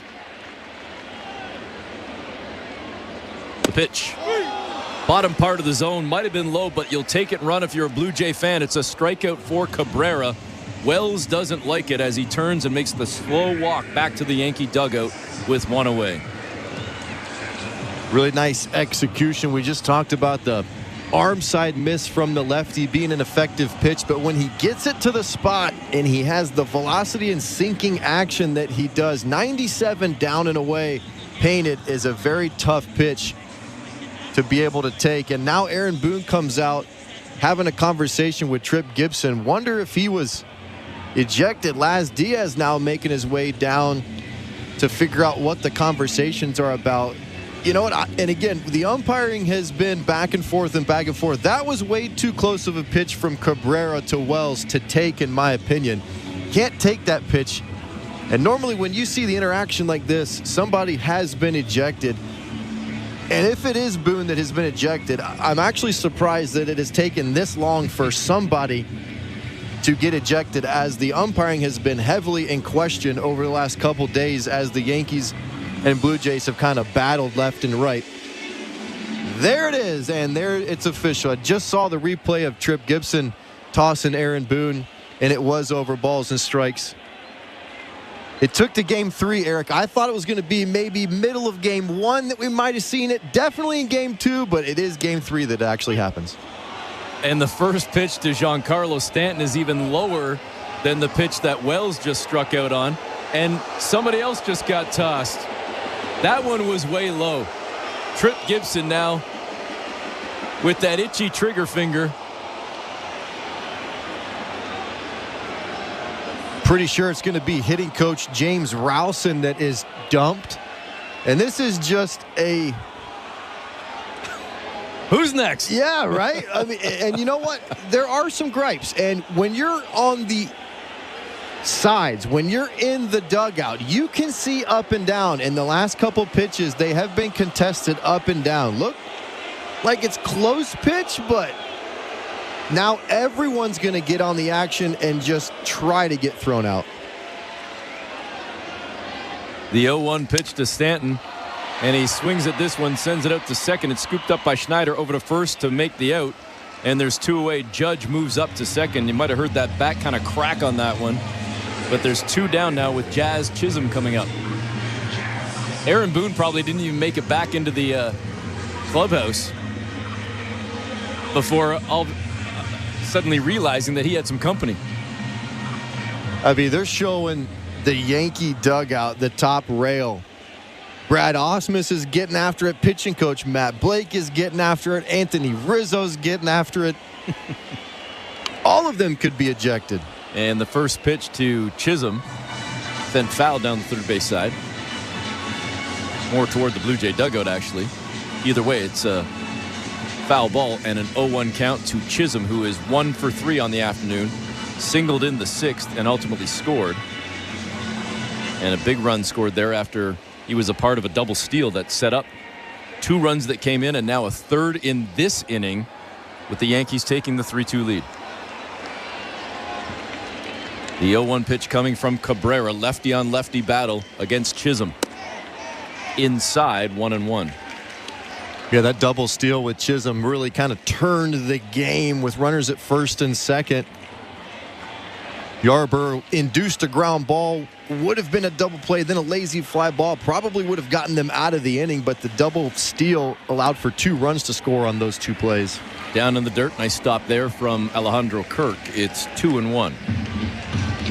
You know, those are controllables, Eric, that you can control the running game as a pitcher. You can't really control making a good pitch on the outer half and a hitter doing a really nice piece of hitting. But, you know, when you're a pitcher, your number one job with runners on is, A, to make a good pitch, but you got to really be mindful of those runners, not give away extra bases. The 2-1 pitch fouled off by Chisholm. And now 2-2, a chance for the Blue Jays to get out of this inning and limit the damage to just the one run. It was a solo shot earlier in this inning from Juan Soto. This feels like it's been about a half-hour inning. I'm not sure how long it's been. It just seems like it has grinded, considering this is just the fifth batter of the inning for the Yankees. 3-2, New York on top. 2-2 pitch coming from Cabrera. Down in the dirt outside. It's now 3-2. Stoppage of play with a mound visit. Ball being chucked by Cabrera into the dugout. That cost a little bit of time. Then the ejection of Boone. Game came to a screeching halt out of nowhere. Cabrera looks in at the sign from Kirk. The 3-2 pitch down low again. It's a walk. We've got first and second for the Yankees with 2 away. It'll bring up Anthony Volpe, the Yankee shortstop. 1 for 3 on the afternoon. And John Schneider looking out at Cabrera, who's going to stay in the ball game and try and get the Blue Jays out of this jam. 2 on, 2 out for the Yankees.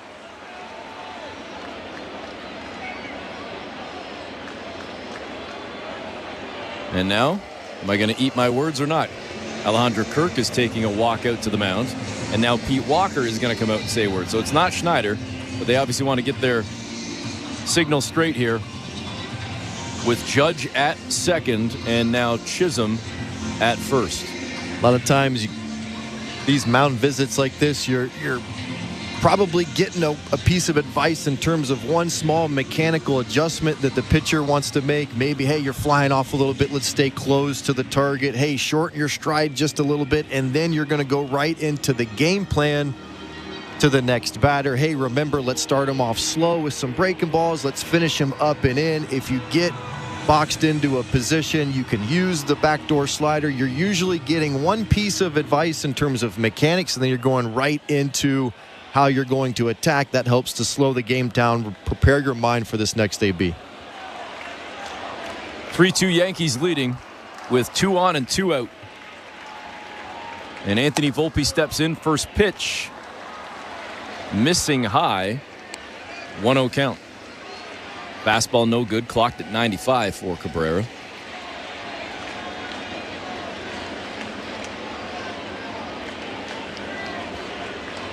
Takes his time on the next pitch and delivers. And a nice looking fastball right there. Swing and a miss from Volpe. It's 1-1.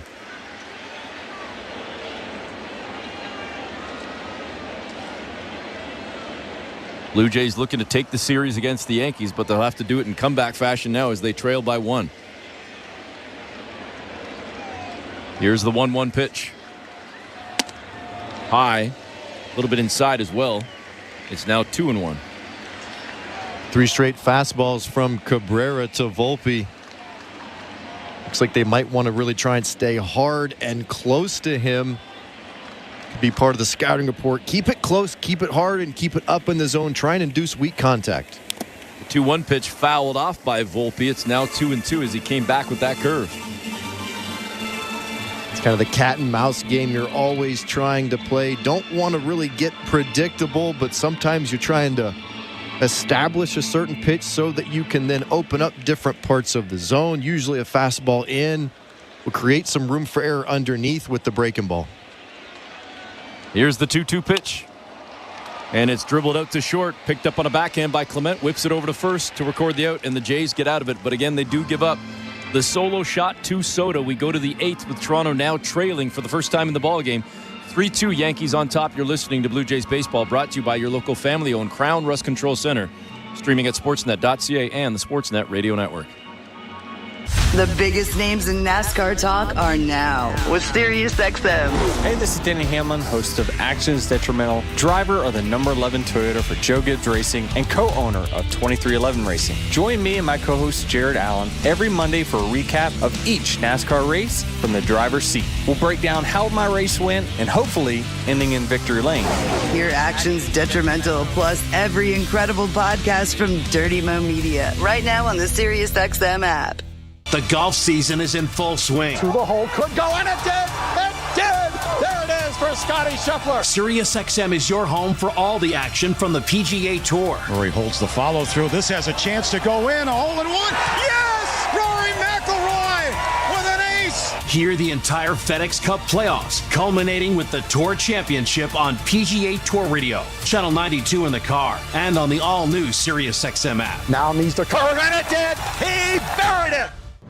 If you love golf, then you should never turn off SiriusXM PGA Tour Radio. Our hosts have the best takes. Tiger's impact on the game of golf, aside from how good he was at it, was something that I don't think we'll ever see again. Talk to the biggest guests. Scotty, you've had a year to celebrate. This year, I've just seen a lot of good results. And can even help you with your own game. Take the club and at address, open it up. It's all golf, all the time. On SiriusXM PGA Tour Radio, Channel 92 in the car, and on the SiriusXM app. The Blue Jays are in flight, leading 3-0. Blue Jays fans, this is Ross Atkins, and you're listening to Blue Jays Baseball on SiriusXM. And the Sportsnet Radio Network. Welcome back. Eric Smith and Caleb Joseph with you in the Timber Mart broadcast booth as we get set to start this 8th inning. Jays now trailing 3-2, New York on top. And Tommy Kahnle comes into the ballgame now for New York. First batter that he faces is Joey Loperfido, who swings at the first pitch down low. The changeup is good for a strike. Swing and a miss, 0-1 count.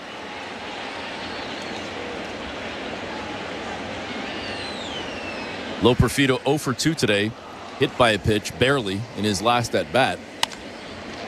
And he swings at the 0-1, sends it into left center field, tracking it down, and then dropping the ball is Grisham. It looked like at the last second Grisham cut off Judge.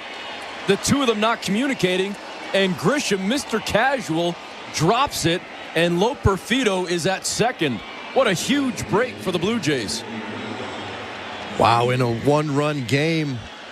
Not what you want to see if you are the Yankees. Fly ball to left center field. Looks like it's just kind of a can of corn, but right in between both of the defenders. Judge had kind of motioned slightly. I saw one little, I got it out of the mouth of Judge, but probably about 3 or 4 steps before he makes the catch. Trent Grisham was just gliding all the way over there, never broke stride, and clanked right off of the glove of Grisham as he was trying to avoid Judge. Wow, as 1-0 to Vladdy comes in low and away. Now the Blue Jays with their hottest hitter can now tie the game. Vladdy can be the hero. What a break for the Blue Jays.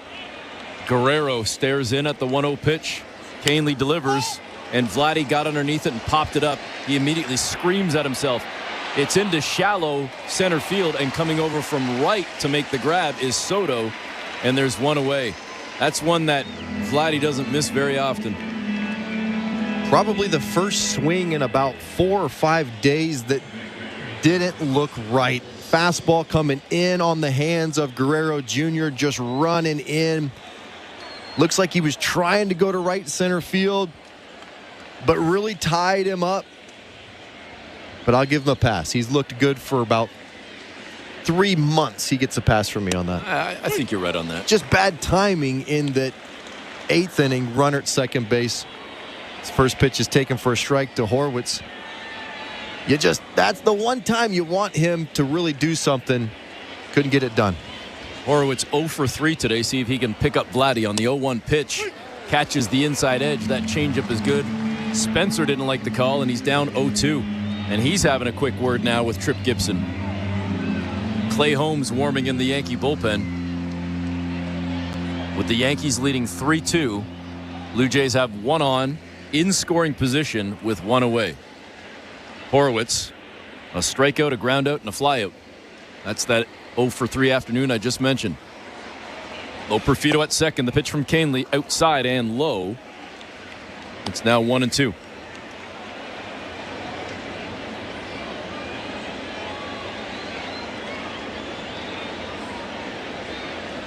Canely looks in at the sign. A quick glance back at second at Loperfido. Now he turns and fires. Fouled off by Horowitz. Will do it again at 1-2. This at-bat, this matchup, Horowitz, Canely, this count, this situation just screams soft single, RBI to left field. I don't normally call them like this, but I'm going to do it. Soft single to left coming up. Let's see. Outside, missing with the fastball. The fans are buzzing, but that was definitely outside. It's 2-2. I'm calling either a fastball close to him that he hits off the label right over shortstop's head, or a reaching split finger off the end of the bat over Chisholm's head. Something to left field. And the 2-2 pitch is high, missed with the changeup. It's now 3-2. You're buying a lottery ticket if you're right. Mm-hmm. And we get to split it. I'll go halvesies. Hey, I'll agree to that. Totally agree to that. Probably won't see me again either. The 3-2 pitch coming. Down low in the dirt. Well, hey, a walk is just as good. That's right. He didn't have the opportunity to swing the bat. Pretty pitiful 3-2 pitch from Canely. Looked like he tried to go with that split down and away, yanked it so bad that Horowitz had to jump out of the way right to the feet of Horowitz's. That'll draw yet another visit from Matt Blake to come have a chat with the Yankee reliever. Clay Holmes warming in the bullpen. He can induce some ground ball double plays. That heavy sinker, good slider. Actually had the opportunity to catch Clay Holmes right before he was traded to the New York Yankees, and he was throwing four seams, throwing sliders, and I just said, hey man, like, you got a really good sinker. You should really kind of refine that. He started throwing sinker after sinker. It was one of the best sinkers I had ever caught. And man, he has really been a force for the Yankees. I guarantee at some point you see him in this game. Well, we've got some action going on. Stuart Baroa comes into the ballgame for the Blue Jays. He's going to pinch run for Spencer Horowitz out at first base. So it's Loperfido at second with now Baroa at first. 2 on with 1 out. Dalton Varsho, the left-handed bat. The righty Canely comes set and turns and fires back to second base. Loperfido dives back into the bag.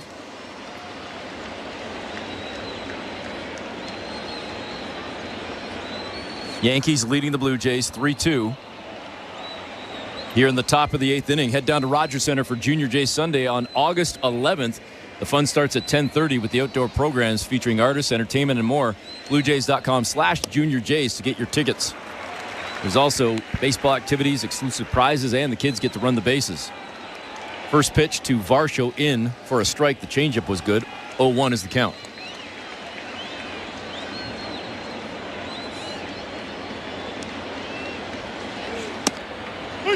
And now inside, but apparently that caught the inside edge, so 0-2.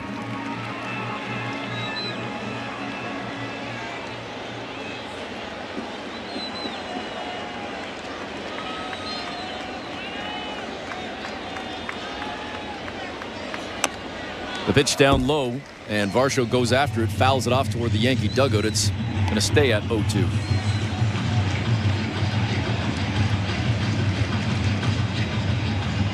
Canely has thrown 14 pitches and a little bit of a jam here with 2 on and only 1 out in the top of the 8th inning. The Blue Jays trying to get back at least the one that they gave up in the 7th. They trail 3-2.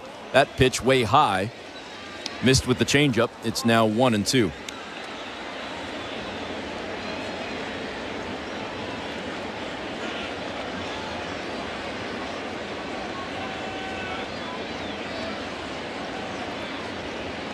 A quick look out at second. Canely turns, fires to Varsho.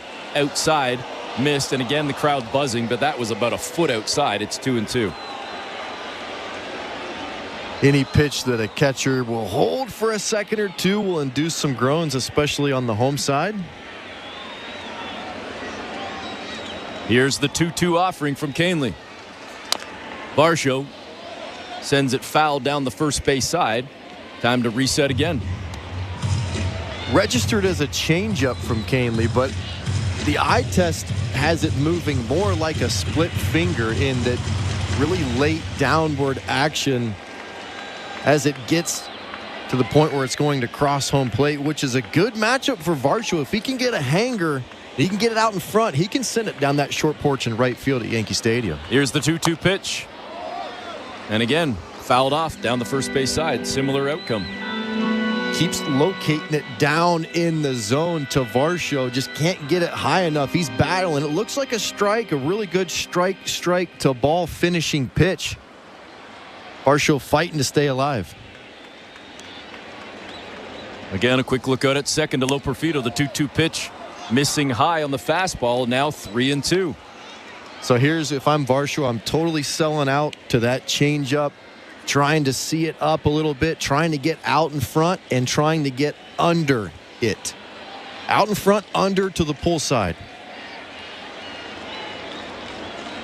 The 3-2 pitch inside. Varsho takes, holds off on that one. Nice patience, and the bases are loaded. Really nice at-bat from Varsho, just fighting to stay alive. A couple really nasty changeups that he's just fighting at the bottom of the zone. Too close to take, but you got to really do something, not give it into the hands of home plate umpire Trip Gribson, as bench coach, former manager Brad Ausmus is out. Looks like he's going to go to the bullpen and make a change. So we'll make it official in just a couple of moments as Ausmus does indeed call for the pen, takes the ball from Canely.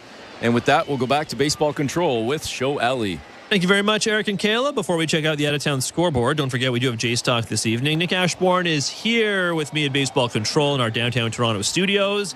He and I will take your calls and texts once this game is over. 590-590, name and location. That's the People's Text line. Standard data and messaging rates may apply. I will throw out the numbers for you to call once this game is in the books. All right, St. Louis Bar and Grill out-of-town scoreboard action. More from the Olympics. Eric mentioned it earlier, but the marquee event of the Olympics is in the books. The men's 100-meter dash, and the entire field basically needed the photo finish. It was incredibly close, but the United States' Noah Lyles, he talked the talk, he walked the walk. He is the fastest man in the world with a time of 9.79 seconds. He beats out Jamaica's Keishane Thompson by 5/1000ths of a second, as Thompson also finished with a time of 9.79 seconds. The U.S. also takes bronze with a time of 9.81 seconds. It's the first time in 20 years that the U.S. wins gold in the 100-meter final. Justin Gatlin, the last American man to do it, back in 2004.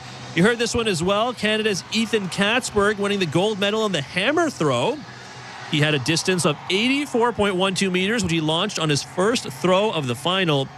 He is the youngest ever hammer throwing champion at 22 years old. And here's some wild history on his first throw of the competition. He cleared a distance that would have won every single Olympic competition in history, save for the Olympic record throw back in 1988. On the women's side sits Richmond, BC native Cameron Rogers. She is the world champion and the world #1 in this event. We'll see how she does in the women's final. That goes tomorrow afternoon, just before 2 p.m. Eastern, 11 a.m. Pacific. Blue Jays baseball is brought to you by Crown Rust Protection. Let's get you back to the action. Here's Eric Smith and Caleb Joseph. All right, thanks very much, Joe. And we're getting an overhead shot of Yankee Stadium, and there are some seriously dark clouds coming over the stadium right now. In the top of the 8th inning with the Blue Jays trailing 3-2. They've got the bases loaded with just one away. Clay Holmes getting set here for Alejandro Kirk, and Kirk just got underneath one. Gives it a ride to left field, tracking back, and making the grab is Judge as he crashes softly into the wall, turns, fires it back into the infield, but Loperfido tags and scores, and we are all even now at 3-3. Wow. Didn't waste any time, did Kirk, ambushing the first pitch sinker from Holmes. Looks like he gets it he gets it off the end of the bat, only 96, but great direction, good lift off, and with the bases loaded, it's definitely going to do the job scoring low Perfido. Man, if he got that a little bit more on the barrel, that had grand slam written all over it as Judge goes all the way back to the wall in left center field to make the catch. Wow, so close to being a grand slam. Addison Barger comes up now as Holmes misses.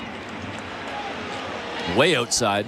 A 1-0 count to Barger, 1 for 3 on the afternoon, doubled in the second inning. An RBI double. He would ultimately score as well. 2 out there right now for Barger as he looks at the next pitch in for a strike. The slider. It's 1-1. It's Baroa at second and Varsho at first. So definitely speed on the base paths if Barger can send one into one of the gaps. The 1-1 pitch coming. And that one, the sweeper in for a strike, kind of handcuffed Barger, and he's down in the count now, 1-2.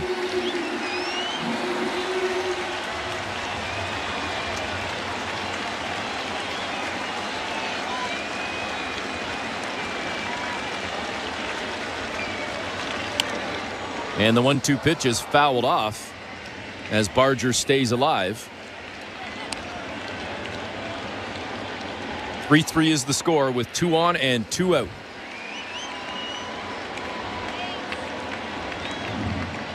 And I mentioned those dark clouds rolling over Yankee Stadium. It's almost looking like an evening game now. It has gotten very dark over the stadium on what was once a very sunny afternoon. The 1-2 pitch outside. It's 2-2. We're approaching 3 hours into this ball game. It was going along at a pretty decent clip, and things have kind of dragged here over the last inning or so.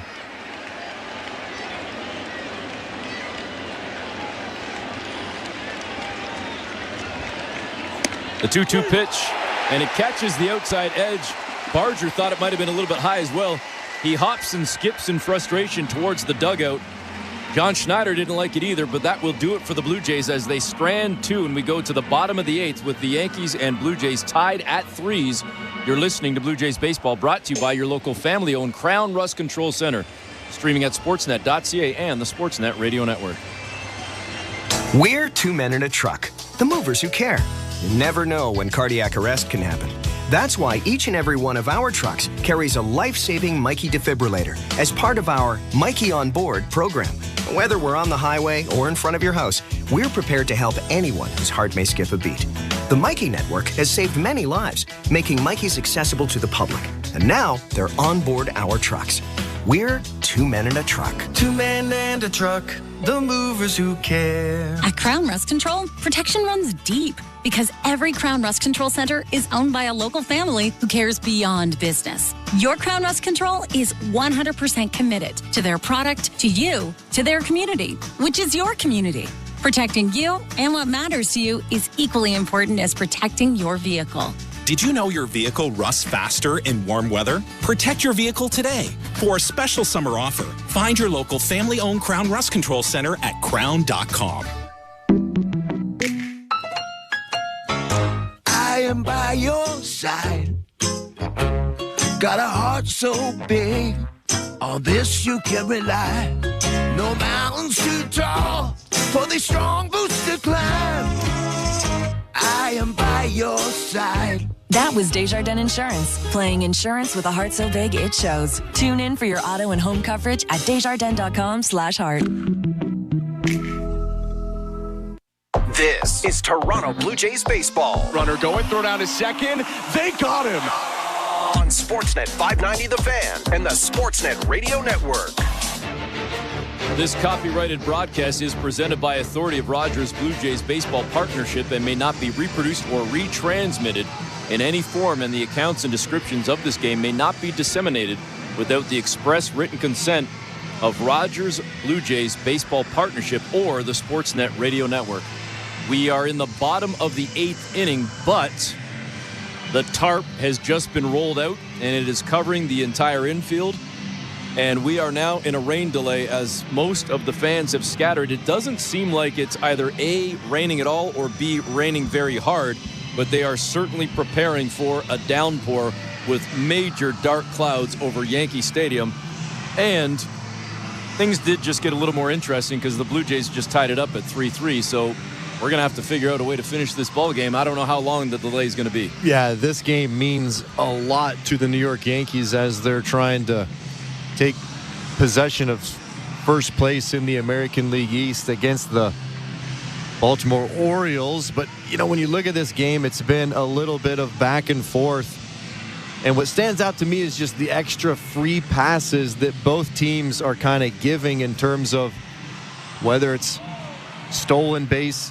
We talked about Chisholm, the double steal, which really led to those Yankees runs in the second inning. And then you look at kind of what happened to the Yankees there in the eighth inning. Free pass after free pass. The E8 to Grisham off of the bat of Lo Perfido to start the eighth inning. A lazy fly ball into left center field, and Grisham and Judge just kind of softly collide, and that is the run that ends up scoring off the bat of Alejandro Kirk. And so you hear John Schneider a lot talking about clean and effective games and clean innings, and have said this multiple times. In the Major League game, when you give away free 90-foot increments, it just comes back to haunt you, whether it's free passes via walks or little plays like the play in left center field for the Yankees, or stolen bases that you are controllable or should have control over as a pitcher.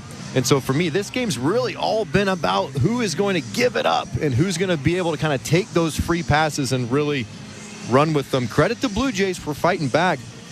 I love the way they're playing. They really don't look like they're playing in a lost season. They do feel like they're playing with some energy, and a lot of that has to do with just who is on the roster. When you inject some of these newer players that are really wanting to establish themselves, guys like Barger, guys like Lo Perfido, even Clement really wanting to solidify a roster spot for next year, De Los Santos making his Major League debut in this game, you just get that jolt of energy. And there will be a bit of a honeymoon phase where everything goes well. The league doesn't know them that well. They will have success, but then the league will adjust, and that's kind of what I'm looking for down the stretch for the last 2 months of the season. How can these youngsters adjust when the league adjusts? As it does look like it's starting to rain in New York. Right before they pulled the tarp, we saw the grounds crew member for the New York Yankees talking to Laz Diaz, the crew chief for the umpires, kind of showing this is probably what's coming, and there's some big heavy raindrops coming down now in the Bronx. So hopefully it's a short delay and we can resume, but for right now, not good weather in New York. Well, I'm just relying on the app on my phone like most people do, and it looks like it could be about an hour based on what I'm seeing on the little radar thing on my weather app, but who knows? I'm not a meteorologist. We will step aside with the Blue Jays and Yankees tied 3-3. The bottom of the eighth has yet to start, so it'll be the Yankees leading off things in the bottom of the eighth when we resume, whenever we resume. As we send it back now to Baseball Control and the Rain Delay Show with Show Ali. Thank you, Eric and Kayla. Welcome back to Baseball Control here in our downtown Toronto studios. Show Ali and Nick Ashbourne with you. You're listening to the Blue Jays Rain Delay program. Nick, let me tell you, he was sitting in here with me in the studio, but I had a pretty visceral reaction to seeing the tarp come on the field. Let me tell you. We're pretty anti-rain over here. I don't know, people at home might have a different stance. We like to see the game progress, and as we watch the monitor here, like you can see the dirt. What's up, insiders? Thanks for hanging out with us today in this Blue Jays now rain-delayed game. Sorry, I'm working on stuff around the house. I didn't get a chance to put my TSI garb on, but check out our merch down below. Check it out there, and get the official Cheers mug, which I don't have because I'm not drinking yet. But big shout outs to Chris F. Grave in the chat. Mushroom Merchant, thank you for those awesome updates there for the Olympics. Lisa, Rod, Tyler, Sam, welcome. Orioles fan, appreciate you hanging out with us to hopefully watch our Jays beat the Yankees. As well, we got Tank the Tank is cool. Thanks for hanging out with us. Tate, what's up, Tate? We were undefeated in August, not so much anymore. But, all right, I'm going to let this go back to the radio here. Here is the current status of the radar. As you can see, they're holding off for that line of storms that is coming in to New York City. as of right now. So a little bit of a stretch there just passed. We got another one coming, and it moves slow. I mean, right now this is showing the next 6:30 Central, 7 Eastern right now. Yeah, so I mean, I would say we probably have about an hour and a half of the delay or so. So we'll see. Hopefully a little bit less, maybe 45 minutes. All right, guys, back to the action. Enjoy the rain delay show. We'll see you guys in a bit. Cheers. But it's a tie ball game. You know, Yankees are in the middle of a division fight. Not that that is the thing that centrally matters, but you got to put the tarp out and you got to get back to this ball game because every single one of them counts. Yeah, you got to think if it's about waiting out this game in a 3-3 ball game in the bottom of the 8th inning, you got to think they're waiting for quite some time. It's probably a decision that does not necessarily favor the Blue Jays, if only because it's not exactly the longest bullpen, and we're well past the point of the starter being in this game. Like we're well past that point. The Yariel Rodriguez was pulled in the 5th inning, and the bottom of the 8th is about to be, not about to get started, but whenever the game restarts is where we'll be. So, I mean, they're not a lot of options for the Blue Jays, and actually that is kind of where I wanted to start. And while we're discussing the bullpen or anything you saw or heard today in this ball game, you can certainly text us 590-590. Name and location, standard messaging and data rates do apply, but we'll read your texts throughout this delay. Here are some guests from the best Jays guests and conversations of the past week. Jeff Passan, Chris Black. We'll hear all sorts of people over the past couple of days, but before we get to any of that, Nick, I did want to chat about the bullpen with you. And I suppose actually the conversation about the bullpen today does actually start with Yariel Rodriguez, just because I think a big part of the conversation about the usage of the bullpen today kind of stems from the fact that Yariel Rodriguez pulled after just 4 2/3. He had thrown 76 pitches, 4 hits, no runs, just 1 walk. So 4 strikeouts for him as well. A great bounce back for Yariel Rodriguez after the outing against the Orioles, in which he was very wild, and there was the incident with James McCann certainly as well. But, I mean, early on in this game, I thought we were going to see a lot more bullpen relievers earlier rather than later, because after 10 pitches into the bottom of the 1st inning, runners on 2nd and 3rd, Wyrod behind 3-1 to the 3rd batter, and that's just some guy named Aaron Judge. And I thought to myself, man, like, what's going to happen here? He loads the bases, gets out of it with no runs scored. In the 2nd inning, there were, I believe, 2 more runners in scoring position, gets out of it with no runs scored. So by the time he gets the yank with 2 outs in the 5th, again, no runs allowed, just the 4 hits and 1 walk. And I get it. Soto was the batter coming up in which they pulled him. Maybe didn't want him to see Soto a 3rd time because he's Juan Soto. But I got to say, you probably could have let him pitch a little bit more at 76 pitches thrown. I did not like the decision. And I know it's easy to say that because we know what the results were. And, Soto versus Rodriguez, 3rd time through the order, that is objectively a bad matchup. That's not a matchup where the Blue Jays necessarily expect a great outcome for them. On the flip side, as we discussed in the pregame show, the decisions they make now are not exclusively about winning individual ball games in the moment because the team is out of contention, and we saw what they did at the trade deadline. They traded away like 1/3 of the active roster. This is about learning and evaluating. And when you think about Yariel Rodriguez, someone who's potentially going to be with the Blue Jays for years and years to come, I do think you want to test him and you want to push him. And that doesn't mean, push him into the 8th inning and make him throw 120 pitches. We know that he's someone who's they're cautious with from a workload standpoint. But at the same time, I think you want to see him in that difficult matchup with Juan Soto. You want to see what he brings to that. And the bullpen they turn it over to, there's not a lot of talent in this bullpen right now. So I understand that, Little maybe a better matchup for Soto in that moment, but I would rather see them think longer term and, test Yariel Rodriguez, see what he can give you in a tough situation because you're going to need him. I think the Blue Jays hope there's going to be a moment where they're in contention, and these are the type of moments where Yariel Rodriguez is going to factor in, so you want to give him experience in these type of situations. Yeah, and I think the factor of him being a Blue Jay for the next, 4 more years after this season, I think is a part of that conversation because it's not like this is a guy who's not going to be a Blue Jay next year. He is in some fashion. I don't know if he's going to be a starter next year. I feel like maybe they'll at least start the season with that being the case, unless something really dramatically changes in these next 2 months. But if that's the case, then you might as well, right? We've had the conversation so many times in the last 2-3 months essentially, Nick. But We've had the conversation that the rest of this season is about testing the young guys. It's about like seeing more from, I guess, Stuart Baroa and today De Los Santos, who we can talk about, who made a phenomenal play early in this ball game. Play. Man, was that really smooth play at third. But I mean, it's the Spencer Horwitz conversation. It's the Davis Schneider conversation. It's the Addison Barger conversation. Even Alejandro Kirk is still pretty young. Like, it's that conversation as well. It's all about the younger guys trying to find playing time and what their prospects are for the 2025 season. I think that is just as valid to apply that to a guy like Yariel Rodriguez. Yeah, Ernie Clement's leading off today. You know, like when you're doing things like leading off Ernie Clement, it means that you're more interested in fiddling with different alignments and seeing what works and testing guys and trying things. And this just seemed like John Schneider was really managing for the moment of let's win today. And I'm not saying that you lie on your back and just you want to lose every single game. No, they're not tanking in that sense. They're trying to win games, and chances are they won't in a lot of instances because they've hollowed out the roster, and it's a lot of inexperienced players on the team right now. But that's just not the priority. And it did strike me as a little bit odd that they made that pull, especially because he had settled down. Like his struggles came in the first innings he had been pitching. Yeah. He'd actually really settled in. And I liked a lot of what his breaking ball was looking like. His slider looked good. He was dropping in curveballs in a way that he hasn't always done. Sometimes he's looked really like a fastball slider guy. And I thought he'd really done a good job of capturing the bottom of the zone with his curveball in some of those later innings. And, again, what would have happened if he'd faced Soto? I don't know. I can't promise you that. We saw later in the game how good a hitter Soto is.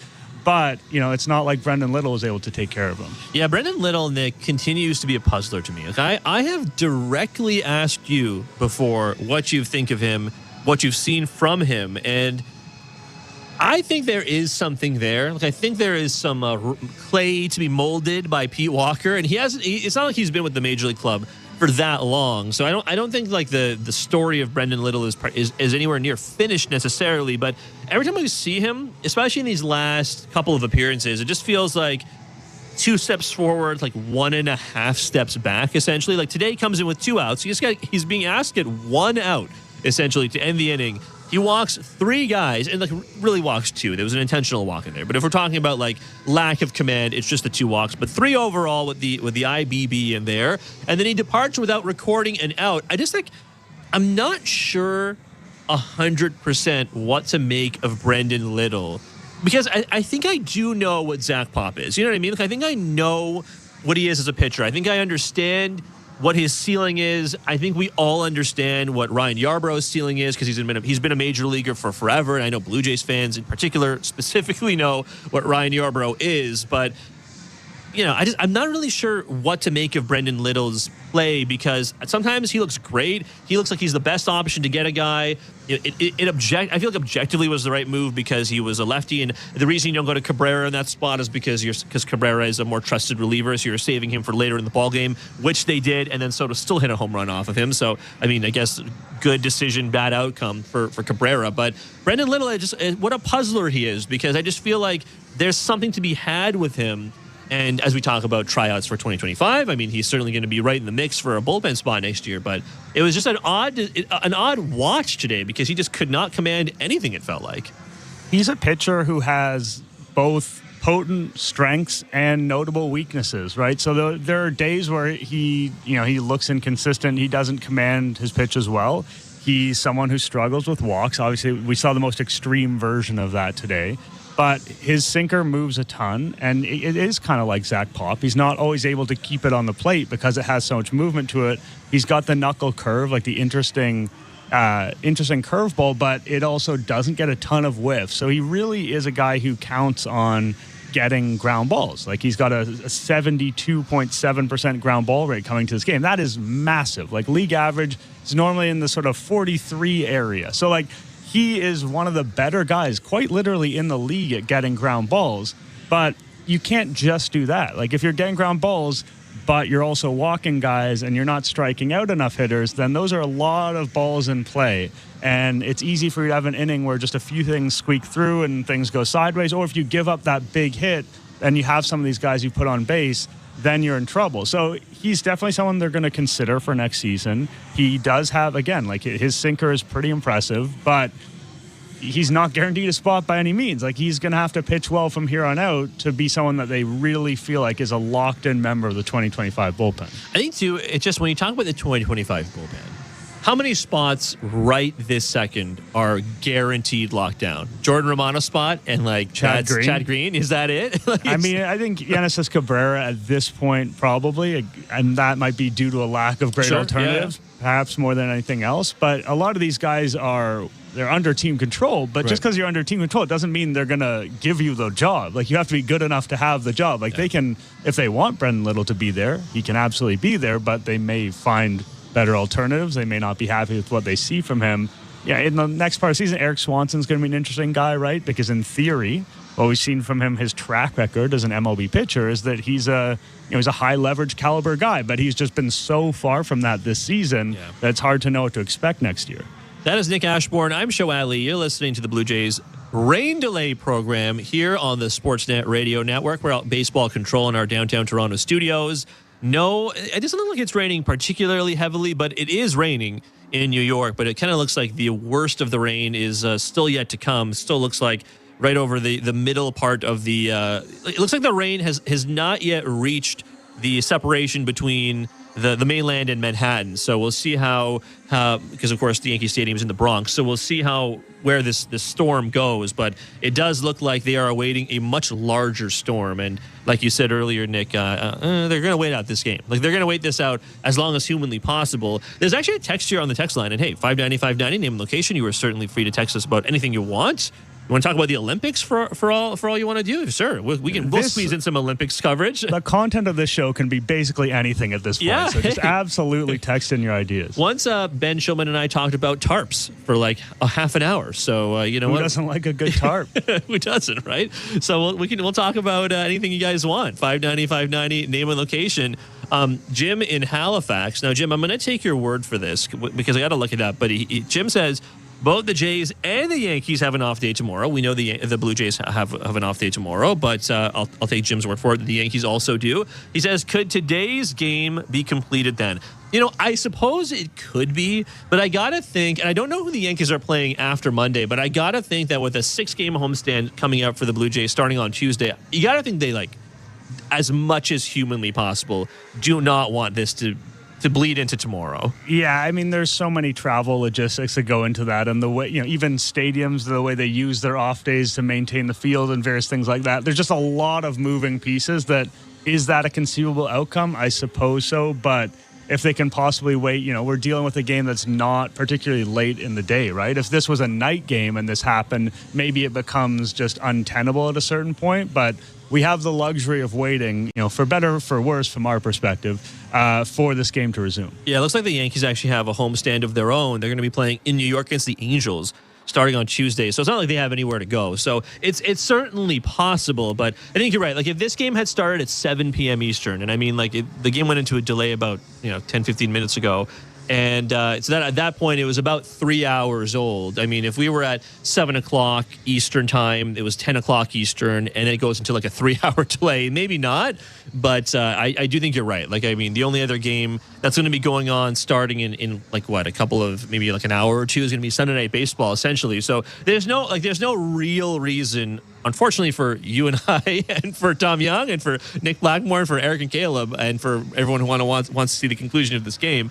I think there's no real reason for them to rush this. They're going to wait as long as humanly possible. And it does seem like once the storm passes over Manhattan, there's no rain in like the New York area for the rest of the night. So I think you're right. I think they're going to try and get it in today so everyone gets their quote-unquote proper off day tomorrow. Before we hear from Jeff Passan, I'll read some more texts for you, Nick. 590-590, name and location. Mike in Saskatoon says, I agree on Wyrod. If you want him to be a starter, got to let him face batters 3 times. Sounds like he has the arsenal to do it.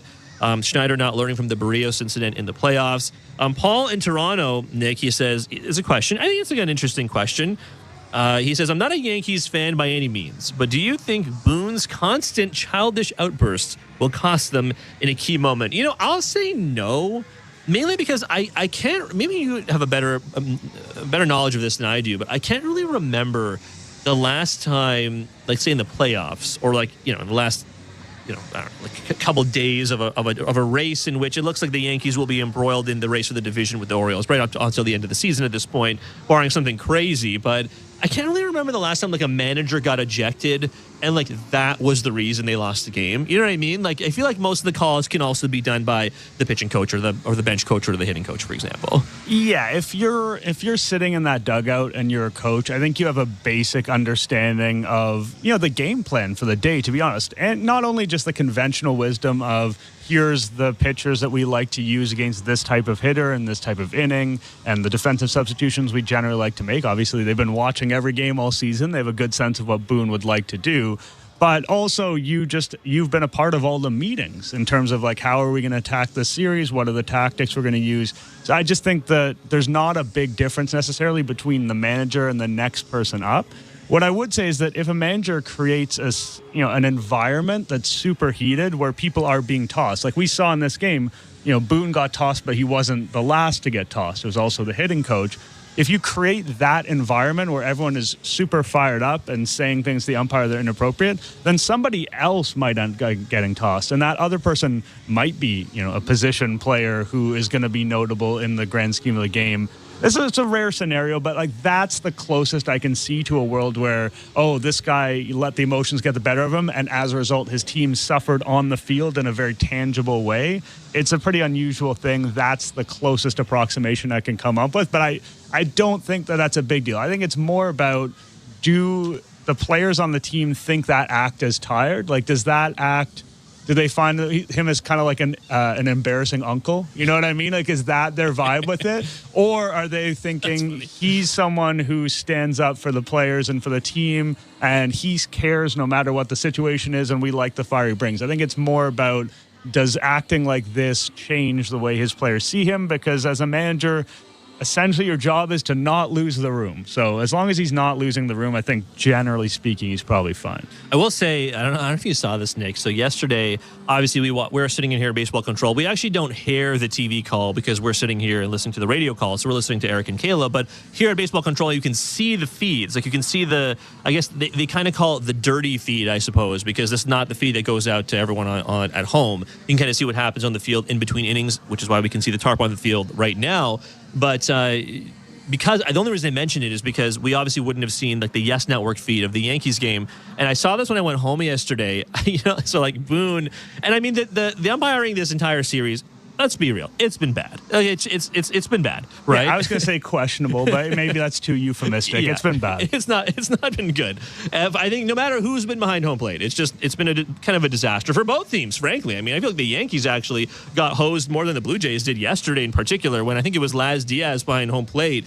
And anyways, the only reason I bring it up is because on the Yes broadcast, I don't know if you remember this, from a couple of years ago, they replayed one of my favorite Boone ejections ever. And it was one where he goes, and I think it was with Laz Diaz as well, and he goes up behind the plate, and Laz Diaz is standing like on the warning track, essentially, like on the dirt behind the Yankees logo behind home plate, while Boone is like being super demonstrative. He like draws a line in the dirt, and then he stands and pretends to be the umpire. Then he does like the fake call and stuff, and then he just has to go full-blown tantrum on the mound. And Boone is known for like almost like submarining the throw his gum into the crowd. I gotta say, like, I know there's nothing to do with the Blue Jays. I love it. I'm pretty sure he must lead active MLB managers in ejections. I don't know for sure, but he must, because he gets ejected a lot. But God, I hope he never stops doing it. I got to say. It's this weird thing that's so unique to baseball, like the theatrics associated with getting tossed. Because people get tossed in other sports when they generally just kind of go down whatever you want to, right. Depending on, like, it's a hockey arena, basketball, they go down the tunnel and they're kind of gone, maybe a couple shouts. But in baseball, a guy gets tossed, and then we enter this weird world outside of time where, like, the outcome has already happened, but now he has to, quote-unquote, get his money's worth. So now they're going to come out onto the field and shout, and we know that as they shout, the outcome will not change. There's a 0% chance of the outcome changing, so we just have to, as an audience, literally thousands, millions of people at home, entertain this grown man, normally middle-aged or older, just entering a tantrum, and we just all have to kind of be like, okay, let him do his thing, let him yell at the the guy. It's a truly bizarre thing in baseball, and we all sort of accept it because, like you guys, like this is a sport I grew up with. And I'm like, of course that's what happens. The guy gets tossed and he goes and he yells in his face, and it's great. But like, I think if you were someone who had no familiarity with baseball and you watched that aspect, it would be so bizarre because it really doesn't make any sense when you break it down. No, it's true. Like, how many other situations, in like literally, certainly other sports, but certainly in any walk of life, would anyone tolerate another person, like you walking up to me and putting your nose to my nose and screaming in my face? Probably none. I would wager a guess and say there is no other situation in which you would deem that acceptable. It's very Karen-like behavior. Like it's the type of thing that in our everyday life, we generally speaking do not champion this type of behavior. But if you can achieve becoming one of 30 MLB managers, or even a minor league manager. I went to a minor league game, and it was like Lake Erie, the AA affiliate of the Detroit Tigers. Okay. And the manager got tossed, and no fewer than 4 coaches got tossed and 3 players. It was one of the most insane arguments with an ump I've ever seen. And the place that they went to, because it's a minor league field, there was no tunnel to go to. They're going to where their equipment was. They had to walk all the way across from a first base dugout out to left field. It was like a procession. But yeah, I mean, it's objectively good entertainment, but it's truly absurd. That's really funny. I actually thought there was a point in today's game. So Boone gets ejected. He gets his money's worth, as you're saying. The Yankees, I think it was their hitting coach, then gets ejected in the next 30 seconds, essentially, after Boone departs. And then on the TV broadcast, and again, we have no idea what they were saying, but Rizzo then pops up on the bench, like the gate part of the dugout, and then he starts chirping the umpire. And I thought, man, is Rizzo going to really be the next guy who gets ejected? That would be truly one of the funniest outcomes. Why not? I mean, if you're an injured player and you're kind of there it's funny, you're basically there for PR reasons, to hang it, to be seen to be around the team, so no one says, oh, he's not a part of the team. Maybe that's unfair. Maybe Rizzo is he's friends with everyone, and that's why he's there. But there is a weird sort of PR aspect associated with being injured and being around the team or not. But yeah, okay, you get tossed, then you just get to go back to the clubhouse and get a massage. There's no downside whatsoever. Speaking of quote unquote getting your money's worth, why wouldn't you do that? There's a text here on the text line from Nate, and Nate says, we were talking about could they play the game tomorrow, and Nate says, definitely can't keep them in New York another day.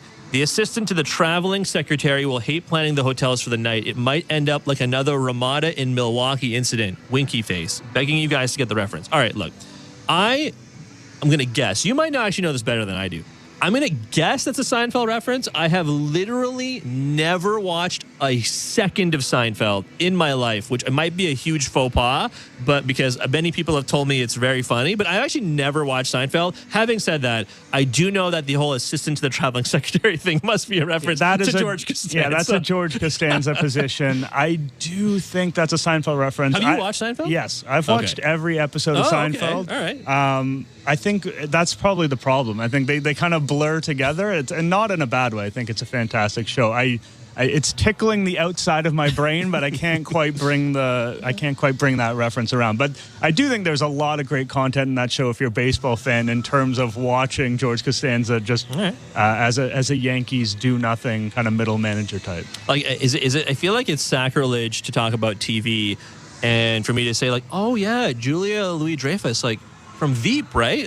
That's what she's from, right? I don't know. Maybe she would. I mean, Veep was her show, right? So maybe she would like that. And that show is absolutely brilliant. And more, very accurate to real life. As politics and life gets more absurd, that show gets more prescient. Of all times, I think, Veep is something. I feel like I should go rewatch it, honestly. It was a pretty fun watch. Actually, the only show I ever watched based on, not ever, but based on a recommendation from one of our colleagues here on the network was when the pandemic hit, and our pal Josh Goldberg told me to go watch The Sopranos. I thought, how good could The Sopranos possibly be? It came out a bazillion years ago. Everyone says it's the best show of all time. Then I watched it and actually loved it. So maybe I should watch Seinfeld. Who knows? When it comes to people in the sports world, sports industry, you get kind of two types. You get one who are sort of sports psychos who are only interested in sports, and it's basically any sport under the sun they'll watch no matter what, and I would not take a recommendation from any of them. But then you also get some people who are like, oh, I do sports every day, all day, so when I come home, I'd actually like to watch a TV show, I'd like to watch a movie, I'd like to play video games, and kind of get away from sports a bit. And so some of the biggest movie buffs I know are actually people who work in the sports industry, because it's like, this is how I get away from work, is to participate in something else. It's funny. I actually think that's why the conversation, to bring this full circle back to the Blue Jays, which is why I think, whatever, we can talk about whatever we want on the rain during the rain delay shows. But I do wonder, a lot of people text in and call in about how, the Blue Jays are not getting my money anymore. Like, I'm not renewing my season tickets until they turn things around, or until Ross Atkins is fired, or until John Schneider and Mark Shapiro and all these other players are gone. Like, everyone has their own specific reasons for why they will or will not watch the team, certainly. I generally, even if I wasn't working here, I think I would still watch, because I've said this many times, I just like watching baseball. You're probably more likely, Nick, to catch me watching a random game that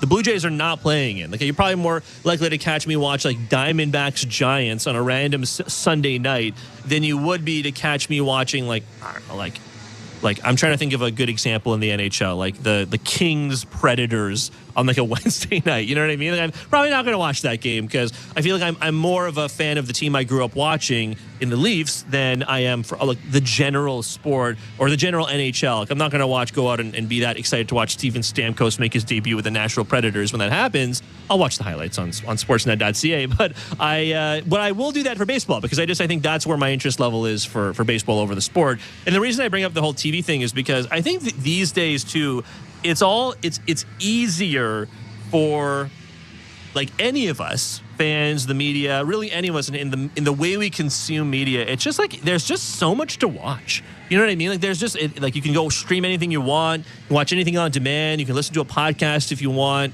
you can watch a TV show like The Sopranos or Seinfeld that finished airing decades ago, essentially. You can watch something that's on TV now. Like, it's just hard to keep the attention of the audience. And I think that's why the Blue Jays are in a precarious position, because like if they keep going the way they've been going, and again, the trade deadline's behind us, next year could bring some different kinds of promise, depending on how the offseason goes. But I find like the place of sport in like the hierarchy of how we watch things live these days is kind of different than where it used to be, like when you and I were younger, for example. Yeah, no one is forcing you to watch. And I do think if someone is super dissatisfied with the Blue Jays in the direction, one of the most powerful things they can do is withhold their money and send that message to the team. Like, I'm not watching, I'm not listening, and this is not, we're literally doing a broadcast. We'd love for you to listen. I'm just saying, like, realistically speaking, from the team's perspective, like, that is the most powerful thing a fan can do. So I totally understand that. If you feel like this is an entertainment product you are not happy with, then you can absolutely take your business elsewhere. I think one of the reasons why fans get so mad with baseball, maybe even more than some other sports, is that because baseball is played virtually every day, it really, and because it is played at a time when not a lot of other sports are going on. Like, we have the Olympics right now, but obviously that's once every 4 years. Yeah.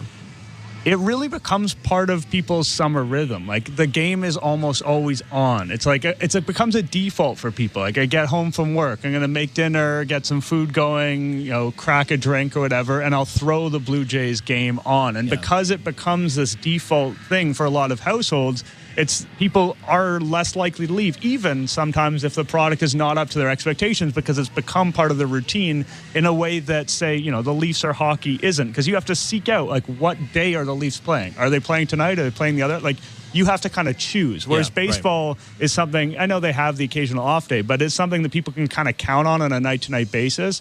And so I do think it enters their lives in a different way. And so when it enters their lives in a way that's disappointing, that disappointment might become a little bit more venomous than it is for some other sports. This is pure conjecture, by the way. Sure. It's pop psychology hour on the rain delay. Hey, that's what you get. That's what you get when you're trying to fill some airtime. I know what you mean. Like, I grew up listening, I feel like more listening than watching, just because we did a lot of driving when I was younger, and you go around doing different things and listening to Tom and Jerry on the radio, and then Jerry and like a variety of people, right? Jerry had a bunch of partners over the years. Then I think when I started working here, it was Jerry and funnily enough Joe Siddles when I first started working at Sportsnet, and then it kind of turned over from there. But yeah, I don't know. I do think that baseball has always been a sport that always lends. I mean, this is why I worked in radio, but like it's always lent itself pretty well to the radio because exactly what you're talking about. Like you can have. I remember Ben and I we did like the roll call on the radio about like where are you listening to Blue Jays baseball from, and it's like people listening while they're on the combine out in Alberta, right, and in Saskatchewan, they're out on the dock at the cottage and so on. Which is why I feel like baseball is like I don't know, for me at least, it's the soundtrack of summer, which is why. And I mean, this year you're right. This year it's been kind of nice to get the Olympics to kind of go along with that, but for the most part, it's pretty much the only sport, the only game in town, in most towns. Even like, I mean, how much are we really going to... It's why you don't hear me working in the NFL training camp updates into the out-of-town scoreboard all that much, right? So, no, I think it's easy to have your attention captured by baseball, and it's also hard to have it captured when the team is not very good. 590, name and location. That's the People's Text line. It is certainly always open. Before we get to Jeff Passan, I wanted to read one more text for you, Nick. Just because it was about something we were talking about earlier. Alberto in Vancouver says, and it's a valid question. Alberto says, why is Romano a guarantee for the 2025 bullpen when he's shown absolutely nothing this year and is ARB eligible this offseason? Doesn't he have to prove he's healthy and effective before the season is up to be a lock for next year? Well, I think, at least to the second part of that question, Alberto, I would be shocked if we saw Romano pitch this year, only because, like, now that he's been injured and he had the elbow surgery and so on. I only say that because... like, there's no real incentive for him to be rushed back at this point, right? I mean, he had a pretty much injury-plagued season from the word go, right? I mean, he started the season on the IL. He had the injection in the elbow. Then he had another injection in the elbow when the inflammation popped up. Then he had the surgery, and now he's out. And it's like, is there really any impetus to rush back Jordan Romano just to have him pitch like in the last 3 weeks of the regular season when the team is way out of a playoff spot? Probably not. But I think that, at least for me, and Nick, you let me know if I'm way off base on this, but I think it's for that reason I think he is a guarantee for the bullpen next year, because this year was kind of a wash, right? It's like he just wasn't healthy really at all. Yes, he collected 8 saves this year. He pitched 13 2/3, but I mean, like, you just didn't. I don't feel like you saw enough from Jordan Romano where he was actually healthy, because I'd wager that he just wasn't healthy at all this season. It really seems that way. It seems like he never really got in a rhythm, sort of physically, potentially even mentally. And I understand that what we saw from Jordan Romano this year was ugly. And normally when a player pitches that poorly, you don't necessarily want to hand him a job the next season. But we got to think back to his prior track record. Like, this is a guy from, say 2020 to 2023, I think you could make an argument was sort of like a top 15 to 20 reliever in the entire game every single year, and you just don't get that kind of consistency out of relievers. Like, he was the type of guy who was, before this happened, like on his way to a significant contract in free agency potentially, and a reliable guy in terms of strikeouts and keeping the ball in the park and just doing all the things that you need to do to be that high leverage reliever. And I know that Blue Jays fans may say it didn't always feel like that. Like, he had some kind of dicey outings and he was known for getting himself in and out of trouble, but the bottom line results were extremely strong, and especially for a team that just doesn't have a ton of alternatives. If the Blue Jays had that 2015 Kansas City Royals bullpen lined up for 2025, maybe his job is in danger. But unless, just physically speaking, he's not able to go, I have a hard time believing they're going to let a guy who's this talented and who's been this successful go just on account of 1 year that, again, as you say, Show, feels more like a throwaway year, the type of thing that happens to a lot of guys when they're hurt. It doesn't mean that Jordan Romano in his age 32 season, which will be next year, is going to automatically go back to being a lockdown closer, because it's been, I've said this many times, but it's been, especially over the last couple of years, it's been a bit of an adventure with Jordan Romano sometimes. Even if it almost feel, I've joked before that it almost feels like, Nick, that he needs to have a runner on or 2 runners on to feel alive before he actually starts to throw the pitches you want to see him throw, unless you see him throw like 8 sliders in a row and you think like, he couldn't possibly throw another slider in a row. And then he does. I think that's been the kind of like the frustrating aspect of watching Jordan Romano. But I think this season has just been such a wash for me when it comes to so many players. I mean, it's kind of the same for Bo, right? I mean, Bo is probably going to come back at some point this season and hit. But I mean, the calf strain, of which he has suffered 3 separate calf strains this year, in addition to the neck spasms, is just another lost season for him. But we probably will see Bo, whereas, like, I don't know, he actually had surgery, Romano did. So what's the chances of us actually seeing Romano pitch this year? 590, name and location. That is the People's text line. Let's see here. I see. Let's see here. Oh, Andrea in Halifax. Always enjoy hearing from Andrea. Andrea says, I'm a diehard baseball fan, Jays fan. I feel like anyone saying they won't buy tickets or anything unless the team turns it around is a cop-out. I stand by my Jays regardless of how well or poorly they are performing. And if everyone did the same, maybe our team would generate more revenue, which would afford us the opportunity to attain some higher ticket players. I will say, on the revenue side of things, one like, nice side. I don't even know if it's a side benefit. It might be an actual, tangible, real benefit of the trade deadline, Nick, was also simply that the Blue Jays, as far as we can tell, did get under the CBT, the threshold, which was $237 million for the 2024 season. Now, it's kind of hard to know because they don't actually release the exact down to the dollar number that the team has payroll wise. But I mean, as far as we know, they do have the ability to spread around some money a little bit more next year. Yeah, and I understand that idea that you are not a diehard fan unless you're willing to stick with the team during tough seasons. Yeah, I grew up in Toronto. Toronto sports teams is what I've known. Also, in my family, I come from an English family. I cheered for England and soccer. Okay. That is just suffering. You know what I mean? I grew up with the understanding that cheering for teams in sports was just suffering. That's basically all it was. Leafs and English soccer. It was just very similar. It was just one gut punch after another. That was my understanding of what sports was. Now, other people don't have that opinion. Some people like to be like, I have fun when I'm cheering for a winner, and I'm going to kind of forget about it when they're out of the picture and they're not doing well. I think both are valid. You could argue that being a front runner, or whatever you want to call it, is better for your mental health. But I do understand that idea that unless you are sticking with the team, even when they're in their worst seasons, like the season we're seeing right now, or I think back to 2017 and 2018 when they're coming off these deep runs and the veteran players just couldn't do it again.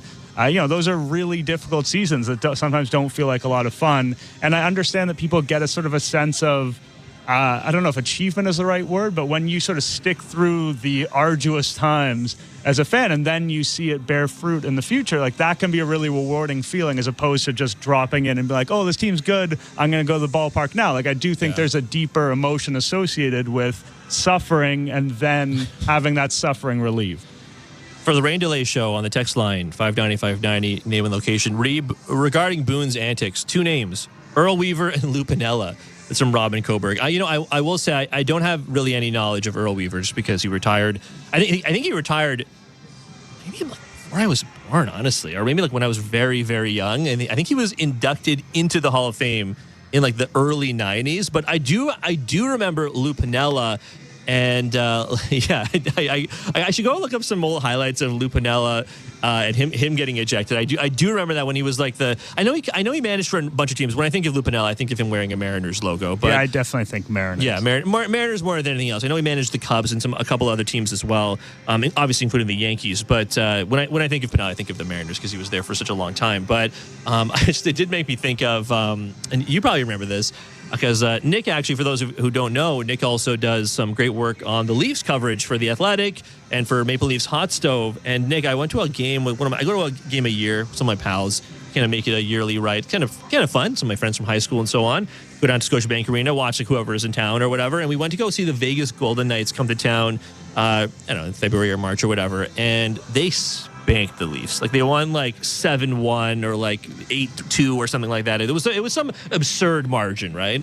And Sheldon Keefe, obviously, before he got let go, was he lost his mind. He went nuts. And to your point earlier when we were talking about people getting ejected, you just don't see that in other sports. Sheldon Keefe went bananas on the ref. And I kind of wonder if that was partially because he knew he was getting let go, or he knew it was kind of at the end of his Leafs tenure kind of thing. And then, I don't know, he got scooped up by the Devils the week after he got fired, essentially. So good for him. But you don't see that very often in other sports, to your point from earlier. And it was just funny. It just made me remember that I think for the first time, ever, I saw a hockey coach get ejected, and he let them have it. It was I didn't know what he was saying because we were at the game, but you could see him on the bench being very animated. It just reminded me of Tom Hanks in A League of Their Own when he right after that, there's no crying in baseball, and he tells the ump, "You look like a little bleep with a hat on," and then he loses it. That's what I think of when I think of Sheldon Keefe getting ejected. Yeah, it's a rare one.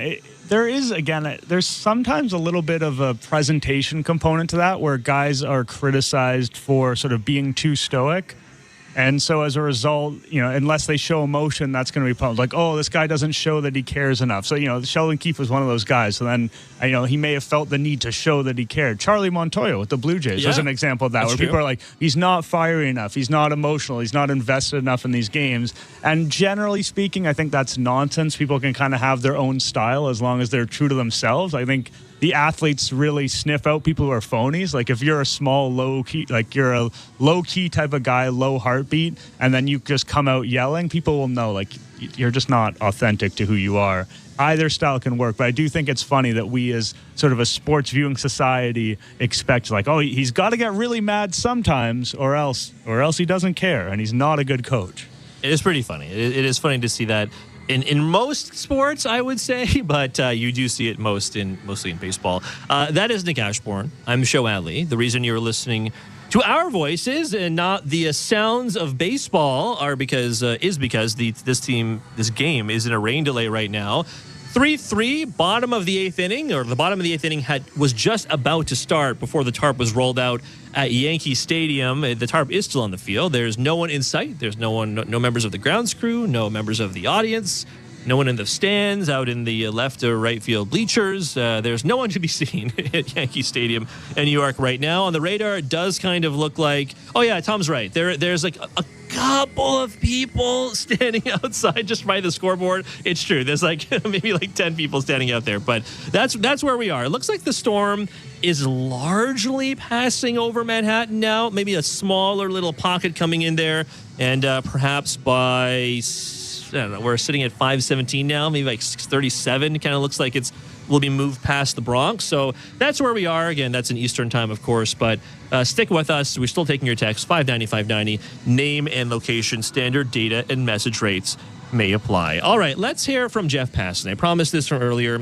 Passan was on with Blair and Barker earlier in the week, and one of the big conversations, one that we have had a couple of times, Nick, and I think we're all having this conversation these days, is what's the cost going to be to re-sign Vladimir Guerrero Jr.? What is a first baseman really going to get in today's day and age, even one as prodigiously talented as Vladdy? Let's hear it. One of the premier baseball insiders in the sport, Jeff Passan from ESPN, joining Jeff Blair and Kevin Barker. That insider is the one and only Jeff Passan. Mm-hmm. How you doing, sir? He is my favorite, Jeff. Yeah, I know that. Am I? Well, yeah. That's very nice. Well, until I said that, you text me 8 Kevins that are ahead of me that you like more. Mm-hmm. Yeah, I do have a lot better Kevins. Yeah, that's all right. It's okay though. That's all right. Yeah, I still like you. I mean, I was going to say, it's nothing personal. It's a very popular name. It is. He's not my favorite Kevin either. Well, but anyhow, that's another story. Boy, Mike Trout. Stay hot. Just before you came on, saw this. Mike Trout has another meniscus tear. Or meniscus. Yep. I don't even know. I mean, I got to say something about it, but I don't know what the hell to say. How do you keep him on the field if you're the Angels? Yeah, can you? Sure. I mean, I think it's possible. I just think at this point, you have to be careful, right? I think at this point, you have to understand that as Mike Trout is in his 30s right now, he is going to, he's not going to be the guy he once was. Yeah. And it makes me sad to say that. And I hope I'm wrong, but you just can't bank on him being, one of the best players in baseball anymore, because staying healthy has become extremely difficult. And I don't know enough about his routine to suggest that things need to change. Mike Trout's he's a bright guy, and he gets more than anyone how to do that, and this frustrates him more than anyone. But I lament what could have been, because for a while there I was saying Mike Trout's the best baseball player I've ever seen, best all-around player. Barry Bonds certainly the best hitter, but I thought Mike Trout was going to go on to an absolute all-time career, and the way the last few seasons have gone, you begin to worry, is it more Sandy Koufax's career? Is it more an Albert Pujols' career, where the first 10 years are otherworldly, and after that, not quite the same? Yeah, it's. I don't necessarily say I feel sorry for the Angels, but my goodness, I keep thinking about, you had Ohtani, you had Trout, and I don't feel sorry for the Angels at all. Yeah, no, they have run that organization like a joke for a decade plus now. They have the two best players in the world and couldn't win with them. That's pathetic, and it hasn't changed either. And it all goes back to the owner. It always goes back to the owner, man. Like, that's, you cover this game long enough, that's what you learn. Management changes. The owner doesn't. If you continue to lose, there's one constant there, and it sure isn't the GM. Yeah. Between Artie Moreno and Jerry Reinsdorf recently, at least Jerry Reinsdorf, at least.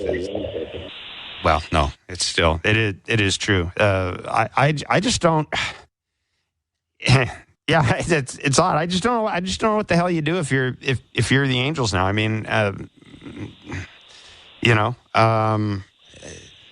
do you keep the guy? I don't know. Does somebody trade first, for him? Don't let him steal the base. I mean, I don't know. Yeah.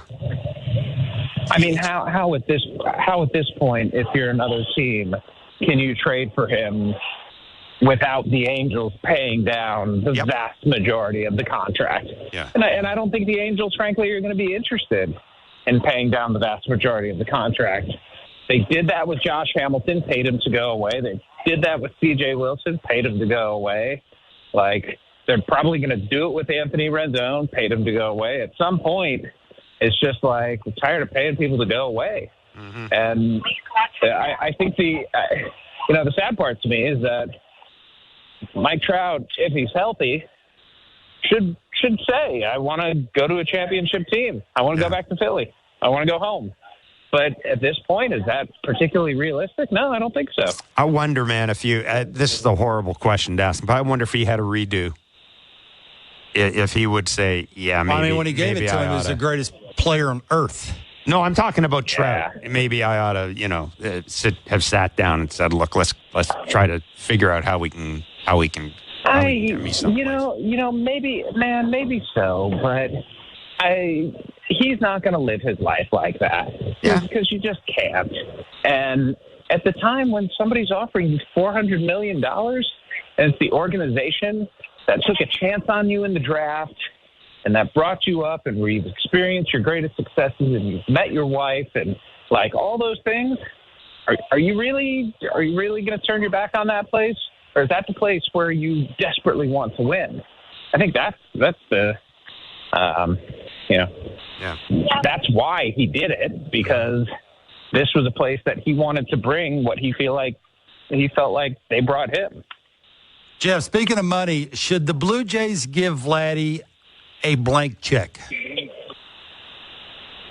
No. You don't give a first baseman a blank check.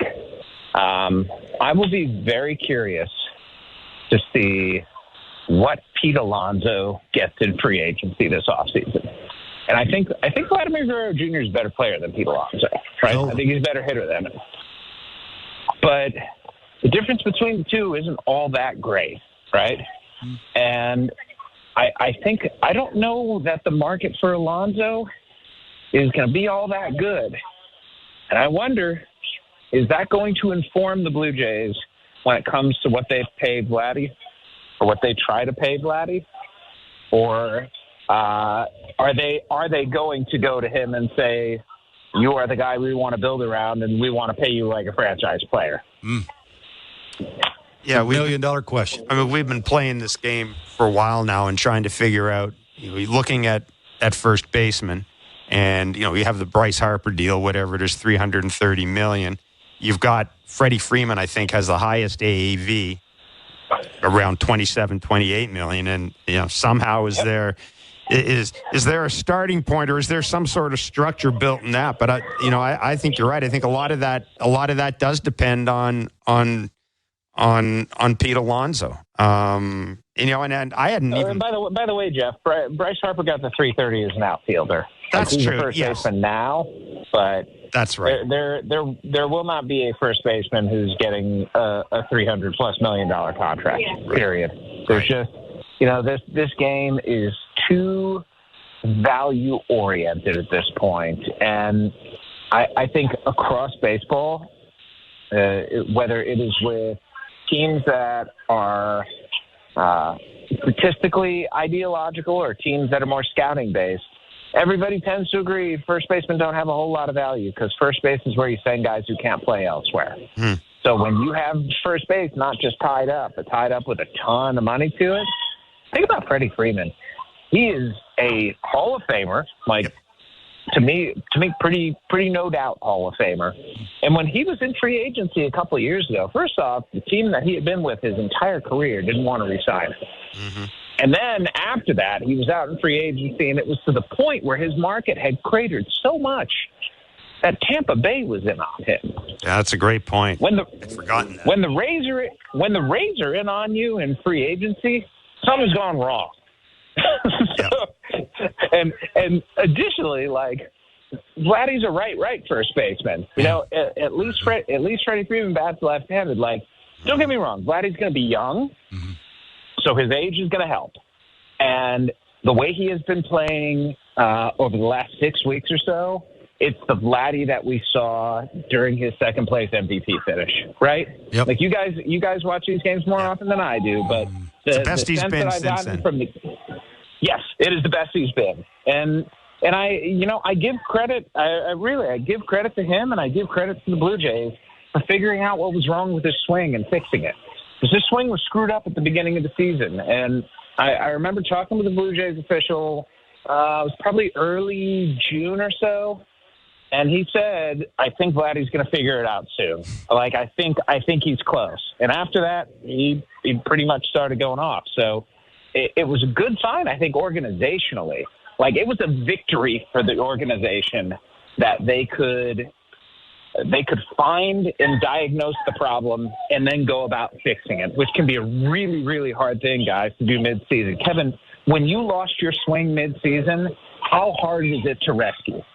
Well, it's so hard I was in Double-A. That's how hard it was. You go from the big leagues to Double-A. I didn't have an opportunity to stink for 2 months and figure it out on the fly, but I wasn't Vladdy, right? Look, I think the Vladdy situation is not that hard. I think there's just too many people picking and prodding and trying to give their 2 cents when it didn't need to be that way.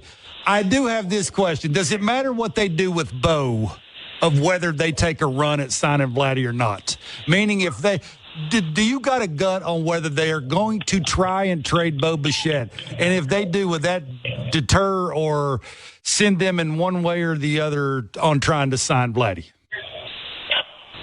I think they can do both. I think it's a question of, do they want to do both? And I think it's also a question, and I also think it's a question of, does Bo want to resign?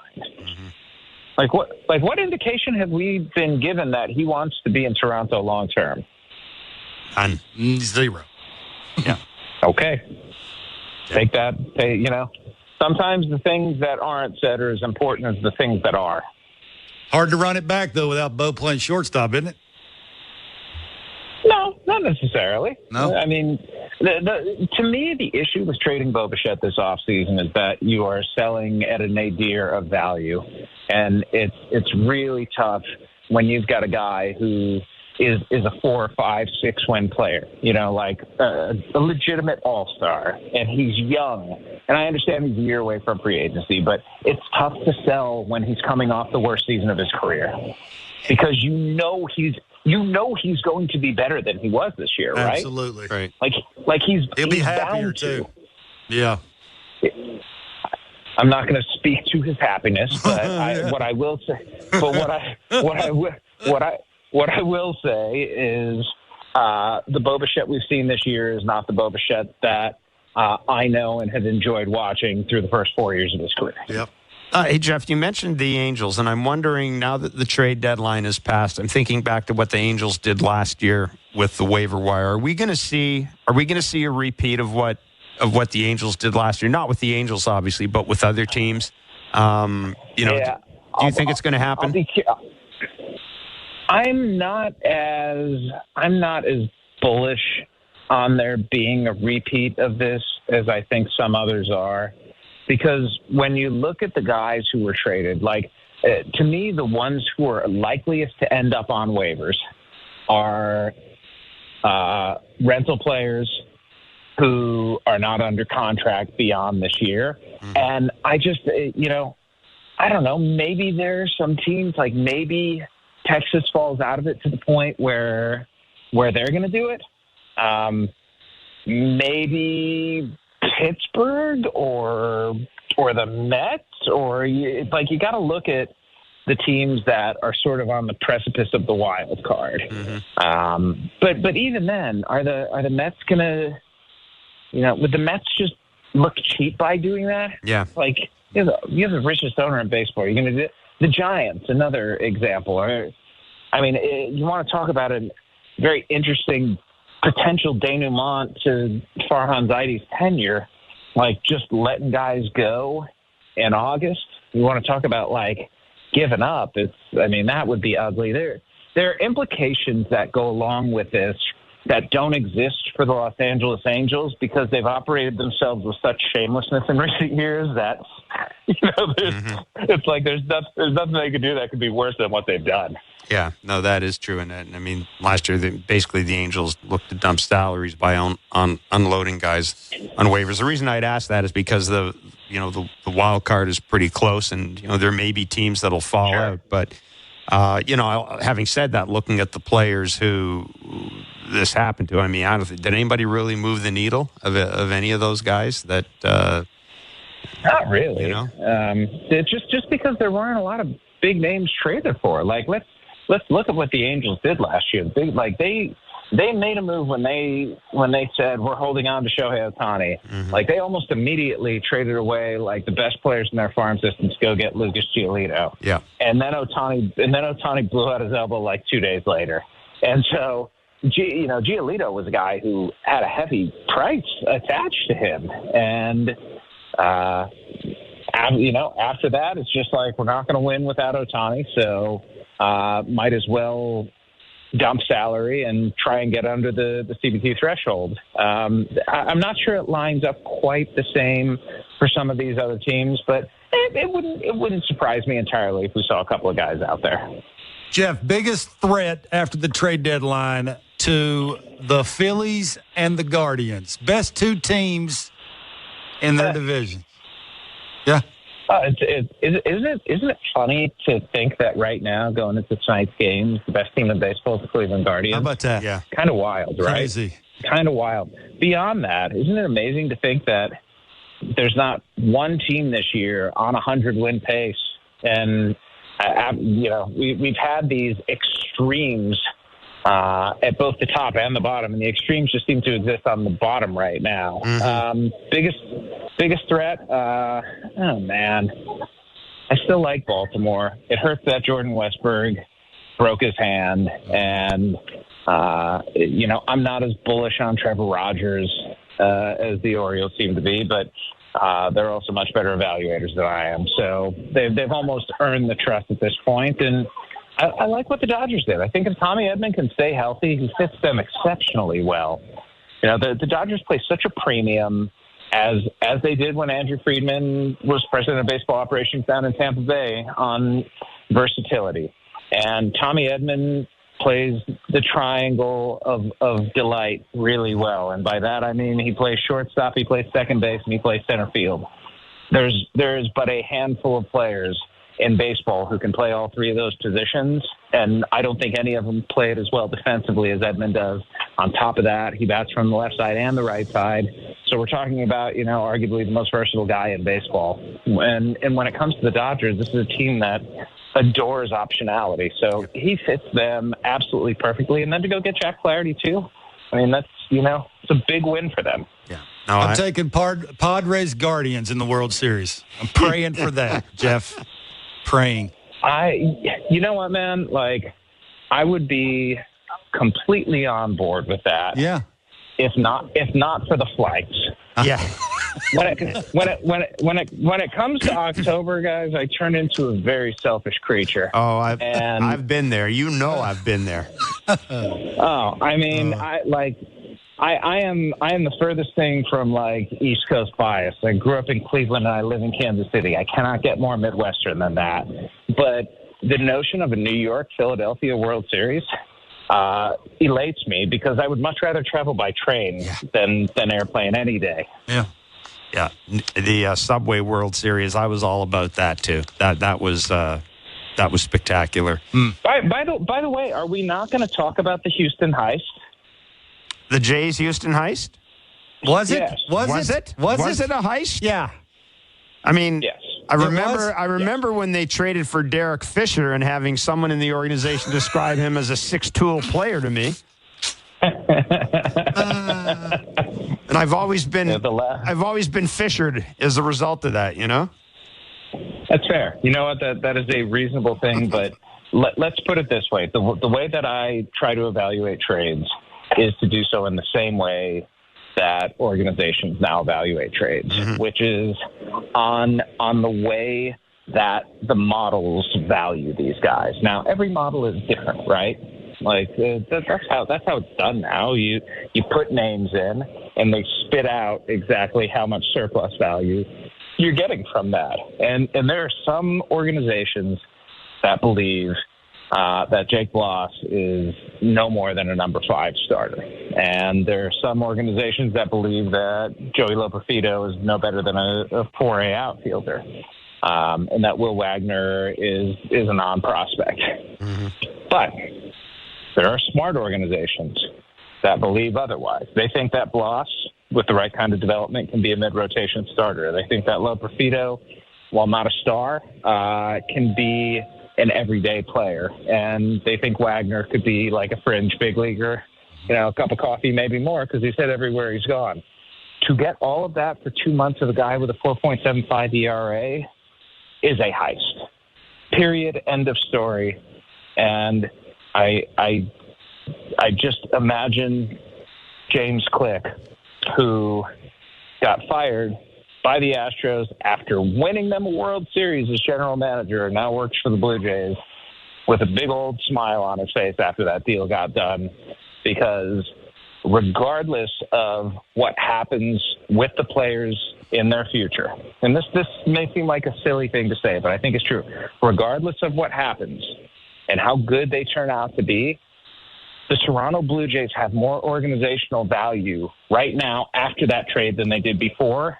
And that is how you take a step toward becoming a better system, a better organization, by making wins out of transactions like that. Boom.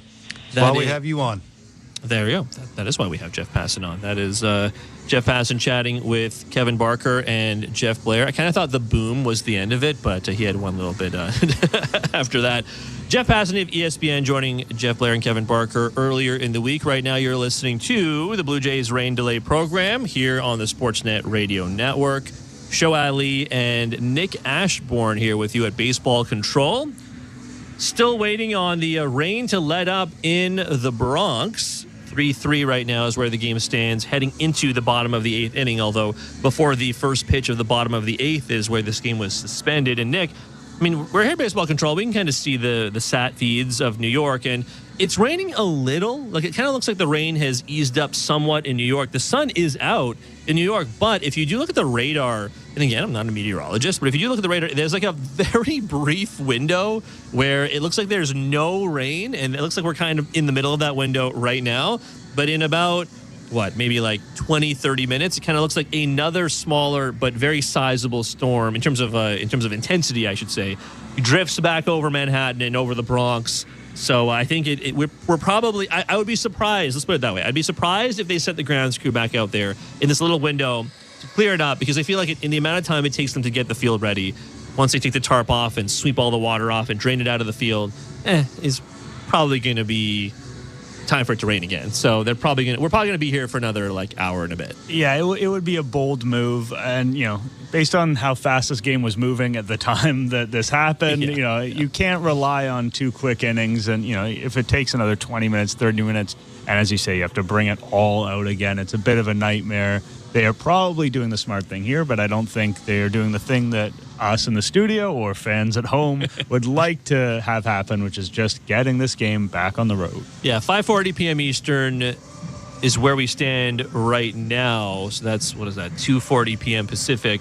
And it looks like at around, 6:20, 6:30, so about 40 minutes, the heavy rain starts back up right over the Bronx, and then after that, it looks like things clear up. So, I kind of wonder if around 7 o'clock Eastern, which is in about an hour and 20 minutes from now, I kind of wonder if we do get some more movement on the tarp, certainly, or just a time of first pitch. And because Yankee Stadium, most stadiums do this, but Yankee Stadium, they did this on Friday, but you'll see the graphic flash on the scoreboard, and it says first pitch approximately scheduled for, so-and-so time. So, we'll hopefully give you an update in the not-too-distant future. But we'll take your text, 590-590, name and location. You are certainly free to text us about anything you like. I wanted to read a couple more of these texts. First of all, Cal in Regina says, "Show, you nailed it. I'm listening to you from the wide-open spaces of a field of lentils in Saskatchewan.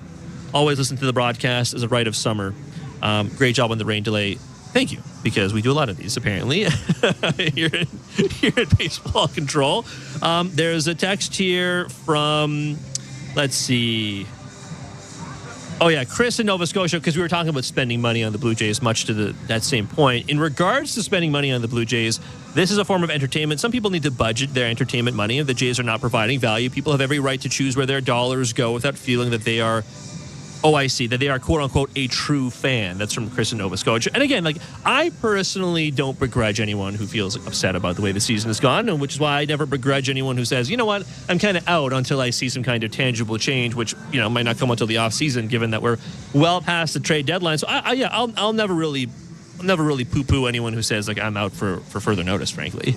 Don't get me wrong, as much as I'd like you to join us here on the broadcast, who am I to tell other people where to spend their hard-earned dollars? Yeah, this is for diehard fans and lentil farmers. That's who the rain delay show is for. But no, it makes perfect sense. Honestly, I get it. People's dollars don't always stretch as far as they want, and it's expensive to go to games and expensive to buy merchandise and all these things. So saying oh, you're not a true fan unless you do that? No, absolutely not. You can engage with it exactly in the way you want to engage with it, and that is totally valid. That's the point of an entertainment thing, is that you're getting literally what you want out of it. And people sometimes do have that, I don't know if arrogance is the right word, when they feel like they're the diehard fan and then these are the casuals have come along. But I think back to 2015, and when you had the Blue Jays in this massive playoff drought, and there was sort of this dedicated part of the fan base that was going to be with them no matter what, and even though the results hadn't been there year after year after year after year, that group of fans was willing to make the Blue Jays part of their summer, and then a ton of new people came aboard. And I think that made it more fun for everybody. I think people wanted to see the city alive and supporting the team, and that can happen. When the Blue Jays are successful, this city will get behind the team, and I don't think it's about who came on when. I think it's just about everyone coming together under a particular banner, and that's what makes it exciting, whether it's Blue Jays or whether it's supporting Canada at the Olympics or whatever it is. I think that delineating who's a true fan and who's a casual and who is going to X number of games is not really the purpose of the exercise. There's a text here from Guy and Maple. I only laugh because he talks about the hot dogs. He says, how not to manage... Geek calls in pretty often, so I know what he's talking about, but he's not a huge fan of John Schneider, Nick, and he says, how not to manage 101. John Schneider, terrible. I'm done with anything regarding John Schneider. And watching all those people doing their Joey Chestnut imitations, eating 15 to 20 Schneider hot dogs, get rid of all of them.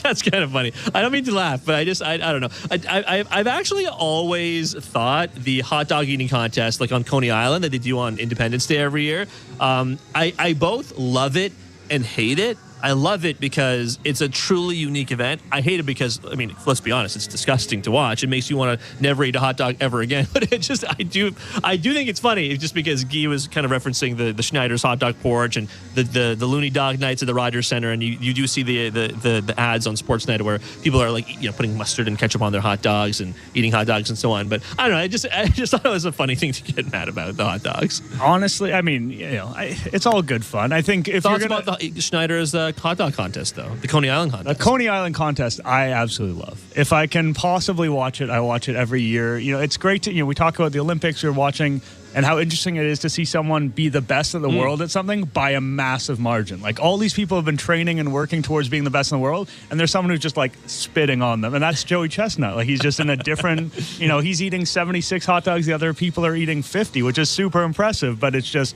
he's a freak of nature, one of the greatest athletes of our time.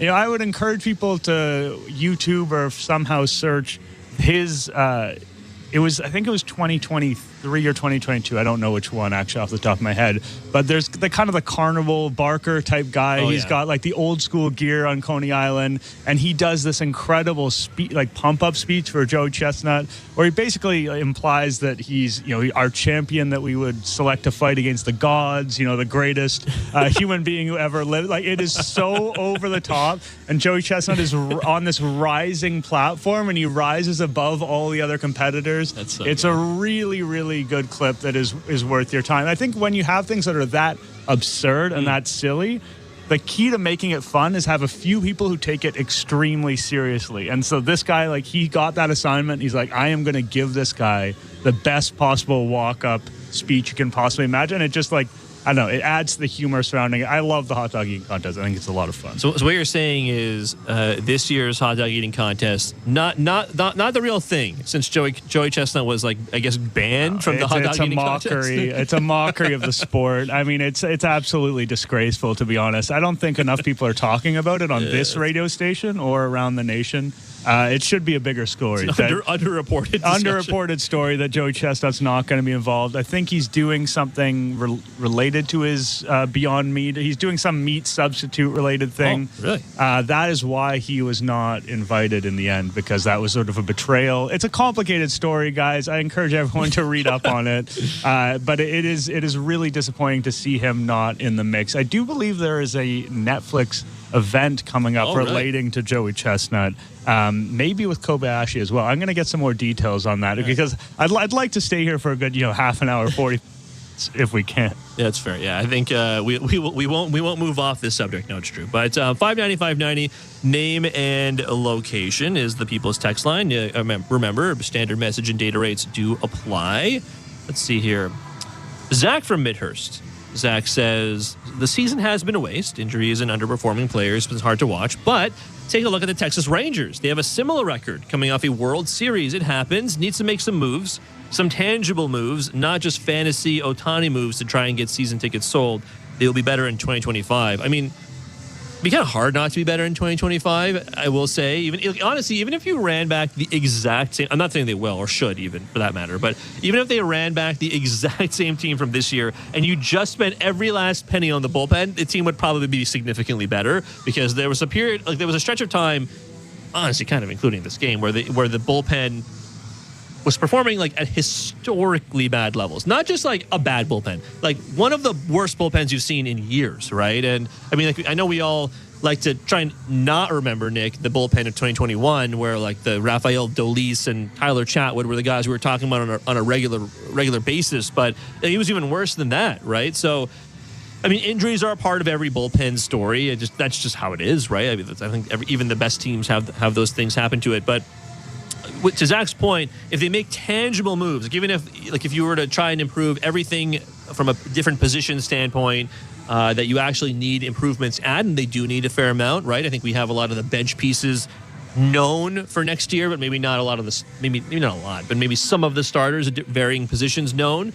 And certainly the bullpen and maybe one or two members of the starting rotation. But that's still a pretty big ask. When you go into the offseason, I'm fond of saying what's at the top of the Blue Jays shopping list. I mean, I would generally still say power is at the top of the Blue Jays shopping list, right? I think it's like a relatively easy proposition in terms of spending dollars to replace like a DH, for example. There's probably maybe the next easiest proposition is to replace a left fielder when it comes to power, especially if you have, like the Blue Jays do, an elite center fielder and a pretty good right fielder, even if George Springer is still being paid tons of money. But like they're still pretty good defensively, so you can get by with someone who's a little less than defensively in left field. But I mean, I do think if they make the right moves, it's not out of the question that they could contend for the third or second wild card. I think it's a separate conversation whether or not the second or third wild card should be what you're aiming for, right? Because you want to be in a position the Phillies are in. You want to be in a position the Braves are in when they're healthy. You want to be in a position the Dodgers are in, or the Yankees or Orioles, certainly. But I mean, not every team can be that. And as much as I'd like to see the Jays get back to that point or be at that point in the first place, I think if you're talking about retooling for next year and being better, quote unquote, better in next year, I think we're realistically talking about a wild card race. The road between the Blue Jays in terms of where they are and being an organization like the Dodgers, like the Phillies, like the Yankees or Orioles in terms of strength at the MLB level, there's just a lot of things that have to go right for them. They have to get the right free agents. They have to have some of these young players develop. Some of them exceed expectations. So I think you're right, Show, in that what you're shooting for when you're talking about improvement is to take a step forward. And taking a step forward is finding your way back into playoff contention. And, if you're a team hopefully making one of those wild card spots, and, it doesn't necessarily have to be the third one. Like, you don't have to be that much above 500 to really be in the mix for this stuff. And you're almost certainly going to see a better Bo Bichette. You're almost certainly going to see a better Kevin Gausman.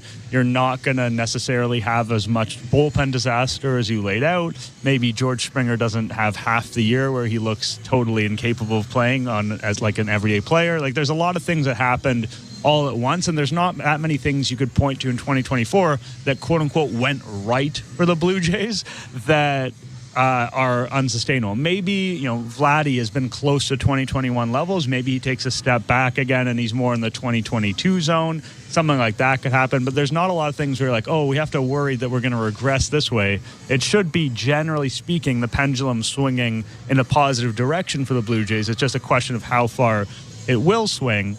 And I know people have listened to me say all that are really wondering about the Joey Chestnut Netflix thing. And it is Joey Chestnut versus Kobayashi. Unfinished Beef is the title, and it is on September 2nd. So keep a lookout for that. Two of the greatest to ever do it at the sport of sports, we can all agree, something that should certainly be at the Olympics. So what you're saying is you're going to be staying up until like midnight Eastern time, 3 a.m. on the Eastern time, midnight on the West Coast to watch that drop right away, is what you're saying. Well, in my understanding, Show, and again, we got to give as much detail about this as possible because the people really want to know. It is at 12 p.m. Pacific time, 3 p.m. Eastern. Oh, okay. So, it's a nice middle of the day type of event. There you go. Actually, someone texted in, Riley in Regina says, Joey Chestnut ate 343 mini donuts at this year's Queen City X in Regina. So there you go. So some Canadian content for old Chestnut there. Yeah, I mean, it's great to see him engaging with the fan base across the nation. A lot of stars, when they get to that level, they start to sort of lose the joy of the game and kind of engaging with the people. They become more drawn in. But, Chestnut's not like that. He likes to get out there to Regina and eat hundreds of donuts. I respect that. He's a man of the people, Nick. That's absolutely. He is a god in terms of his ability to eat food, but in terms of his personality, he's just one of us. 590-590, name and location. We're reading your text here during this Blue Jays rain delay program. There was, like I said, there was a brief moment in the Bronx in New York where the sun had come out. Actually, the camera panned up and there was a beautiful rainbow arsing over the I guess the whatever's behind Yankee Stadium, I guess, whatever's behind center field in New York. But it is gone because the rain looks like it's moving in once again. You can see the rain fall on the dugouts and kind of in the seats there and on the track, both in the infield and in the outfield as well. People had kind of come into their seats like that are not covered, and I think as it's rained, people are kind of starting to evacuate their seats again. But that's where we are. No Blue Jays baseball right now. Maybe we get an update in like an hour or so when this next little cloud has cleared out over Manhattan. But that's where we are. You're listening again to the Blue Jays Rain Delay program. Show and Nick with you until further notice, after which point we will return you to Blue Jays baseball. More text on the text line, though. Good afternoon, guys. This is from Maurice in Orangeville, Nick.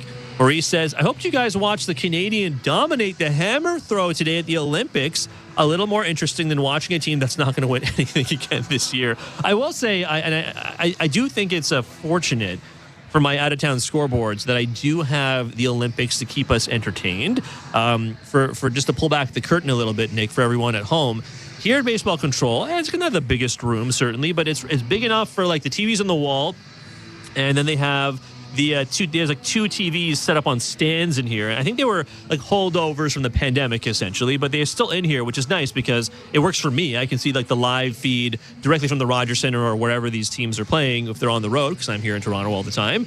And then there's a second TV, which we usually have put on like the away feed, just so I can see what the other team was looking at. But during the Olympics, we've been watching the live feed directly from France and the different parts of the country for the Olympics. So we did get to watch Ethan Katzberg launch one of those. I guess they're called hammers, but they're like balls on strings. They're like giant shot puts on like these little strings, essentially. But I gotta say, what an impressive showing from Katzberg. 22 years old. From Nanaimo, BC. He comes out and on the first throw launches that thing essentially 5 meters farther than anyone else managed in any of their other throws, and he wins gold. He effectively won gold on the first throw of the final. That's pretty crazy. Yeah, it created a weird environment because I think most people knew that he had won already, but you had to kind of play the whole thing out. And so, they showed the personal best before, and the personal best of almost all his competitors were under 80 meters, and then he throws 84. It's like, all right, well, it seems like he's won a gold medal.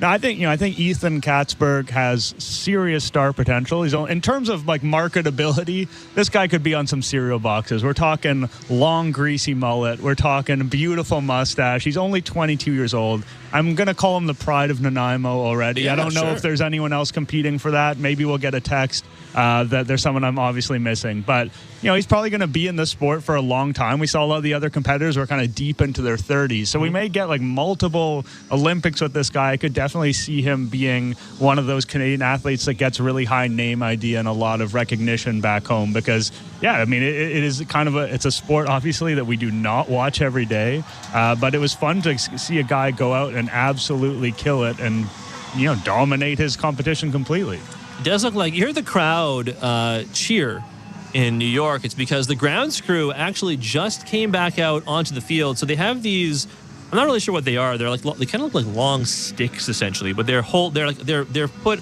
all around the perimeter of the square tarp, and it kind of looks like they're there to hold the tarp on the field. But the grounds crew pulling up, they're not stakes, but they're like, again, long flat sticks, but they're pulling up these sticks and are running the cart around the perimeter of the tarp. So maybe they are getting ready to pull up this tarp again. Maybe they're ready to play through some light rain because it looks like the angriest blob of this cloud seems to be moving past Yankee Stadium. It's still moving over Manhattan, but maybe it's enough for them to play through. But by the time they actually get things ready, maybe that means we'll get some baseball in the not too distant future. So the grounds crew currently milling about the perimeter of the tarp. We'll keep you updated when we know more. There's still no time for first pitch, but they are in the process of yanking up those sticks. Yeah, so here's some stats on Ethan Katzberg, just to wrap up on this, Nick. Because I was updating this on the out-of-town scoreboard, brought to you, of course, by St. Louis Bar and Grill. And the first event the first medal in the event for Canada in 112 years. And for Katzberg, so obviously he's the first Canadian Olympic hammer throw champion. He is also the youngest ever hammer throwing champion at 22 years old. And essentially on that first throw, 84.12 meters, which won him the gold medal, it would have won him every single Olympic competition in history, except for the Olympic record, which stands to this day from 1988. So that's, I gotta say, like, for being 22 years old and you just come out and dominate on the first, like, instance of your Olympic final, that's pretty impressive. Like, that's pretty cool, I gotta say. Yeah, and he doesn't even have dad strength yet, presumably. There could be another whole... as far as we know. Yeah, as far as we know. Again, I'm using sort of demographic averages here. I'm not making any judgments. And another cool thing about it was that his second best throw was an 82.28. And that would have been easily good for gold. Like the guy who came second didn't even clear 80. So my thinking here is that he should have gotten the gold and the silver medal. Like the medal should be given for the throws themselves, not for the individual athlete, because he was so much better. So he got robbed. He should have 2 medals. It's a disgrace. I think I'd go so far as to say that.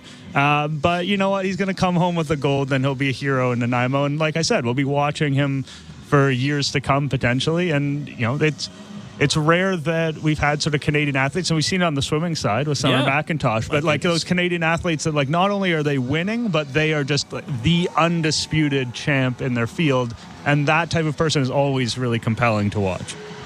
More cheers in New York because they are actually pulling the tarp off. They finished pulling up those sticks, so it kind of looks like they're getting ready to play. So maybe we get an updated time for first pitch in the not too distant future, but again, they're pulling off the tarp out there and dragging out the water into left field as they peel it off the infield. So we'll get that to you as soon as we find out if there is an updated time for first pitch. On the hammer throw, by the way, the women's side is Richmond, BC native Cameron Rogers. She is the world champion, Nick, and the world number 1 in the event. She is favored for gold. So we'll see how she does in the women's final, but that goes tomorrow. That's at like 1:57 p.m. Eastern. I guess that is 10:57 a.m. Pacific. So just keep that in mind.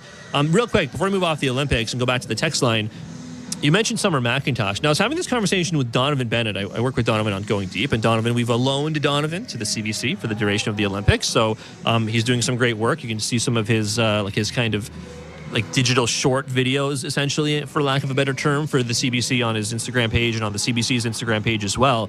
But I was talking to him about the closing ceremonies, and I kind of wonder, and there's still a lot of Olympics left, right? Like, we'll see what happens with the Canadian men's basketball team. They play on Tuesday against France, and if they win that game, they will, in some way, shape, or form, play for a medal at the Olympics. So a big game on Tuesday. But even though I know there's a lot left, and I mean, gosh, if they medal, you got to think Shea Gilders-Alexander is going to be the closing ceremonies flag bearer. And the only reason I say this is because I've been told by multiple people that the swimmers generally do not stay for the closing ceremonies because, let's be honest, if you had to pick a closing ceremonies flag bearer, it would be like a slam dunk choice to make it Summer McIntosh. Like, it's not even close. Like, the next pick, even if like the men's basketball team won gold, only one guy is going to be you can only win 1 gold medal for each of the people on that team. But like Summer McIntosh, the first Canadian in history to win 3 gold medals at a single Olympics, summer or winter, that is incredible. Like, she is a slam dunk pick to be the closing ceremonies flag bearer. Now, Penny Oleksiak a couple of years ago, or a couple of games ago, I should say, was the closing ceremonies flag bearer because she won a whole bunch of medals. So maybe they just simply ask, Summer to stick around for the next couple of weeks. But if it's not Summer, I wonder who you'd pick. Yeah, I mean, Ethan, as we talked about. No, I mean, Summer, if they can possibly do it logistically, it has to be her. I can't imagine it would be too much of a struggle from her perspective to, stick around and hang out in Paris for a week in the summer. It's not the worst thing someone has been asked to do in the history of humanity. So it's so historic that I'm inclined to believe that they'll bend rules and figure out schedules to make that happen, because that's what people want to see. Like, this is the name that has emerged from this Olympics from a Canadian perspective, and it's a truly remarkable achievement from her. And she's also such a young athlete that, like, she feels like she'll be someone that is with us for, potentially over a decade to come here. And she's 17 years old. Yeah, she's like I said, she is like the slam dunk champ. Or slam dunk pick, I should say, for the closing ceremonies. I think like she was so dominant, she was so successful. I feel like you just have to ask her to stick around with her parents, go watch some events, go take in the sights in Paris and in France, and then wheel out the flag at the closing ceremonies when allegedly Tom Cruise will do something crazy, as what I've heard, as the next Summer Games are in Los Angeles. Yeah, I mean, Tom Cruise has always been such a great representative for France. How could you ask anyone else to do a closing ceremony stunt other than Tom Cruise? That's truly bizarre that they've got him in the mix here. But also, I just don't think that the next Olympics needs like a promotional boost. Like, if people know it's going to happen in 4 years, it's not like, Los Angeles is coming up. I better start thinking about my travel plans. I think we can chill on that. But, there's like a bit of pomp and circumstance to the Olympics. I think that's why they do it. But allegedly, the reason I bring up Tom Cruise is allegedly they filmed like the part where he brings the torch to Los Angeles. He's gonna that's been filmed already, and he's gonna skydive into the wherever past the Hollywood sign or whatever in LA, and they're gonna do the bit where he like Mission Impossible steals the torch out of the Eiffel Tower or something live. I don't know. I don't know what they're gonna do, but that is what the expectation is in a couple of weeks of the closing ceremonies. I do have some good news for you. Excellent. This ball game is scheduled to resume at 6:15 p.m. Eastern. That is in 10 minutes, Nick. It looks like they're really expediting this process. I mean, they rolled the tarp off the field. The fans are kind of, sort of trickling back into their seats, but it looks like there are some players running around there, Yankees players, I think, running out there in left field. The grounds crew is with their their sweepers are sweeping the infield. They're taking they're peeling the smaller tarps off the pitching mound. It kind of looks like we are going to get some baseball in about 10 minutes. Yeah, this is great news in the sense that I'm pretty low on hammer toss chat and also Joey Chestnut. Like, there's just not that much left in the chamber at this point, so we're really reliant on this coming around, or things could have gotten pretty esoteric around here. Yeah, I think we might be talking more about like Noah Lyles or something winning the gold medal, but that's probably where we were headed. I wanted to read a couple more texts for you. 590-590, name and location. Sam in Toronto. I don't know about anyone else. I'm having a blast watching these brand new fresh editions. You can't say they're boring. And with the playoff chase pressure off, it's time to have some fun before the end of the season. Someone else actually texted about Grimp in Toronto. Says, hoping to catch Votto in Buffalo this week. Think it's a good bet.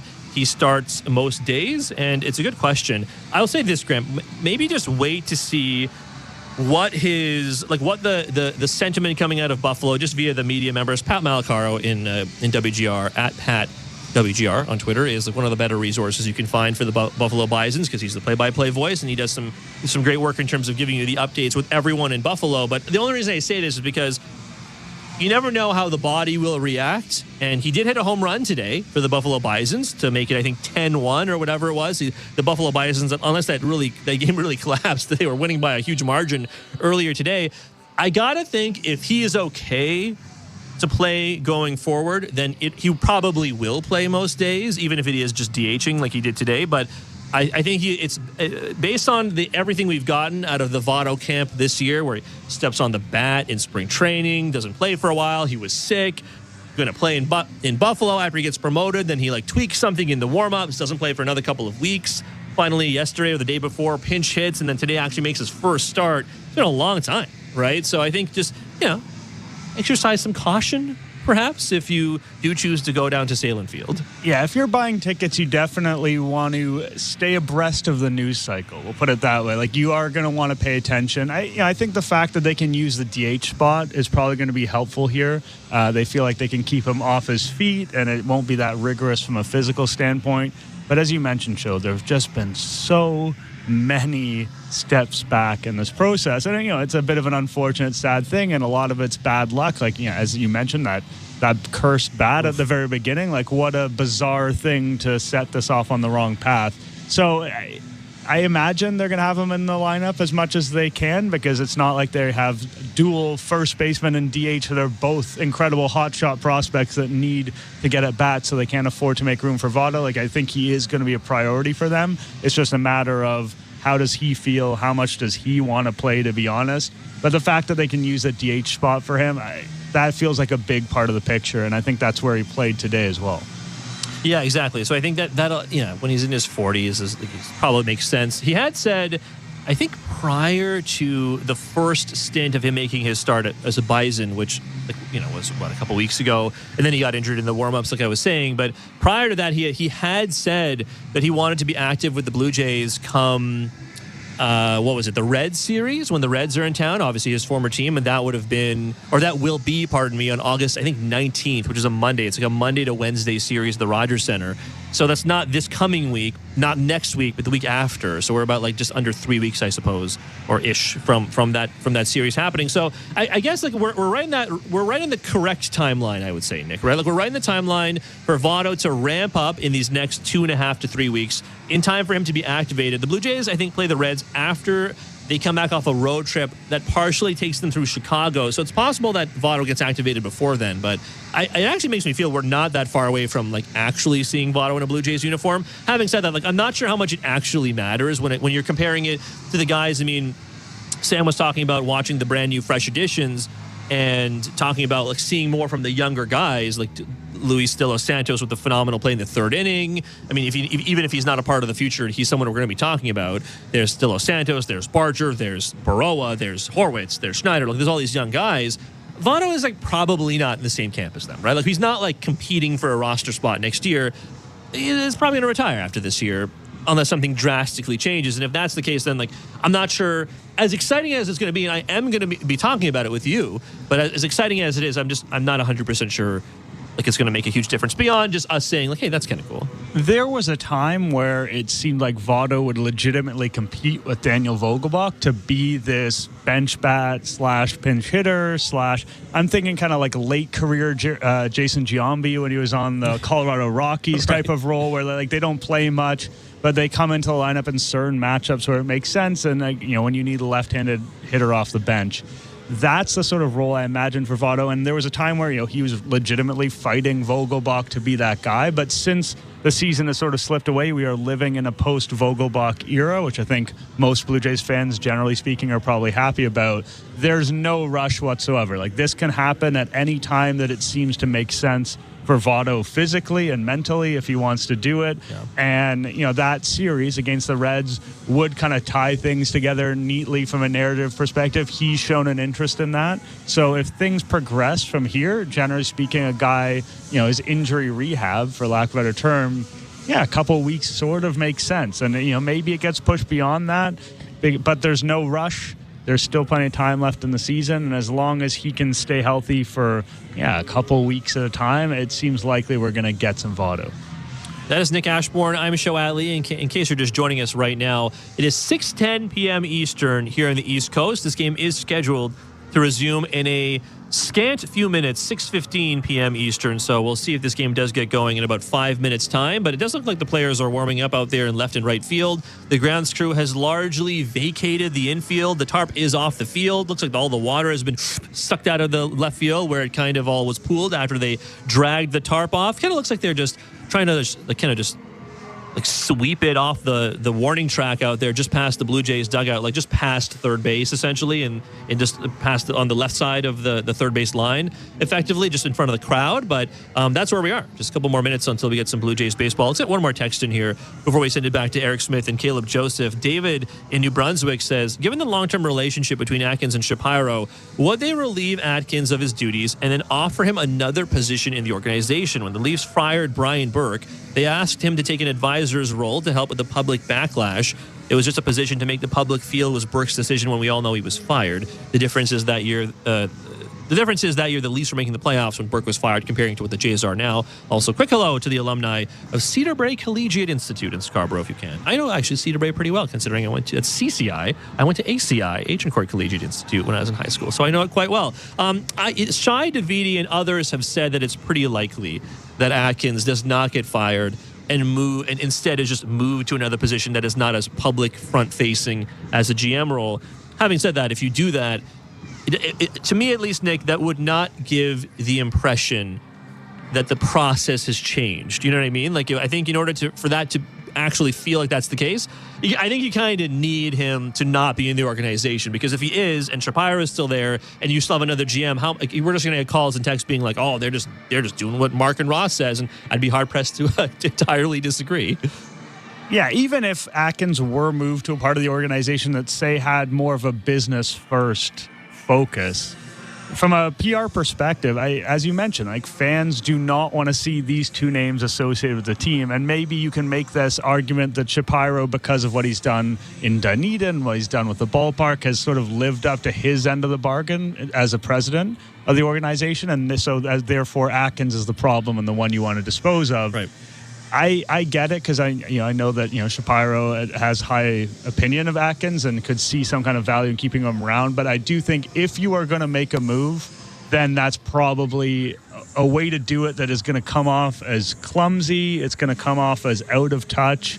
It's going to not satisfy anybody. And I think what you have to do is ask yourself, like, does Ross Atkins bring so much value in the supposed other position that I'm willing to sort of bungle this process from a public-facing perspective, which has always been their issue. Like, arguably, one of the things the Blue Jays front office's worst stat is PR. So you're going to have another PR fail if you do it this way. True. And I'm not saying that it might not happen. It may well happen this way. I could see it playing out like this, but it would be, I think, unwise for the organization because it would not help them get over the hump with the people who are doubting, as you kind of say, the process associated with decisions around this team. That is Nick Ashbourne. I'm Show Ali. You're currently listening to the Blue Jays Rain Delay program here on the Sportsnet Radio Network. But it certainly looks like we're going to go from the rain delay program back to Blue Jays baseball momentarily. Players now taking the field, pitcher getting on the mound. Certainly looks like we are not that far away. Ryan Burr, I believe, just took the mound for the Blue Jays. 3-3 is where this game stands as we head to the bottom of the 8th inning here across the Sportsnet Radio Network with a call of the rest of this game, Eric Smith and Caleb Joseph. All right, thanks very much, Show. We stepped away into the rain delay about an hour and 45 minutes ago, around 4:30 Eastern time. So, yeoman's work to Show and Nick. We're doing an almost 2-hour rain delay show. I just jogged on the spot for an hour and 45 minutes, and Caleb mowed down on some hamburgers. So that's right. Well done, fellas, in the side room. So Ryan Burr takes to the mound as we get set to start the bottom of the 8th. And I was asking Caleb in the delay over the last hour 45, the sort of what if. What if the Blue Jays hadn't scored that one run in the top of the 8th? Would this game have just been called? Would it? Or would they have sat around and waited to try and restart this thing? Yeah, great question. Probably would have just said, this game looks good. Blue Jays, it doesn't matter. For you all season, would you like to get an early head start on the way home? Is that how it goes, though? Like, would the Jays have the decision to make? Like, no, we want to ride this out and wait, or fine, whatever, we'll wave the white flag and give you the win? Like, how does that work? Yeah, good question. I do know that they meet underneath. The home team, the umpires, the league is involved, the visiting team. How that all turns out, I'm not sure who makes the final decision. I'm not even sure that the home and away team has to agree. Feels like sometimes the home team can decide, and if MLB allows the decision, they can just go with it. But I don't know. Looks like we've got a little bit of kind of movement going around on the defense for the Blue Jays side, as well as that long delay will shift some stuff around. So, to keep you updated then, as we are set to resume with Ryan Burr on the mound, it's now Joey Loperfido still in left, Varsho still in center. Addison Barger has moved to third base. Luis De Los Santos now moves over to first, staying in the game. Ernie Clement still at short. Davis Schneider still at second. And Stuart Baroa takes over in right field. So the big change is Barger, Baroa, and De Los Santos. 3-3, bottom of the 8th. Trent Grisham, 0 for 3 on the day for the Yankees, will be the first batter of this 8th inning.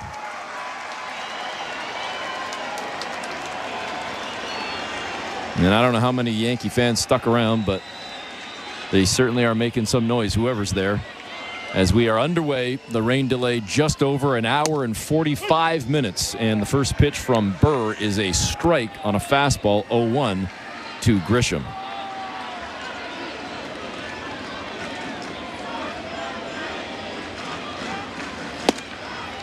Second pitch outside, 1-1.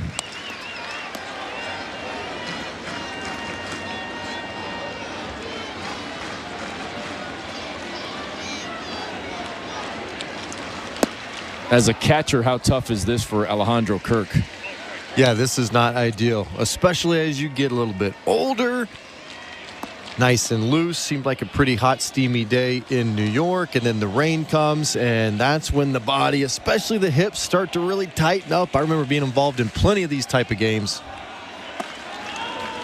as the 1-2's taken down and away from Burr to make it 2-2, and you try to keep moving around. It's so tempting, especially at Yankee Stadium, to go getting those lazy boys that they have in the visiting clubhouse, but you got to keep moving around to stay flexible.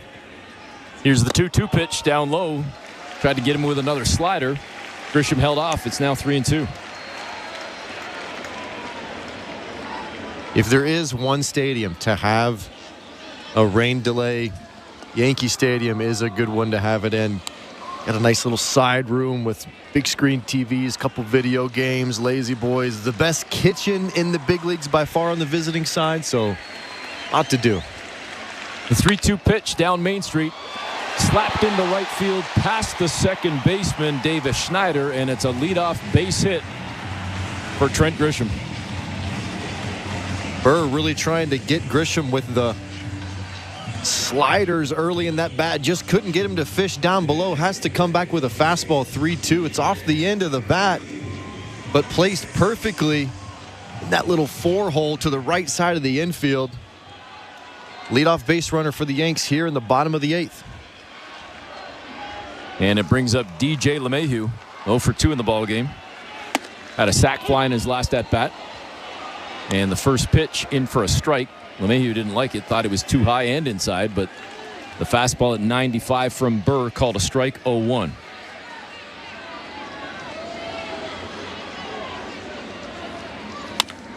And this one right over the middle of the plate, and a line drive hot shot right into the glove of Barger, who makes the stab at third, and there's one away. Could have been trouble if it was a little bit more to Barger's right, but instead it's right at him. And can't tell you how many times when you switch a position or come into the game as a defensive replacement, the ball just seems to find you. Barger had started this game in right field.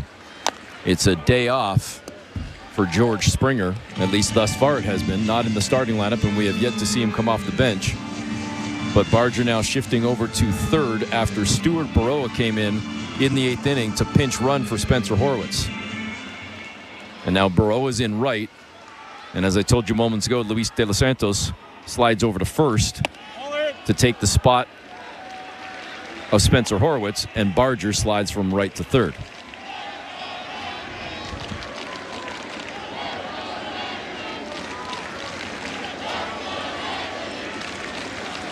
Gleyber Torres up now with a 1-1 count. And the second pitch was a ball, as was the third. It's now 2-1, 2 sliders, no good, in the dirt for Ryan Burr.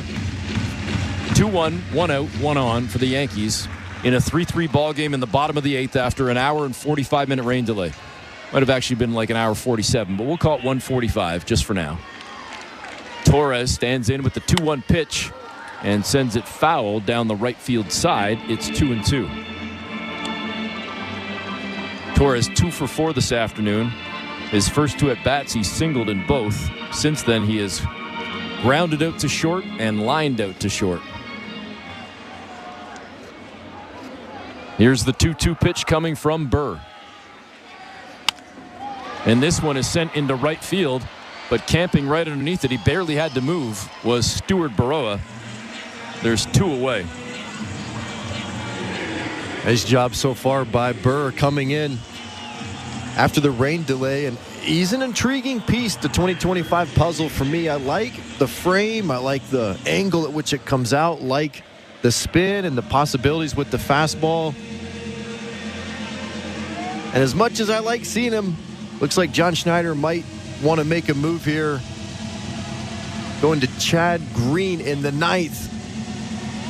We'll see. All right. Well, with that, like he didn't get enough work, we're going to go back to baseball control with Shohei Lee. Thank you, Eric. Let's check the out-of-town scoreboard. Brought to you by St. Louis Bar and Grill. We'll start with some Olympic action in case you missed some of it, even during this rain delay.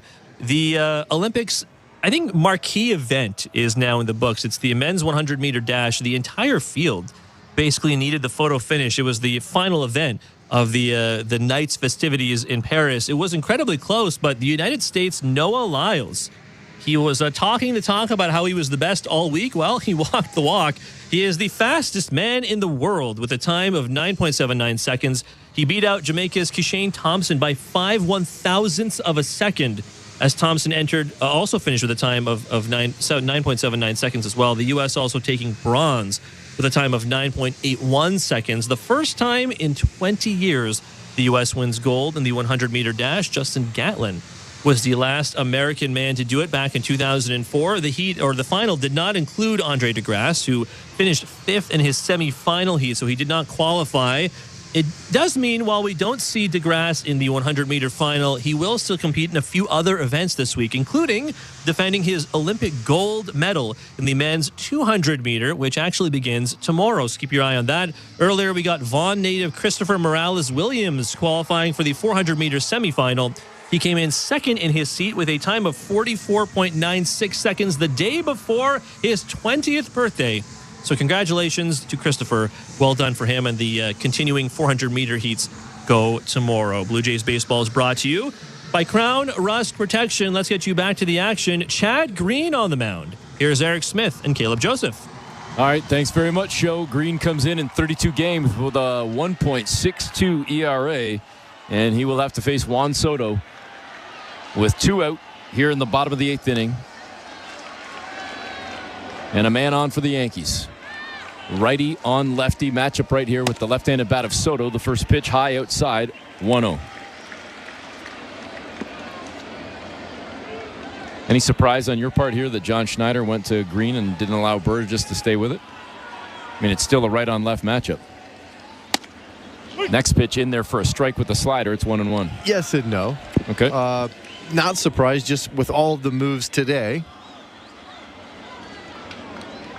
But yes, surprised knowing that there's already been a handful of Blue Jays relievers exited this game. Soto with a check swing, but that ball caught his bat. It goes foul down the left field side, and now he's down in the count 1-2. Rodriguez only goes 4 2/3. Brendan Little comes in. Zach Pop comes in. Ryan Yarborough comes in. Cabrera in. Burr in. Green. Who's left? So I guarantee you that John Schneider is kind of putting all of his chips into this inning and the 9th, and then extras is just going to be a total free-for-all. And Soto just turned on one, and it takes one quick hop off the wall in right field, but it got out so fast that the Yankees are held up at third. Trent Grisham not able to come around and score, and now Soto looks like he hurt himself sliding into second base just ahead of the tag. It's second and third for the Yankees with 2 down and Aaron Judge coming up. But we might have a little bit of a delay right now as the Yankees check in on the status of Juan Soto. It looks like it might be his right hand or wrist. I don't want to say for certain, as he's being tended to by the training staff right now. Yeah, it does look like something happened on the slide. Great play by Burrow in right field to kind of catch that carom off the wall. Fires it right in to Davis Schneider, who's trying to get the cutoff to relay home. Trent Grisham, because the ball was hit so hard and in that short porch in right field, he can't make it home. But Soto kind of gets caught in no man's land. He wants to go to second, and he ends up getting to second base, but there is a quick play throw to second base off of the redirection from Snyder in right field, and he really had to get on his horse and made a bit of an awkward slide as the throw from Schneider coming into second base for Ernie Clement is just a little bit up the line. So Soto's really diving in a way that kind of gets that, it looks to me like it might be his left hand or his right hand kind of jammed up a little bit. Right hand jammed up against the base as he's kind of trying to contort his body around the slide. They're out looking at him right now as we speak. There was an out there to be made if Schneider could redirect right away without hesitating, looking at home plate. They could have had Soto at second, would have ended the inning, I think. And with Aaron Judge up, you know for sure that John Schneider's not going to let him see any pitches, as he hasn't let him see any pitches pretty much the entire day, as this will be the third intentional base on balls that John Schneider is going to give to Aaron Judge. That will load the bases, so a lot of pressure, but Chad Green can handle it. Austin Wells up. Judge struck out in his first at-bat, had a base hit in his second at-bat, and then the last 3 have been intentional walks. Austin Wells takes the first pitch for a strike. Excuse me, he actually swung at it. I apologize. Fastball at 96 that he missed. And now he swings at the second pitch and quickly down 0-2.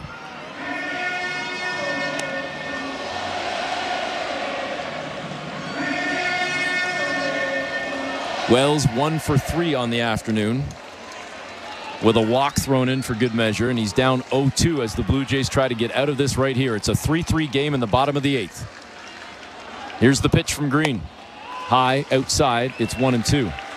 If you're just tuning in, yes, the game is still on. Yes, it did start at 1:30. That was 5 hours ago. We had an hour and 45-minute rain delay, and we just resumed play about 15 minutes ago. The 1-2 pitch. And Wells gets underneath it, skies it out into right field.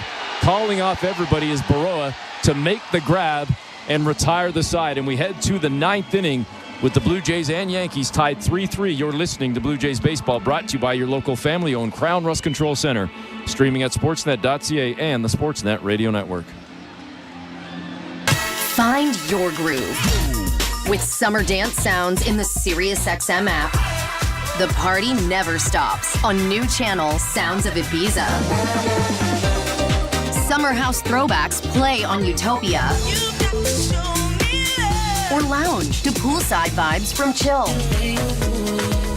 Find it all on the SiriusXM app. Tap in, turn up, and keep moving. Search Summer.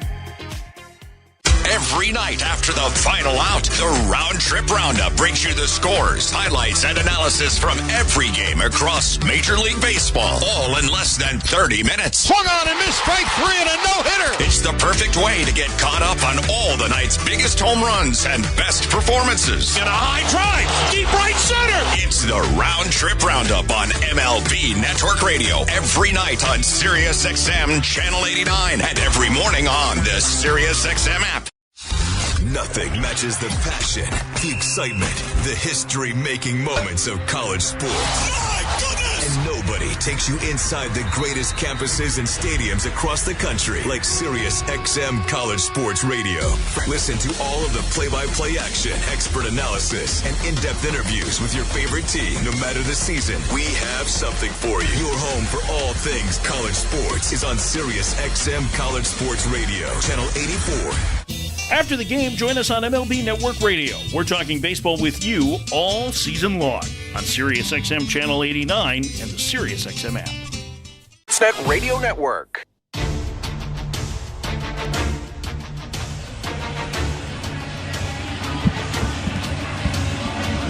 Welcome back. Eric Smith and Caleb Joseph with you as we get set for the 9th inning here.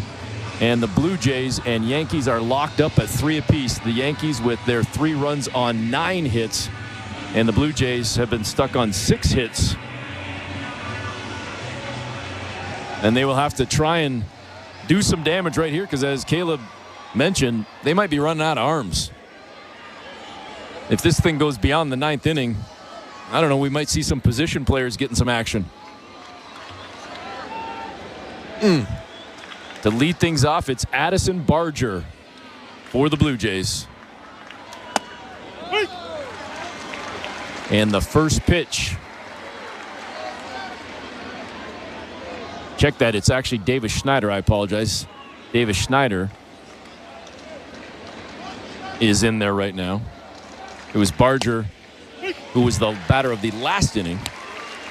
I should have known just from the mustache alone, but I was quickly looking down at my sheet to make sure that we had all the pitching lined up and everything else. And Schneider now quickly falls down 0-2 in the count here to start this 9th inning. Schneider working on a 1-for-3 afternoon, and he just struck out. He chased one outside. Aniel De Los Santos for the Yankees in to start this 9th inning. And Aniel gets the strikeout. There's one away. Basically got 2 pitchers left for the Toronto Blue Jays. Eric Swanson, Yariel Rodriguez both pitched in yesterday's game. They would be going back-to-back. There is an off day tomorrow, so that's a good sign. I'm sure there's got to be a stat for this, but is this the first time we've ever had a De Los Santos versus De Los Santos? Yeah. As Luis steps in to face Aniel in his first career Major League start for the Blue Jays today. He began the game at third. He's now playing at first. He's 0-for-2 on the day.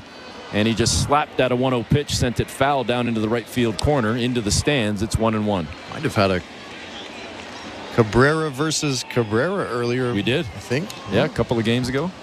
I don't know if we had it today. Maybe we did. The 1-1 pitch coming. And Luis De Los Santos sends it to third. It's bobbled by Chisholm for a moment, but he recovers quickly and throws out De Los Santos at first. There's 2 away. Ball hit right to Chisholm at third base, kind of flat-footed. Goes to exchange it. It pops right up, and he just kind of scoops it right back into the glove.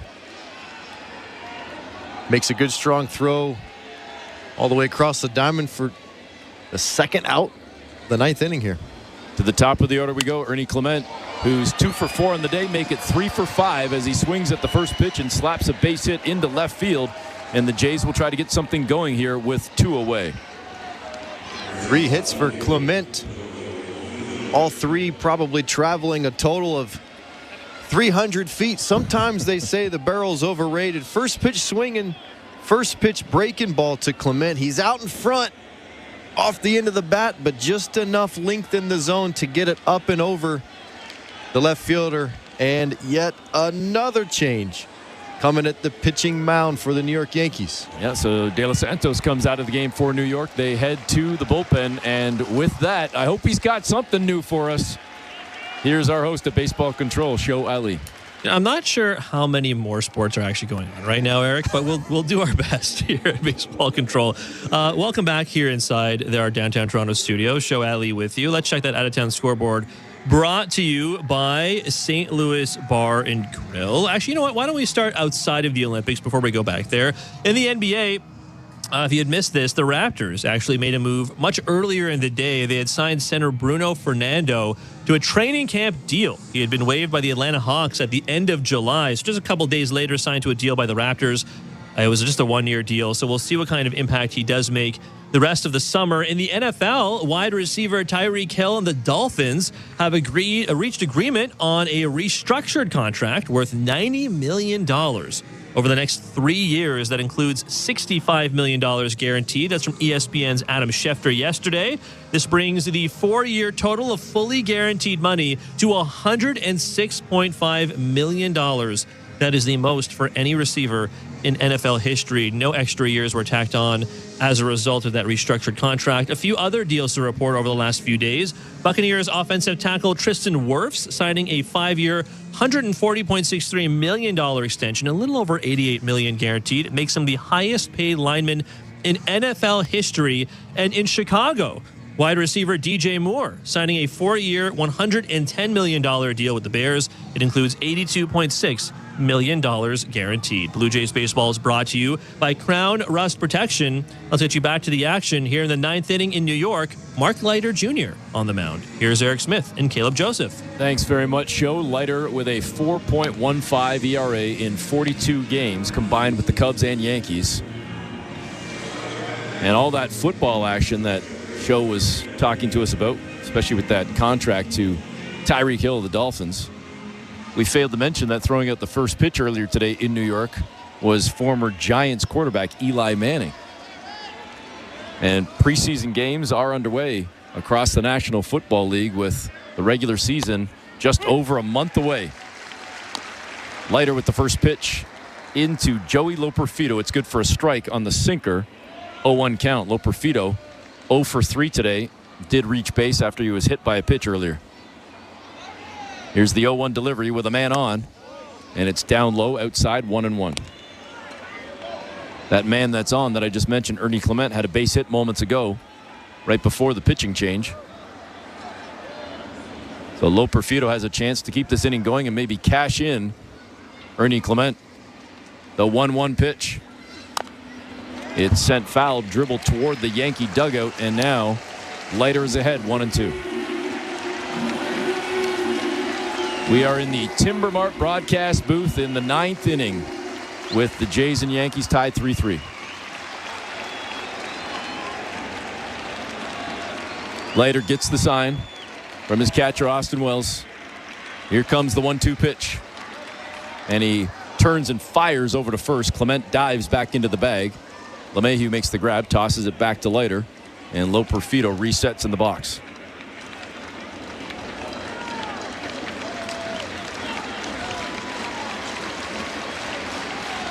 The 1-2 pitch. Swing and a miss. Loperfido bit hard on that splitter. He got all confused, and he strikes out. And to the bottom of the ninth we go with the Yankees and Blue Jays tied 3-3. You're listening to Blue Jays Baseball, brought to you by your local family-owned Crown Rust Control Center, streaming at sportsnet.ca and the Sportsnet Radio Network. If you're looking for a fun day, did you know the day before Monday? Junior J Sunday. You can paint your face, come and meet Ace and run base to base. On Junior J Sunday. So many things to do. You can bring your crew and even mom and dad too. Junior J Sunday. Sundays are for Junior Jays. Get to the ballpark early to enjoy outdoor activities before continuing the fun inside while you cheer on the Blue Jays. If you're feeling the song, grab your dad or mom, visit BlueJays.com. Junior J Sunday. We're twomenintruck.ca. We've got lots of men and lots of trucks, so get ready to be moved. Think 2 men in a truck, 2menintruck.ca. So when you gotta move, all moving day. Think 2 men in a truck, 2menintruck.ca. Cause all of us movers are not the same. So that's our company name, 2menintruck.ca. We're lots of men with lots of trucks, so give us a call today. This is Toronto Blue Jays baseball. Jose Barrios with a trio of strikeouts to end a scoreless 6. On Sportsnet 590 The Fan and the Sportsnet Radio Network. Welcome back to Blue Jays Baseball. Show Adley with you at Baseball Control. The Jays and Yankees tied at 3 as we head to the bottom of the 9th inning at Yankee Stadium in New York. Don't forget, we do actually, despite the rain delay, have Jay Stock tonight. Nick Ashbourne is here at Baseball Control with me. He and I will take your calls and texts once this game is over. 590, name and location. That's the People's Text line. Standard data and messaging rates may apply. I will throw out the numbers for you to call once this game is in the books. Blue Jays Baseball, as always, is brought to you by Crown Rust Protection. The Jays and the Yankees are tied at 3, heading to the bottom of the 9th inning in the Bronx. Here's Eric Smith and Caleb Joseph. All right, thanks very much, Joe. And we'll see if this game continues into extras or not. Green to Stanton to start things off. And Chad Green misses outside. Giancarlo Stanton with a tough day, 0 for 4. A foul out, 2 groundouts, and a strikeout. Obviously, he can just turn on one at any point. And now Green misses just outside on a fastball clocked at 94. He's down in the count, 2-0 to Stanton.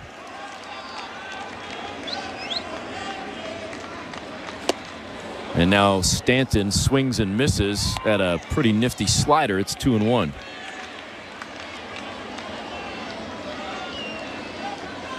Green gets the sign from Kirk, who drops down onto one knee. And Stanton sends this one into right field. It's down the line, and it was actually on the track there in right field, but nowhere close for anybody to get to it. So he's still alive at 2-2. Stanton with one swing of the bat can end this ball game. Got to really execute, especially if you're going to go down there with a slider again. The 2-2 pitch up high. Missed with the slider at 87. It's 3-2. I have seen a number of different hanging sliders just crushed from Stanton. 3-2. Wonder if Green will go heat piece or change it up with a slider. He came down Main Street with the heat. 96. Fouled off by Stanton.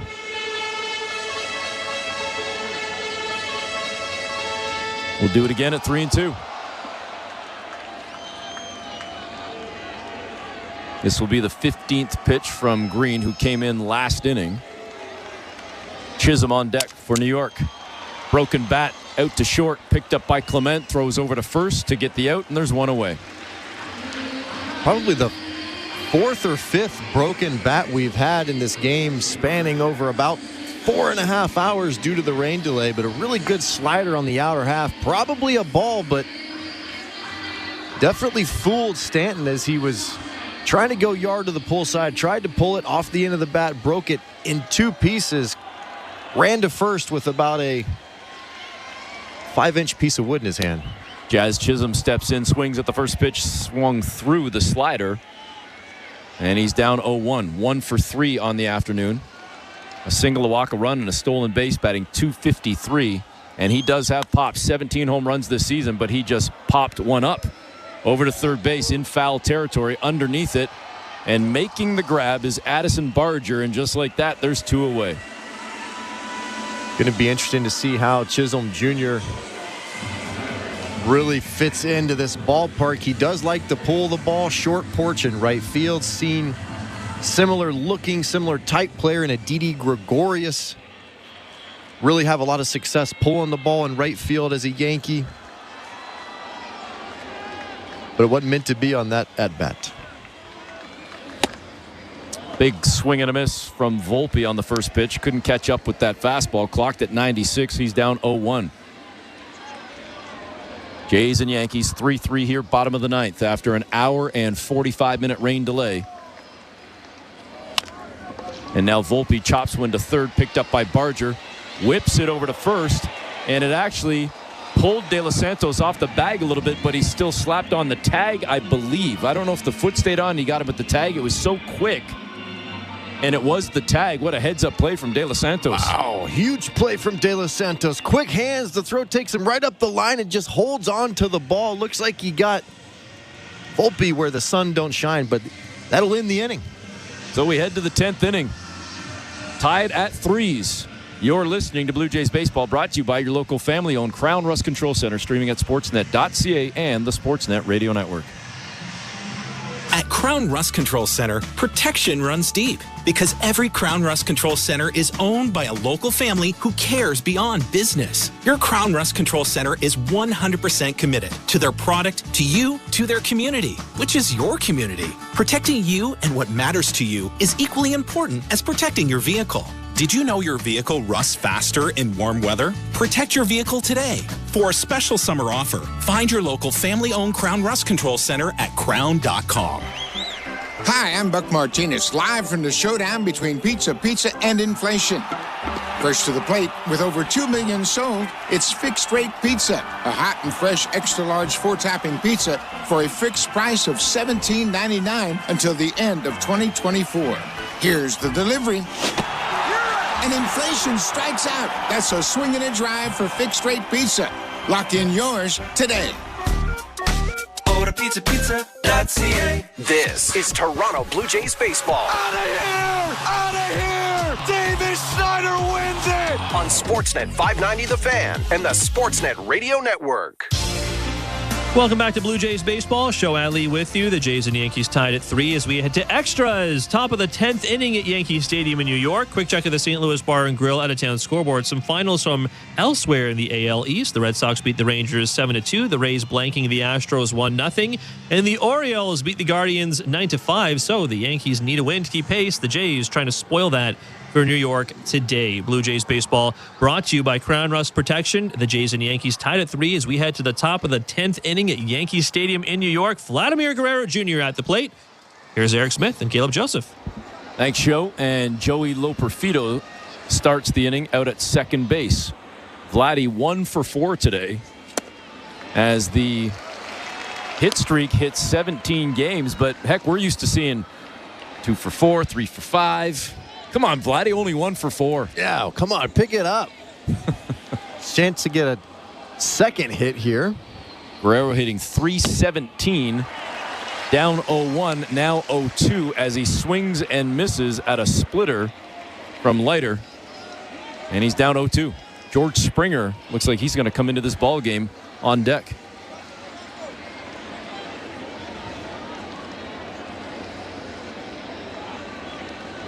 Leiter takes a moment, adjusts the ball in his glove, steps onto the rubber, gets the sign. Here's the pitch. And Vladdy, it came inside. He punched it out to center field, and it's an easy fly ball for Trent Grisham. Vladdy 1 for 5 now, and there's 1 away here in the 10th. Very similar type swing on that splitter as he had in the 8th inning.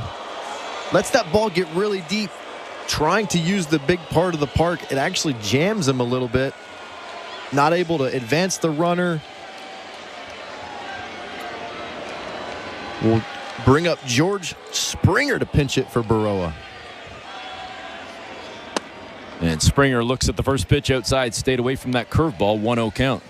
Springer actually has 33 career runs batted in against New York.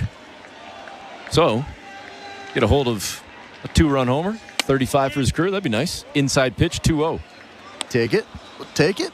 Springer for his career as well. 1 stolen base from having 100 in his career. So if he can get on and maybe steal a bag as well. So we're keeping an eye on Springer in a couple of ways. The 2-0 pitch. Oh, way high. Not a great frame job. And I'm not even the one that's the catcher. You are. That was awful. That's a ball 3.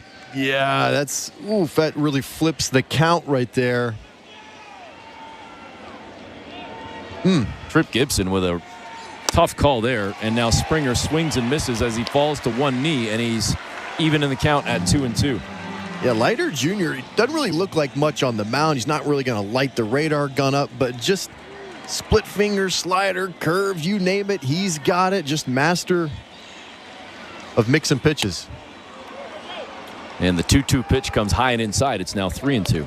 Sometimes those are the hardest guys to hit off of sometimes because you just don't know where it's going. You're trying to sit one zone, one speed, and they seem to just kind of play that cat and mouse game with you. The 3-2 pitch coming to Springer.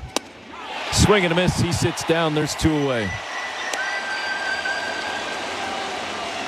Another whiff on a splitter. It's actually working really well for Leiter. There's obviously a ton of deception in the motion, in the tunnel, the lane, because it's not really a great splitter. It's kind of tumbling here and there, and it doesn't have a ton of super late life, but I think it appears to look like a fastball. Tons of out over swings.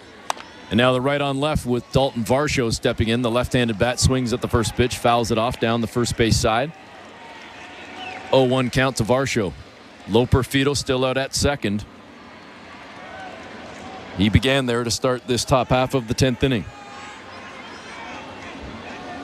The 0-1 pitch, way high, nearly got away from Austin Wells, but he makes the snag. A 1-1 count. 3-3 here in the 10th inning.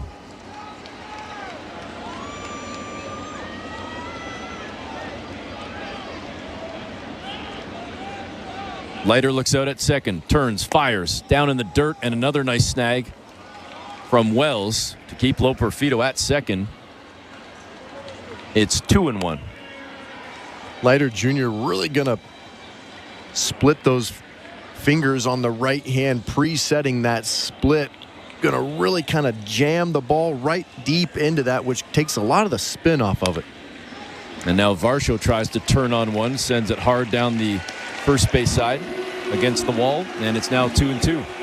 Whereas Gausman just kind of sets the fingers on the side of the baseball. Leiter Jr., he's just pushing his hand into his glove and jamming that split finger in between the pointer and middle fingers. The 2-2 down in the dirt, and Wells has been very busy in this at-bat. Had to make sure he protected that one. It's now 3-2 to Varsho.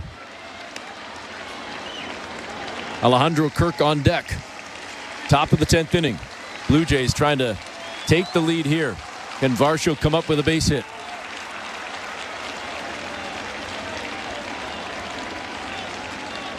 Here's the 3-2.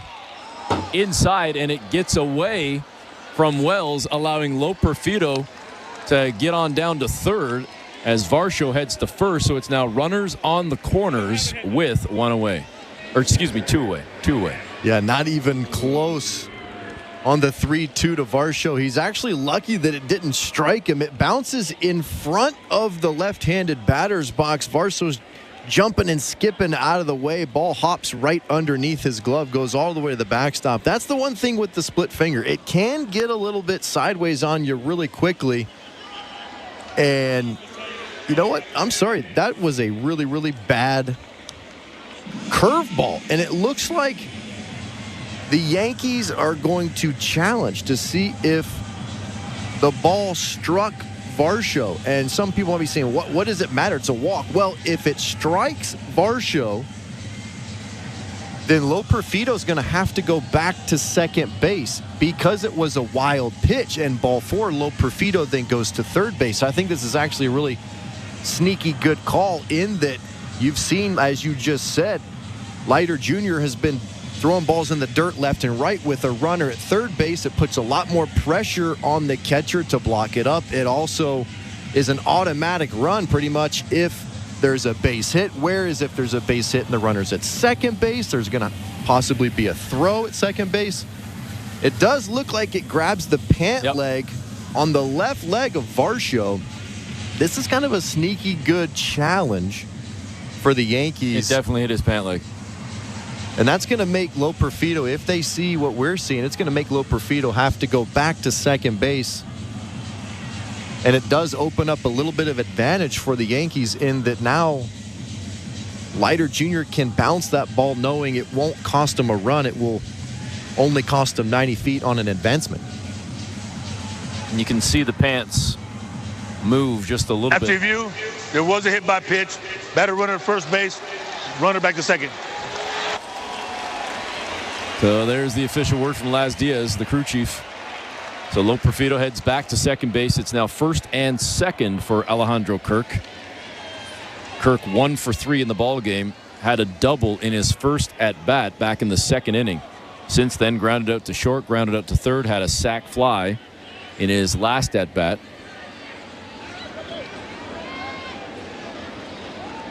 And now the Yankees have a meeting on the mound to discuss things, to figure out their game plan with 2 on, 2 out, and Kirk stepping in. Yeah, you really got to try and find a way to score one here. Yankees will have Grisham, LeMahieu, Torres, and then the feared Soto, Judge if it gets to that point. But you really feel like you're at a disadvantage if you can't score as the road team. If you don't score, then they go into the 10th inning with the runner at second base. Guarantee it, Trent Grisham tries to lay a bunt down. Now you're talking about the Yankees having an opportunity to hit something deep into the outfield, win the game.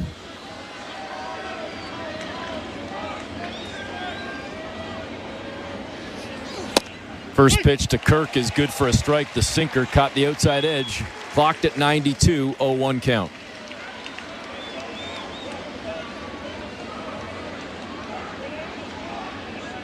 Loperfido with the lead at second. Varsho at first. Kirk swings through the next pitch. Might have got a little bit of a piece of that sinker, but either way, it's an 0-2 count.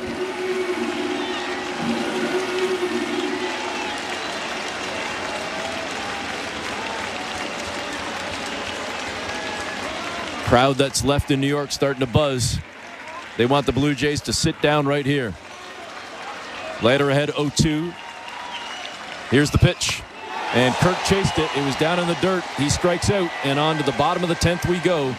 Still 3-3, and the Yankees will have a chance to walk off Toronto. You're listening to Blue Jays Baseball, brought to you by your local family-owned Crown Rust Control Center.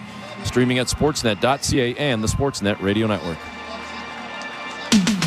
If you're looking for a fun day, did you know the day before Monday? It's Junior J Sunday. You can paint your face, come and meet Ace and run base to base. On Junior J Sunday, so many things to do. You could bring your crew and even mom and dad too. Junior J Sunday. Sundays are for Junior Jays. Get to the ballpark early to enjoy outdoor activities before continuing the fun inside while you cheer on the Blue Jays. If you're feeling the song, grab your dad or mom, visit BlueJays.com. Junior J Sunday.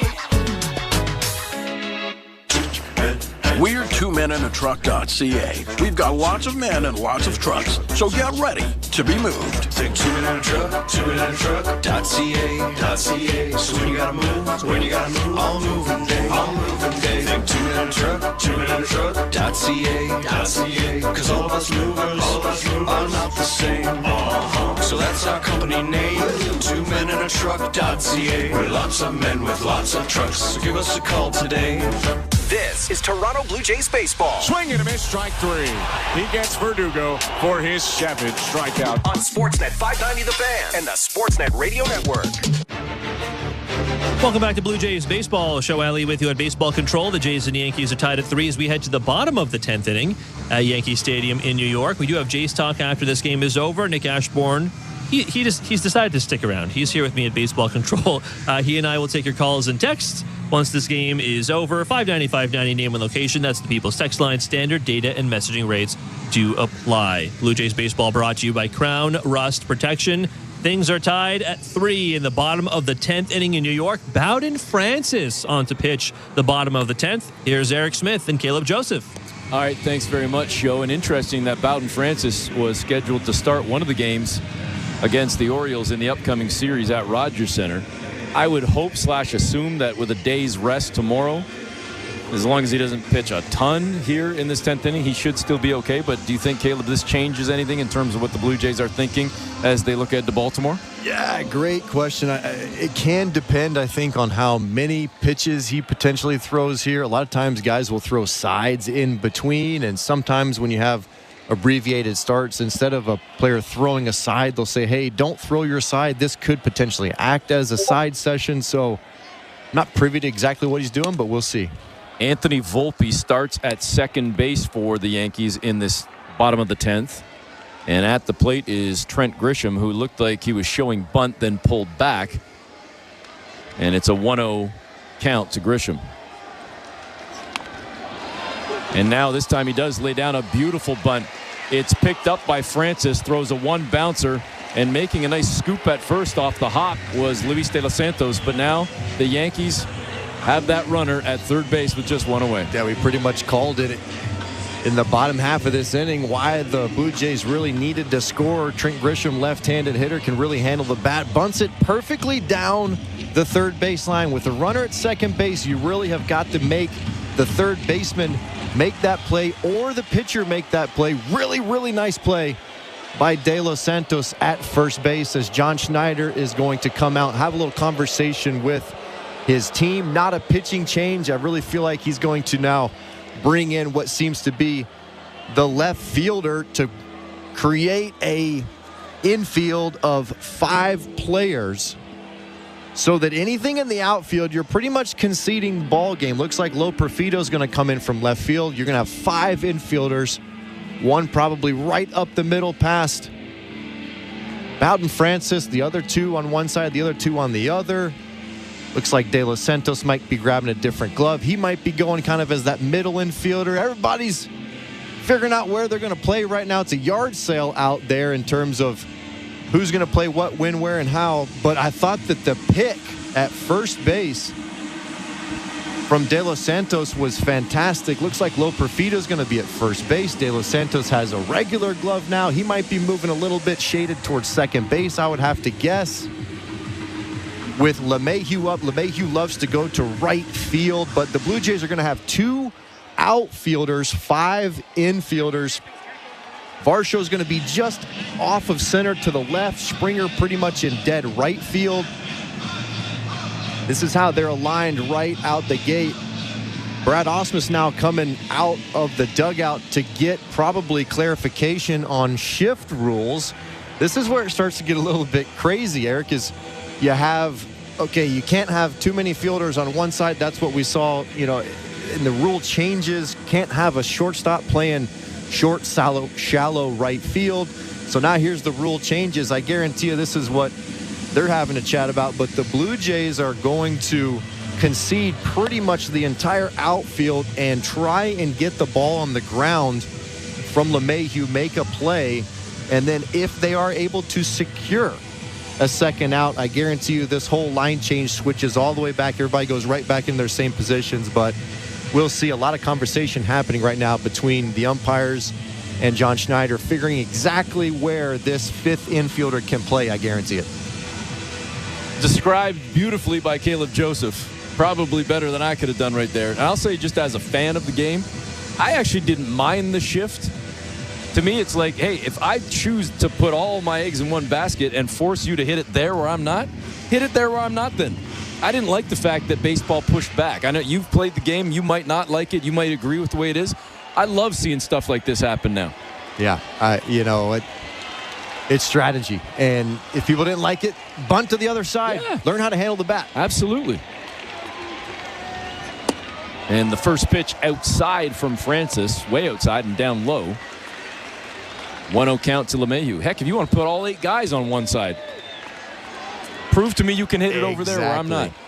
That's how I feel, but I'm probably in the old school category. The 1-0. And LeMahieu sends it foul down the right field side into the corner. It actually traveled pretty well, but it was deep into the stands. No doubt about that one. And it's now 1-1. One down here, bottom of the 10th. It was a sac bunt from Grisham that moved Volpe to third. So 1 away with the man on third. A 1-1 count to LeMahieu. And he sends it up the middle, and that's going to do it. The Yankees beat the Blue Jays 4-3 on a walk-off single up the middle from DJ LeMahieu. Well, the Blue Jays had the right idea in terms of bringing in a 5th fielder. They just had him on the wrong side of the field. The ball is right up the middle, shaded towards the pull side, the left side of the infield. And the extra infielder for the Blue Jays was on the opposite side, on the right side of the infield. It's a breaking ball that LeMahieu is a little bit out in front, but his direction is good. He hits it just hard enough. It was on the ground. They had the right idea, but that is the end of the ball game. Yankees walk it off, and the music is playing in New York. 4-3 Yankees beat the Blue Jays. We'll step aside for the break, come back and wrap things up and get you set for post-game coverage as Toronto loses in 10 to the Yankees. They drop 2 straight to New York to close out this series. You're listening to Blue Jays Baseball, brought to you by your local family-owned Crown Rust Control Center, streaming at sportsnet.ca and the Sportsnet Radio Network. At Crown Rust Control Center, protection runs deep because every Crown Rust Control Center is owned by a local family who cares beyond business. Your Crown Rust Control Center is 100% committed to their product, to you, to their community, which is your community. Protecting you and what matters to you is equally important as protecting your vehicle. Did you know your vehicle rusts faster in warm weather? Protect your vehicle today. For a special summer offer, find your local family-owned Crown Rust Control Center at crown.com. Hi, I'm Buck Martinez, live from the showdown between pizza and inflation. First to the plate, with over 2 million sold, it's Fixed Rate Pizza, a hot and fresh extra-large 4-topping pizza for a fixed price of $17.99 until the end of 2024. Here's the delivery. And inflation strikes out. That's a swing and a drive for Fixed Rate Pizza. Lock in yours today. Order pizza.ca. This is Toronto Blue Jays baseball. Kirk smacks it down the left field line. This one's got a chance. It's good. On Sportsnet 590 The Fan and the Sportsnet Radio Network. Welcome back. Eric Smith and Caleb Joseph with you. The Blue Jays lose in 10 innings to the New York Yankees. 4-3 the final. The Yankees scoring 4 runs on 10 hits. They had 1 error. The Blue Jays with 3 runs on 7 hits. No errors. But unfortunately for Toronto, they dropped the final 2 games of the series. They looked pretty good in Game 1, and they just couldn't carry that momentum into yesterday's ball game. Today, they jumped out on the Yankees early. They carried a 2-0 lead for at least a handful of innings. But then it got away from them midway through this ball game, and the Yankees ultimately make the comeback and get the win. 4-3 the final, and a huge win for New York, considering that Baltimore already won today, beating Cleveland 9-5. So it is still a tie atop the American League East with Baltimore and New York. Like the fight from the Toronto Blue Jays in this game. And if they're going to play games like this, I think it's incredibly entertaining. I think this is exactly what Blue Jays fans would like to see in a, quote, lost season, is just fun, entertaining games where the team doesn't give in. They don't give up. They really tried hard against Garrett Cole, and they really put him through the ringer a little bit.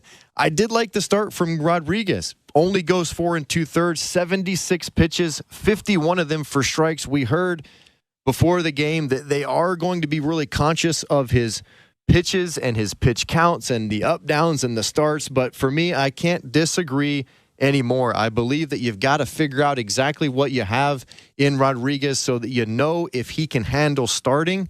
I know it is a work in progress. I know that they have a lot to do with him, but you've got to challenge him and figure out exactly what you have. Can he come back and give you 5, 6, 7 innings as a starter. And for me, it's all because of you're going to have to start bringing in bullpen piece after bullpen piece. If he can only go 4-5 innings per, you got to stretch him out. Again, Bowden Francis has to pitch in this game because it goes to extras, because Rodriguez can only go 4 2/3 innings. I understand there's going to be a lot of changes with this pitcher, but for me, they have got to really know what they're going to 100% have in him so that they know going into the offseason if he's going to be a bullpen piece or if he's going to be a starter. I totally disagree with them really watching where he's at in terms of pitches. He spent a third of the season on the IL, for goodness sake. And I know he's coming off of some heavy workload in the MPB and other leagues, but for me, this is the time to see what he's going to do if he bounces back. And he had a tough inning in the first inning, but bouncing back, and I love the way he did bounce back. He was shaking his head when he came out of that game. That tells me that's a player that really wants to stay in. I feel like the eye test was telling me that he was starting to turn the corner a little bit, and before he knows, he's taken out. Probably preset, probably certain limit that they were going to go, and I don't like it. I think you got to really figure that out. So there's my little rant, but I like the way the Blue Jays played in this game, and overall in the series, they do lose 2 out of 3, but they really made the Yankees work for it, and that's what you're looking for from all these youngsters. A lot of positive signs out of them. So the Blue Jays again lose in 10 innings to the New York Yankees, 4-3 the final. It's an off day for the Blue Jays tomorrow before they come back home on Tuesday to host the Baltimore Orioles for 3 games and then 3 more after that at home against the Oakland Athletics before Toronto then heads back out on the road starting on the West Coast. So Toronto loses 4-3, and they will still have a big say in what goes down in the American League East, at least for the next few days, as Baltimore is on tap. So no doubt there will be scoreboard watching with the Yankees as Toronto drops 2 of 3 in New York, thanks to producer Nick Blackmore, technical director Tom Young. For Caleb Joseph, I'm Eric Smith. Post-game coverage with Show and Nick is coming up in mere moments with J-Stock. You've been listening to Blue Jays Baseball, brought to you by your local family-owned Crown Rust Control Center, streaming at sportsnet.ca and the Sportsnet Radio Network.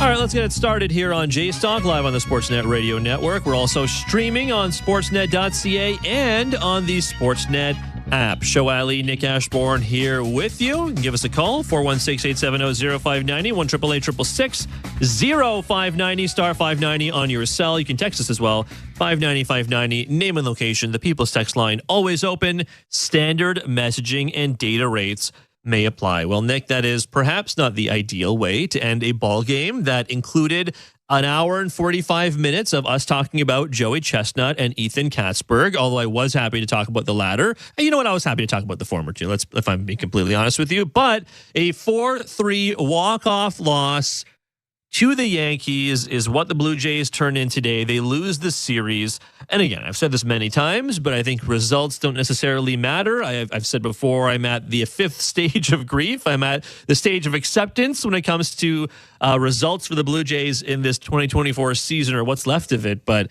it's still a tough way to lose when it comes to the delay. Not many pieces of the bullpen gave up runs. Chad Green gave you a chance at the end.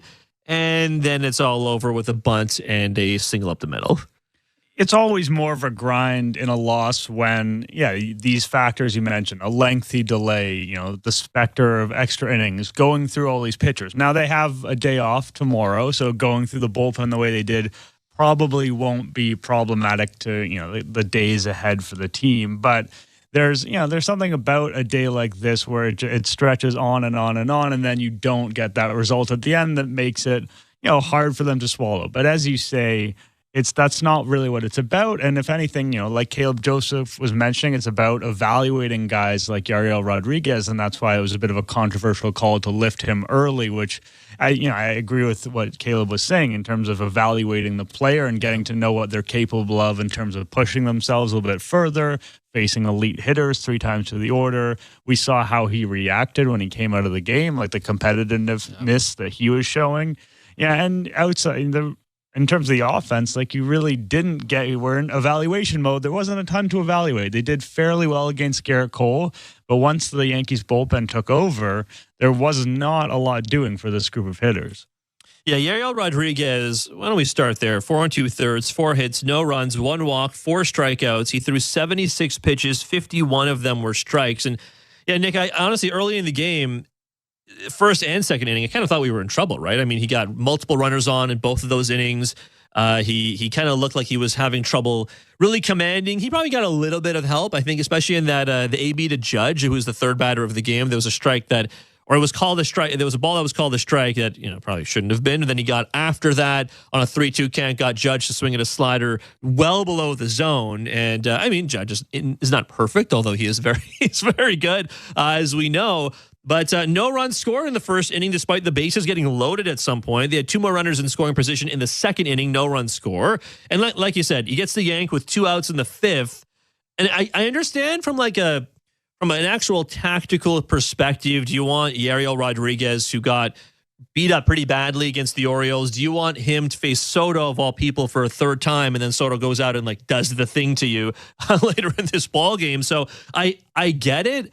But at the same time, I think there is, I've said this many times before, Nick, but there is a sweet spot between using what the spreadsheet says and what it says to, left-handed batter and Soto, dangerous batter and Soto coming up to the plate, going to see him for a third time. Don't want the starter to see that guy when he's been a little shaky as of late. I get it, in my brain, but at the same time, I just think with our eyes, we could easily see that he had seemingly found a groove, and it just seems, again, to your point, in a season of evaluations, the evaluations are not only about the position players, it's also about guys in the bullpen, and it's about the starting rotation too. And Yariel Rodriguez has not been a Blue Jay long enough for us to decisively know what he is. And I think the only way to know more about that is to let him pitch a little longer. Yeah, the move is defensible in the sense, as you mentioned, a matchup with Soto at that point, who had seen him twice. That's a really tough matchup. You'd prefer, in theory, to get a lefty there. Maybe you thought Rodriguez coming off such a brutal outing, you wanted to give him something to build on. So, there's that. We get him out now before things get really tough, and he can get away from this outing and say, we did such a good job with this. But at the end of the day, he is one of the few guys on the Blue Jays who's going to be on this team for a long time, just based on the length of his contract. And you want to test these guys. You want to see what they have. That's such a huge part of where we're at in the season. And we know that he can go, from a pitch count perspective, we know he can go into the 80s. Something in the 76 area where he came out, that is earlier than we've seen from him, even those special, super efficient outings. 416-870-0591, 888-666-0590, star 590 on your cell. Let's go to the phones. Adam in North York calling us up here on Jays Talk. Adam, what's up? Well, 2 things. First, I'm glad that they walked Judge as many times as they did intentionally. People are finally realizing the only way to beat this guy is essentially don't even pitch to him. Ever since Boston realized it, where they put him on base every time, and then they won all 3 games. It's the best strategy in the world. And then the one thing I wanted to later, I think what all the trading stuff was about is I think the owners are setting up for a lockout at the end of next season, because they're going to go for a salary cap and they're going to grind it out. So that's why you're seeing so many contracts ending at the end of next season. Adam, thanks for the call. When is the CBA end, Nick? Is that the end of next season? I'm not sure. It is the end of next season. I don't know off the top of my head. I don't. I will be completely honest. I think it ends. I want to say that when we had a couple of seasons ago, I think before the 2022 season. Yeah, because that was when Marcus Semien signed the contract with the Rangers. When he left the Blue Jays at the end of 2021, he signed the deal with the Rangers. I only remember this because he signed the deal, and I was kind of he's really trying to get the bag before they lock out the season. And then the season didn't get 100% locked out, but it started late. If I remember correctly, that was for 4 years. It is expiring after 2026. All right, so there you go. So probably not going to be a lockout next year. But probably not. And also, just on the salary cap thing, it's understandable that it's been something in all the other sports, whether it's harder like it is in hockey or softer like it is with the NBA. This is the one thing that the Baseball Players Union has kind of hung its hat on. The fact that they have been the ones to prevent a salary cap coming to their sport. that is such a hard line for the union that it would be very hard to envision a scenario that they give that up, because that is literally what they can say that they've done that the other ones haven't managed. Yeah. Unfortunately, what happens is sometimes the competitive balance tax effectively becomes a salary cap for teams. So even if the players union can say, we don't have a salary cap, there could be unlimited spending. Realistically, teams aren't acting that way anyway. So the players aren't really seeing the benefits of what that theoretical unlimited spending could be. And I mean, like to your point, when you look at the actions taken by even just the Jays at the trade deadline, they're far from the only team that does this. But when you look at what they did at the deadline, certainly they traded away all the pending free agents, and as a result, they got some prospects back. But you got to think a big part of trading Kikuchi and Turner and other guys making lots of money, IKF, was to get below that CBT threshold, which this year was $237 million. I think it changes year over year. So it's probably going to be a little more next year. But I mean, like, teams effectively operate, and I think the Jays have operated like that is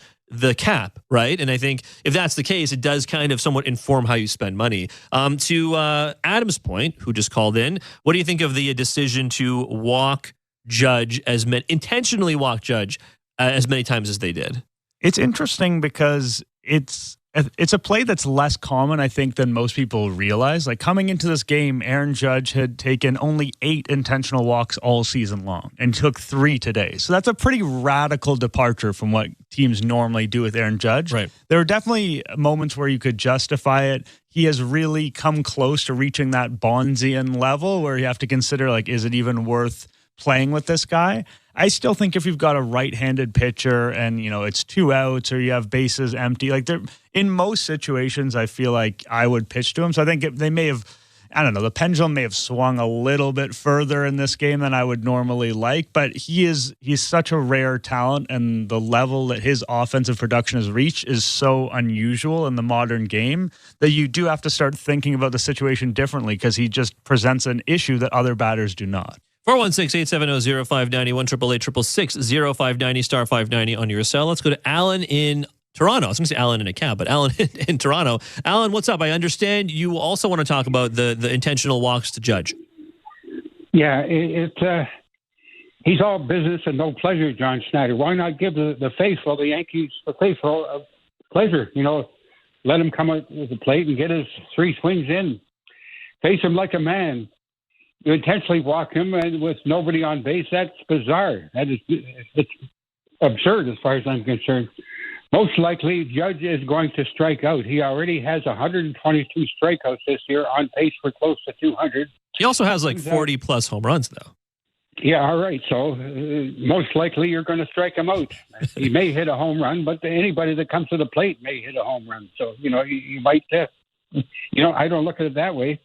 2022, he had 175 strikeouts when he had those 62 home runs. So most likely he's going to strike out. So just face him like a man. You do your best and throw him sliders, changeups, curveballs, whatever you need to get him to swing. I don't agree with that at all. John Business is just he's all business and no pleasure. If everybody did that, then Judge is not going to have any home runs. He's not going to be challenging the 73 home runs that Barry Bonds hit. Now he is. I wouldn't rule that out. But but Alan, do you care if he challenges the record? It gives us something to talk about. It gives us something exciting to talk about in the Yankee faithful too, and the Yankee. It gives the Yankee Stadium a circus atmosphere. So sure, I would like to see something like that. I go as far back as Roger Maris and Mickey Mantle back in 1961, and I went to Yankee Stadium twice that year, and it was absolutely fantastic the way people were talking and speculating, and it was just great. So I just love the circus atmosphere that it's going to create in Major League Baseball. It's going to create a lot of excitement as far as I'm concerned. All right, well, Alan, I appreciate the call. Thanks for calling in, man. I think like Alan brings up an interesting point about like where this conversation is, because I don't know. I think it was the fine decision to walk him, frankly, mainly because like Alan said, all business, no pleasure when he's describing John Schneider's decision. It's like he's not wrong, but at the same time, the pleasure wouldn't be the Blue Jays' pleasure if Judge hits a home run. Like, it's the Yankees' pleasure, and in theory, you are trying to prevent that from being experienced by the Yankees faithful, right? So I think it's for that reason I disagree. Like, it's not really I don't want to sound blunt, but like, who cares if Judge gets a home run or doesn't get a home run? He's still a tremendously talented player. Like, he might be the best hitter in baseball right now, even when you factor in like what Bobby Witt Jr. is doing and what Yordan Alvarez is capable of doing, and Harper and all the very talented premier hitters. Shohei Ohtani, obviously, can't forget him. Like, you know what I mean? Like, I'm not really sure it really matters. It is bizarre to see him get intentionally walked so many times. And I guess in theory, you could have the conversation about like, if you're just gonna throw him pitches on the edge, you know, is it worth taking the chance, and on the off chance your pitcher just hangs one by accident and then he puts it into the seats? I would probably say no, but I do understand the point that it's kind of boring. But at the same time, like, I don't know, it's not really the Blue Jays' problem, I would also argue. Yeah, the intentional walk where you're going to, quote unquote, be careful with them is just a bit of a soft move, because it's very easy for a pitcher to miss a spot. Suddenly he misses a spot, ball is over the middle of the plate, and what you're trying to achieve has not been achieved. And what you were hoping that maybe he would reach and ground one out. You're kind of playing with fire there. If you don't want to face him, then don't face him and put him on base. I do think the caller is right in the sense that, like, if someone walked every single time they came to the plate, that'd be one of the most boring players in the history of baseball. But it would also be the greatest offensive player in the history of baseball, because they would never have had an out and they'd have thousands of walks. So the math behind intentional walks is rarely going to go in your favor in that regard. Like, you are more likely to get Aaron Judge out than not. Like, that is the way the math works on it. His on-base percentage is .456 right now. So over 50% of the time, you are going to get him out. So there is an element of, you know, being afraid. I don't know if there's a judgment call to be made on, like, be a man, face him. I don't know. Like, I don't think you have to walk down that road necessarily, but it is true that when you are, generally speaking, when you intentionally walk a guy, you are playing against the numbers. And eventually that generally catches up to you. It didn't really catch up to the Blue Jays in this game, and you could argue either way on some of them, because he's been so good. He's been the best hitter in baseball.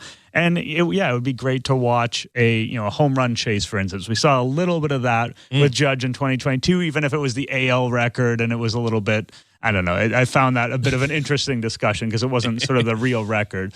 But they juiced the balls for Judge. They did it, Nick. That's a whole another hour, 45-minute show we could do on that. But realistically speaking, like, the Blue Jays don't owe him that. They don't owe the Yankees that. That's not something they need to concern themselves with. And if there were a situation where Judge were in a home run race and he started getting walked a lot, I'm sure that would be a talking point. But as I said before, like, it happens less than people think. The most he's ever been intentionally walked in a season is 19 times. Like, that's a very small percentage of your at-bats. Yeah.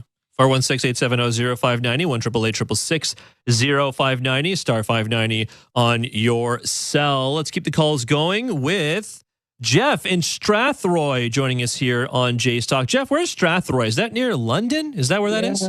Just outside of London. All right. What's up? Oh, you still there, Jeff? Okay, right. Well, the connection outside of London, not so great. You offended him with the inquiry about there you are. Go ahead. Yeah, sorry about that. Yeah, go ahead. No, I just wanted to say it sucks the season's gone the way it has, and instead of pointing fingers, and there's enough blame to go around, but I'm excited to see the young guys just see what they have. And my question was, why don't they talk about losing games for better draft picks in baseball like they do in hockey and other sports? It's a fair question, Jeff. Thanks for the call.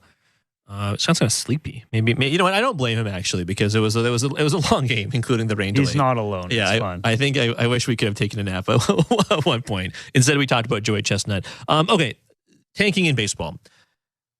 When it comes to tanking in baseball, I mean, I feel like this conversation is a little late because we're past the deadline now, and because you can't trade draft picks, which is always kind of a bummer. I kind of honestly, with the CBA talks, whenever that does happen, I kind of hope they do eventually change that. I don't know how you feel about trading draft picks in baseball, but I kind of would. I think that'd be really interesting personally. But to the caller's question, Jeff, the way the MLB has now, Nick, disincentivized tanking, right? Because you can get a top 10 pick one year, and depending on where you are, and a whole variety of rules, you might not get another top 10 pick another year. And the Blue Jays almost certainly are going to get a top 10 pick this coming season, like next season, in terms of the MLB draft 2025. But if they're bad again, quote unquote, it's I feel like unlikely with payroll and success rates and all these things. They're probably just not going to have a top 10 pick, even if they're equally bad the next year, the following season. So just MLB has done this pretty recently, like in the last couple of years, essentially,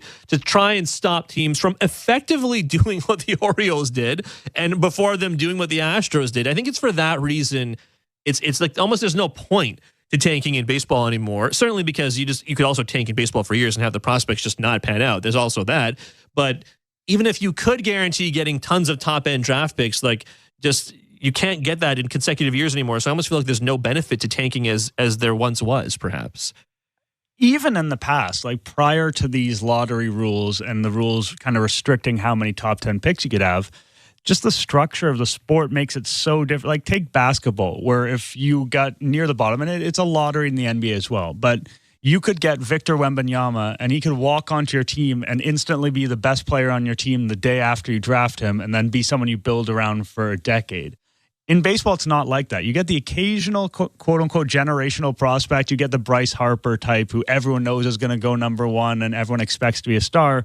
But that's fairly rare because these guys, especially, the guys with the most talent are often being drafted out of high school and being identified at that age. You're talking about 18-year-olds, guys who are going to maybe play in the big leagues at 20, 21, 22. It's years and years later, and so much can happen in that time that there's a lot more uncertainty associated with baseball prospects. They often have to go through literally like rookie ball, low A ball, high A, double A, triple, like many different levels to get there. And their development could go off kilter at any time at any of those levels, injuries, all sorts of stuff. So it's not the same as NFL where you show up to the draft and you get a quarterback and your fans give you a massive round of applause and suddenly your franchise is a whole different franchise. In baseball, it's just much harder. And one player also doesn't make an impact quite in the same way. Like we saw with the many years of Mike Trout's greatness, never really resulting in anything in Los Angeles because you need the whole roster. Guys can only hit 1/9 of the time. You need 5 different starters. It's just not the same as it is in other sports where you get one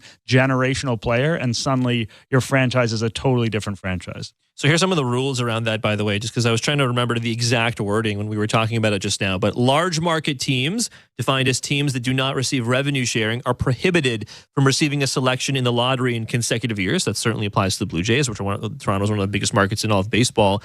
Small market teams, revenue sharing recipients, are prohibited from receiving a selection in the lottery in 3 consecutive years. Clubs that are ineligible to receive a lottery selection in future years due to these restrictions will be permitted to select no earlier than 10th overall. So the MLB has, as a result of the CBA that was negotiated back in 2022, which we briefly talked about, has instituted, I guess, the most restrictions of any of the 4 major sports. Like the NBA, for example, there are no restrictions on picks. For example, in the NFL, there are no restrictions on picks. The NHL, I think the NHL, there are some rules about like how much you can move up in the draft, right? It's like a team can move up no more than 10 spots. And I think there's some rules on winning the lottery like twice in a 5-year period. But like that's kind of pretty light in terms of what the MLB has going forward as well. 416-870-0590, 1-888-666-0590, star 590 on your cell. Let's go to Russ in New Jersey. Russ, what's up?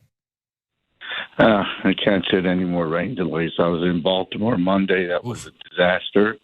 And today I was there. I still don't know why I go. What did you do during the rain delay, Russ? Like, where'd you go?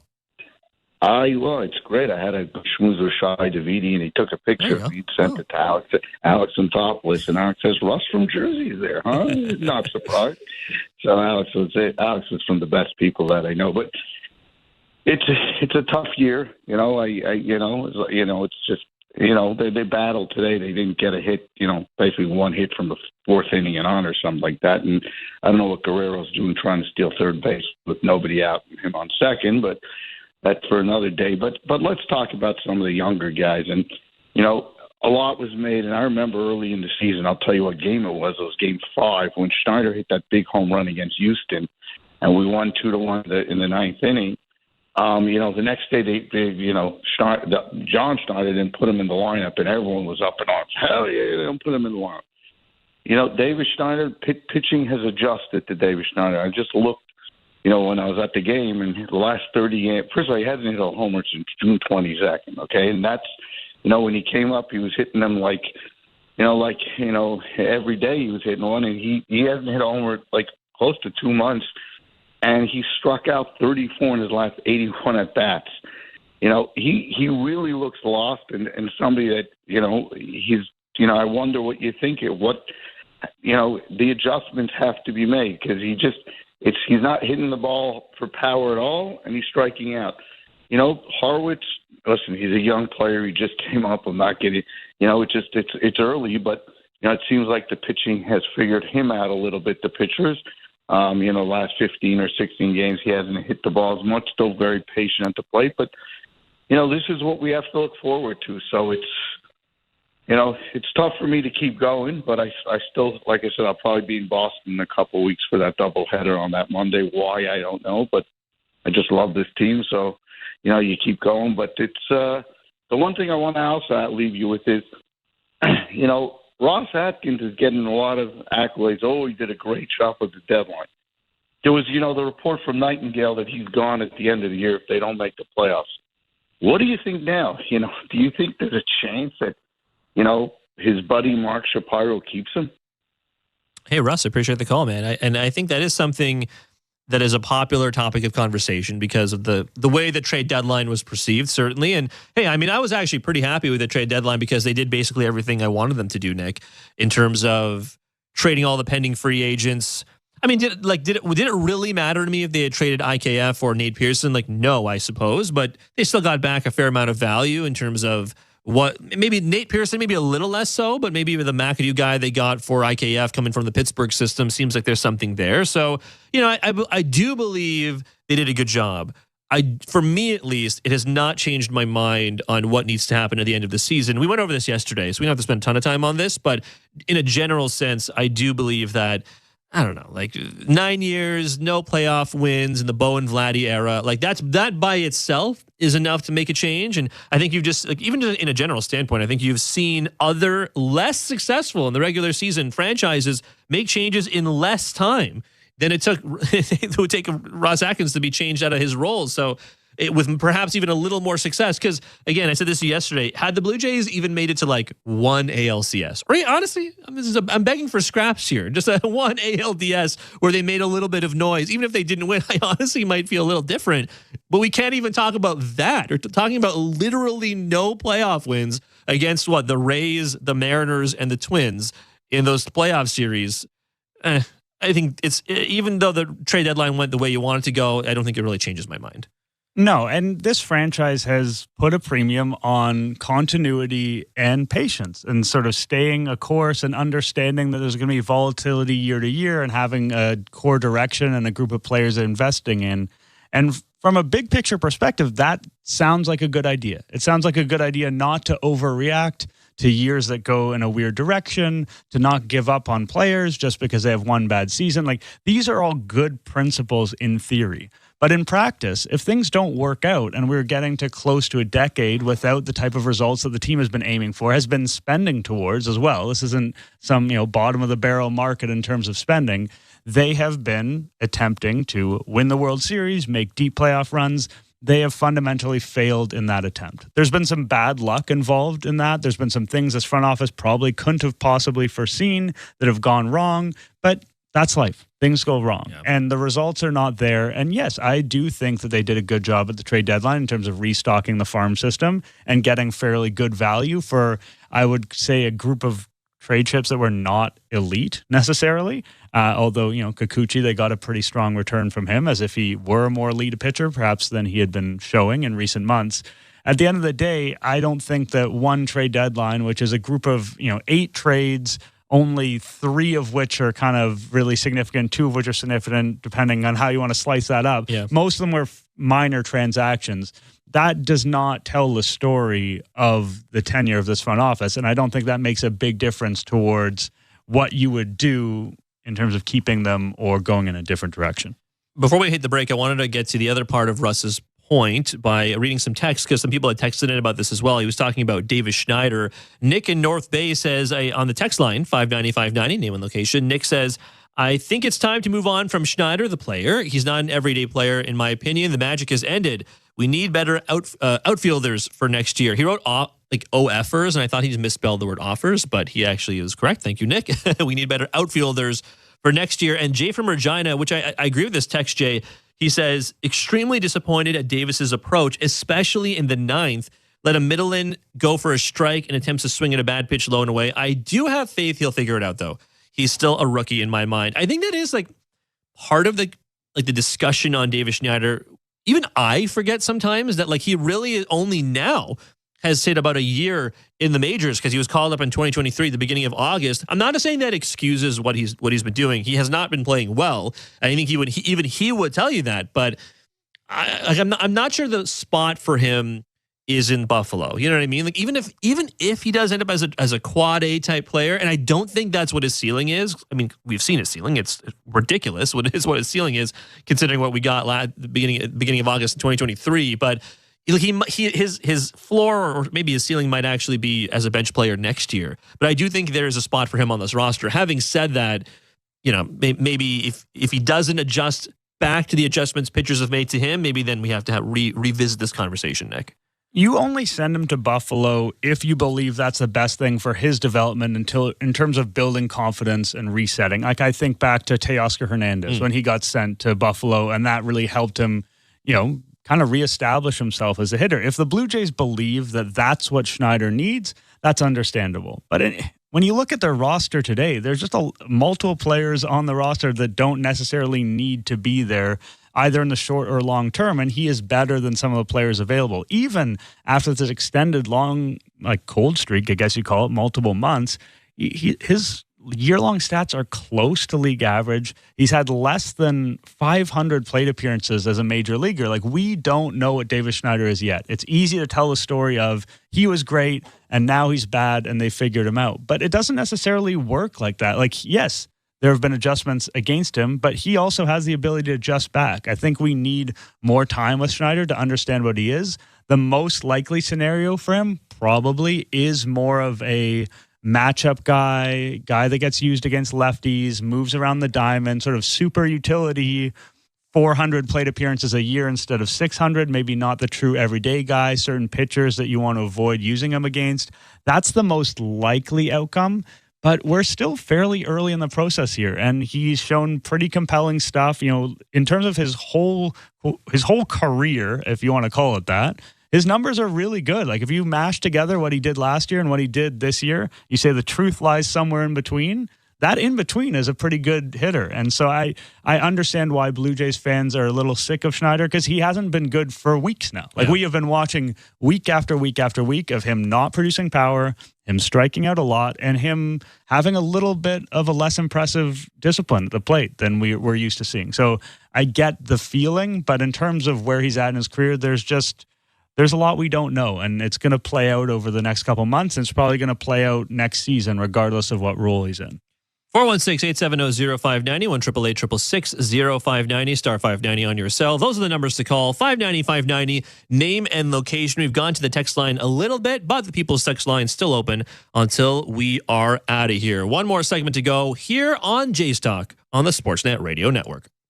Timber Mart is Canada's building center, a solid neighbor to call upon when you've got a job to do. Your dependable home improvement store that offers the added value of Air Miles reward miles with every purchase of $15 or more. Visit timbermart.ca.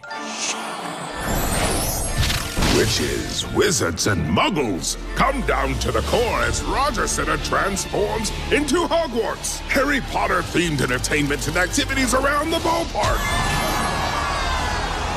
Magic moments create core memories. So fly down to Roger Center on Friday, August 9th, and get one of 4 Blue Jays Harry Potter Hogwarts House Raglan shirts. Harry Potter Night. For tickets, visit BlueJays.com. At Crown Rust Control, protection runs deep because every Crown Rust Control.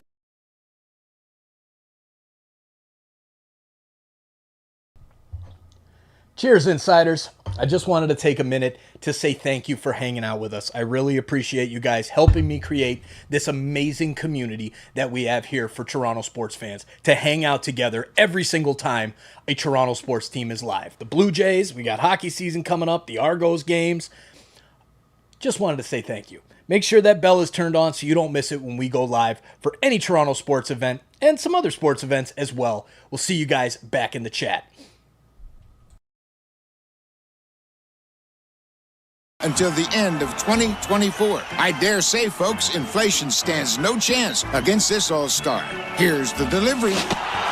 And inflation strikes out. That's a swing and a drive for fixed rate pizza. Lock in yours today. Order pizza.ca. We're two men and a truck. So, you're moving to a new home, and all that's left to do is to call a mover you know you can trust. Well, naturally, you think two men and a truck, since you know they have lots of men and lots of trucks. They'll wrap, pack, and move everything you own. With a 96% referral rating and the professionalism you can trust, the choice is simple. For a free in-home estimate, call today. We're two men and a truck. Two men and a truck, the movers who care. This summer, catch the excitement of Blue Jays baseball on Sportsnet. From pregame to postgame, Blue Jays Central breaks down what went down and why. When the action heats up on the field, Sportsnet.ca and the Sportsnet app take you deeper inside the game. Headlines, scores, highlights, and more. It is way out of here. Watch or stream on Sportsnet or listen to every game on Sportsnet 590 The Fan.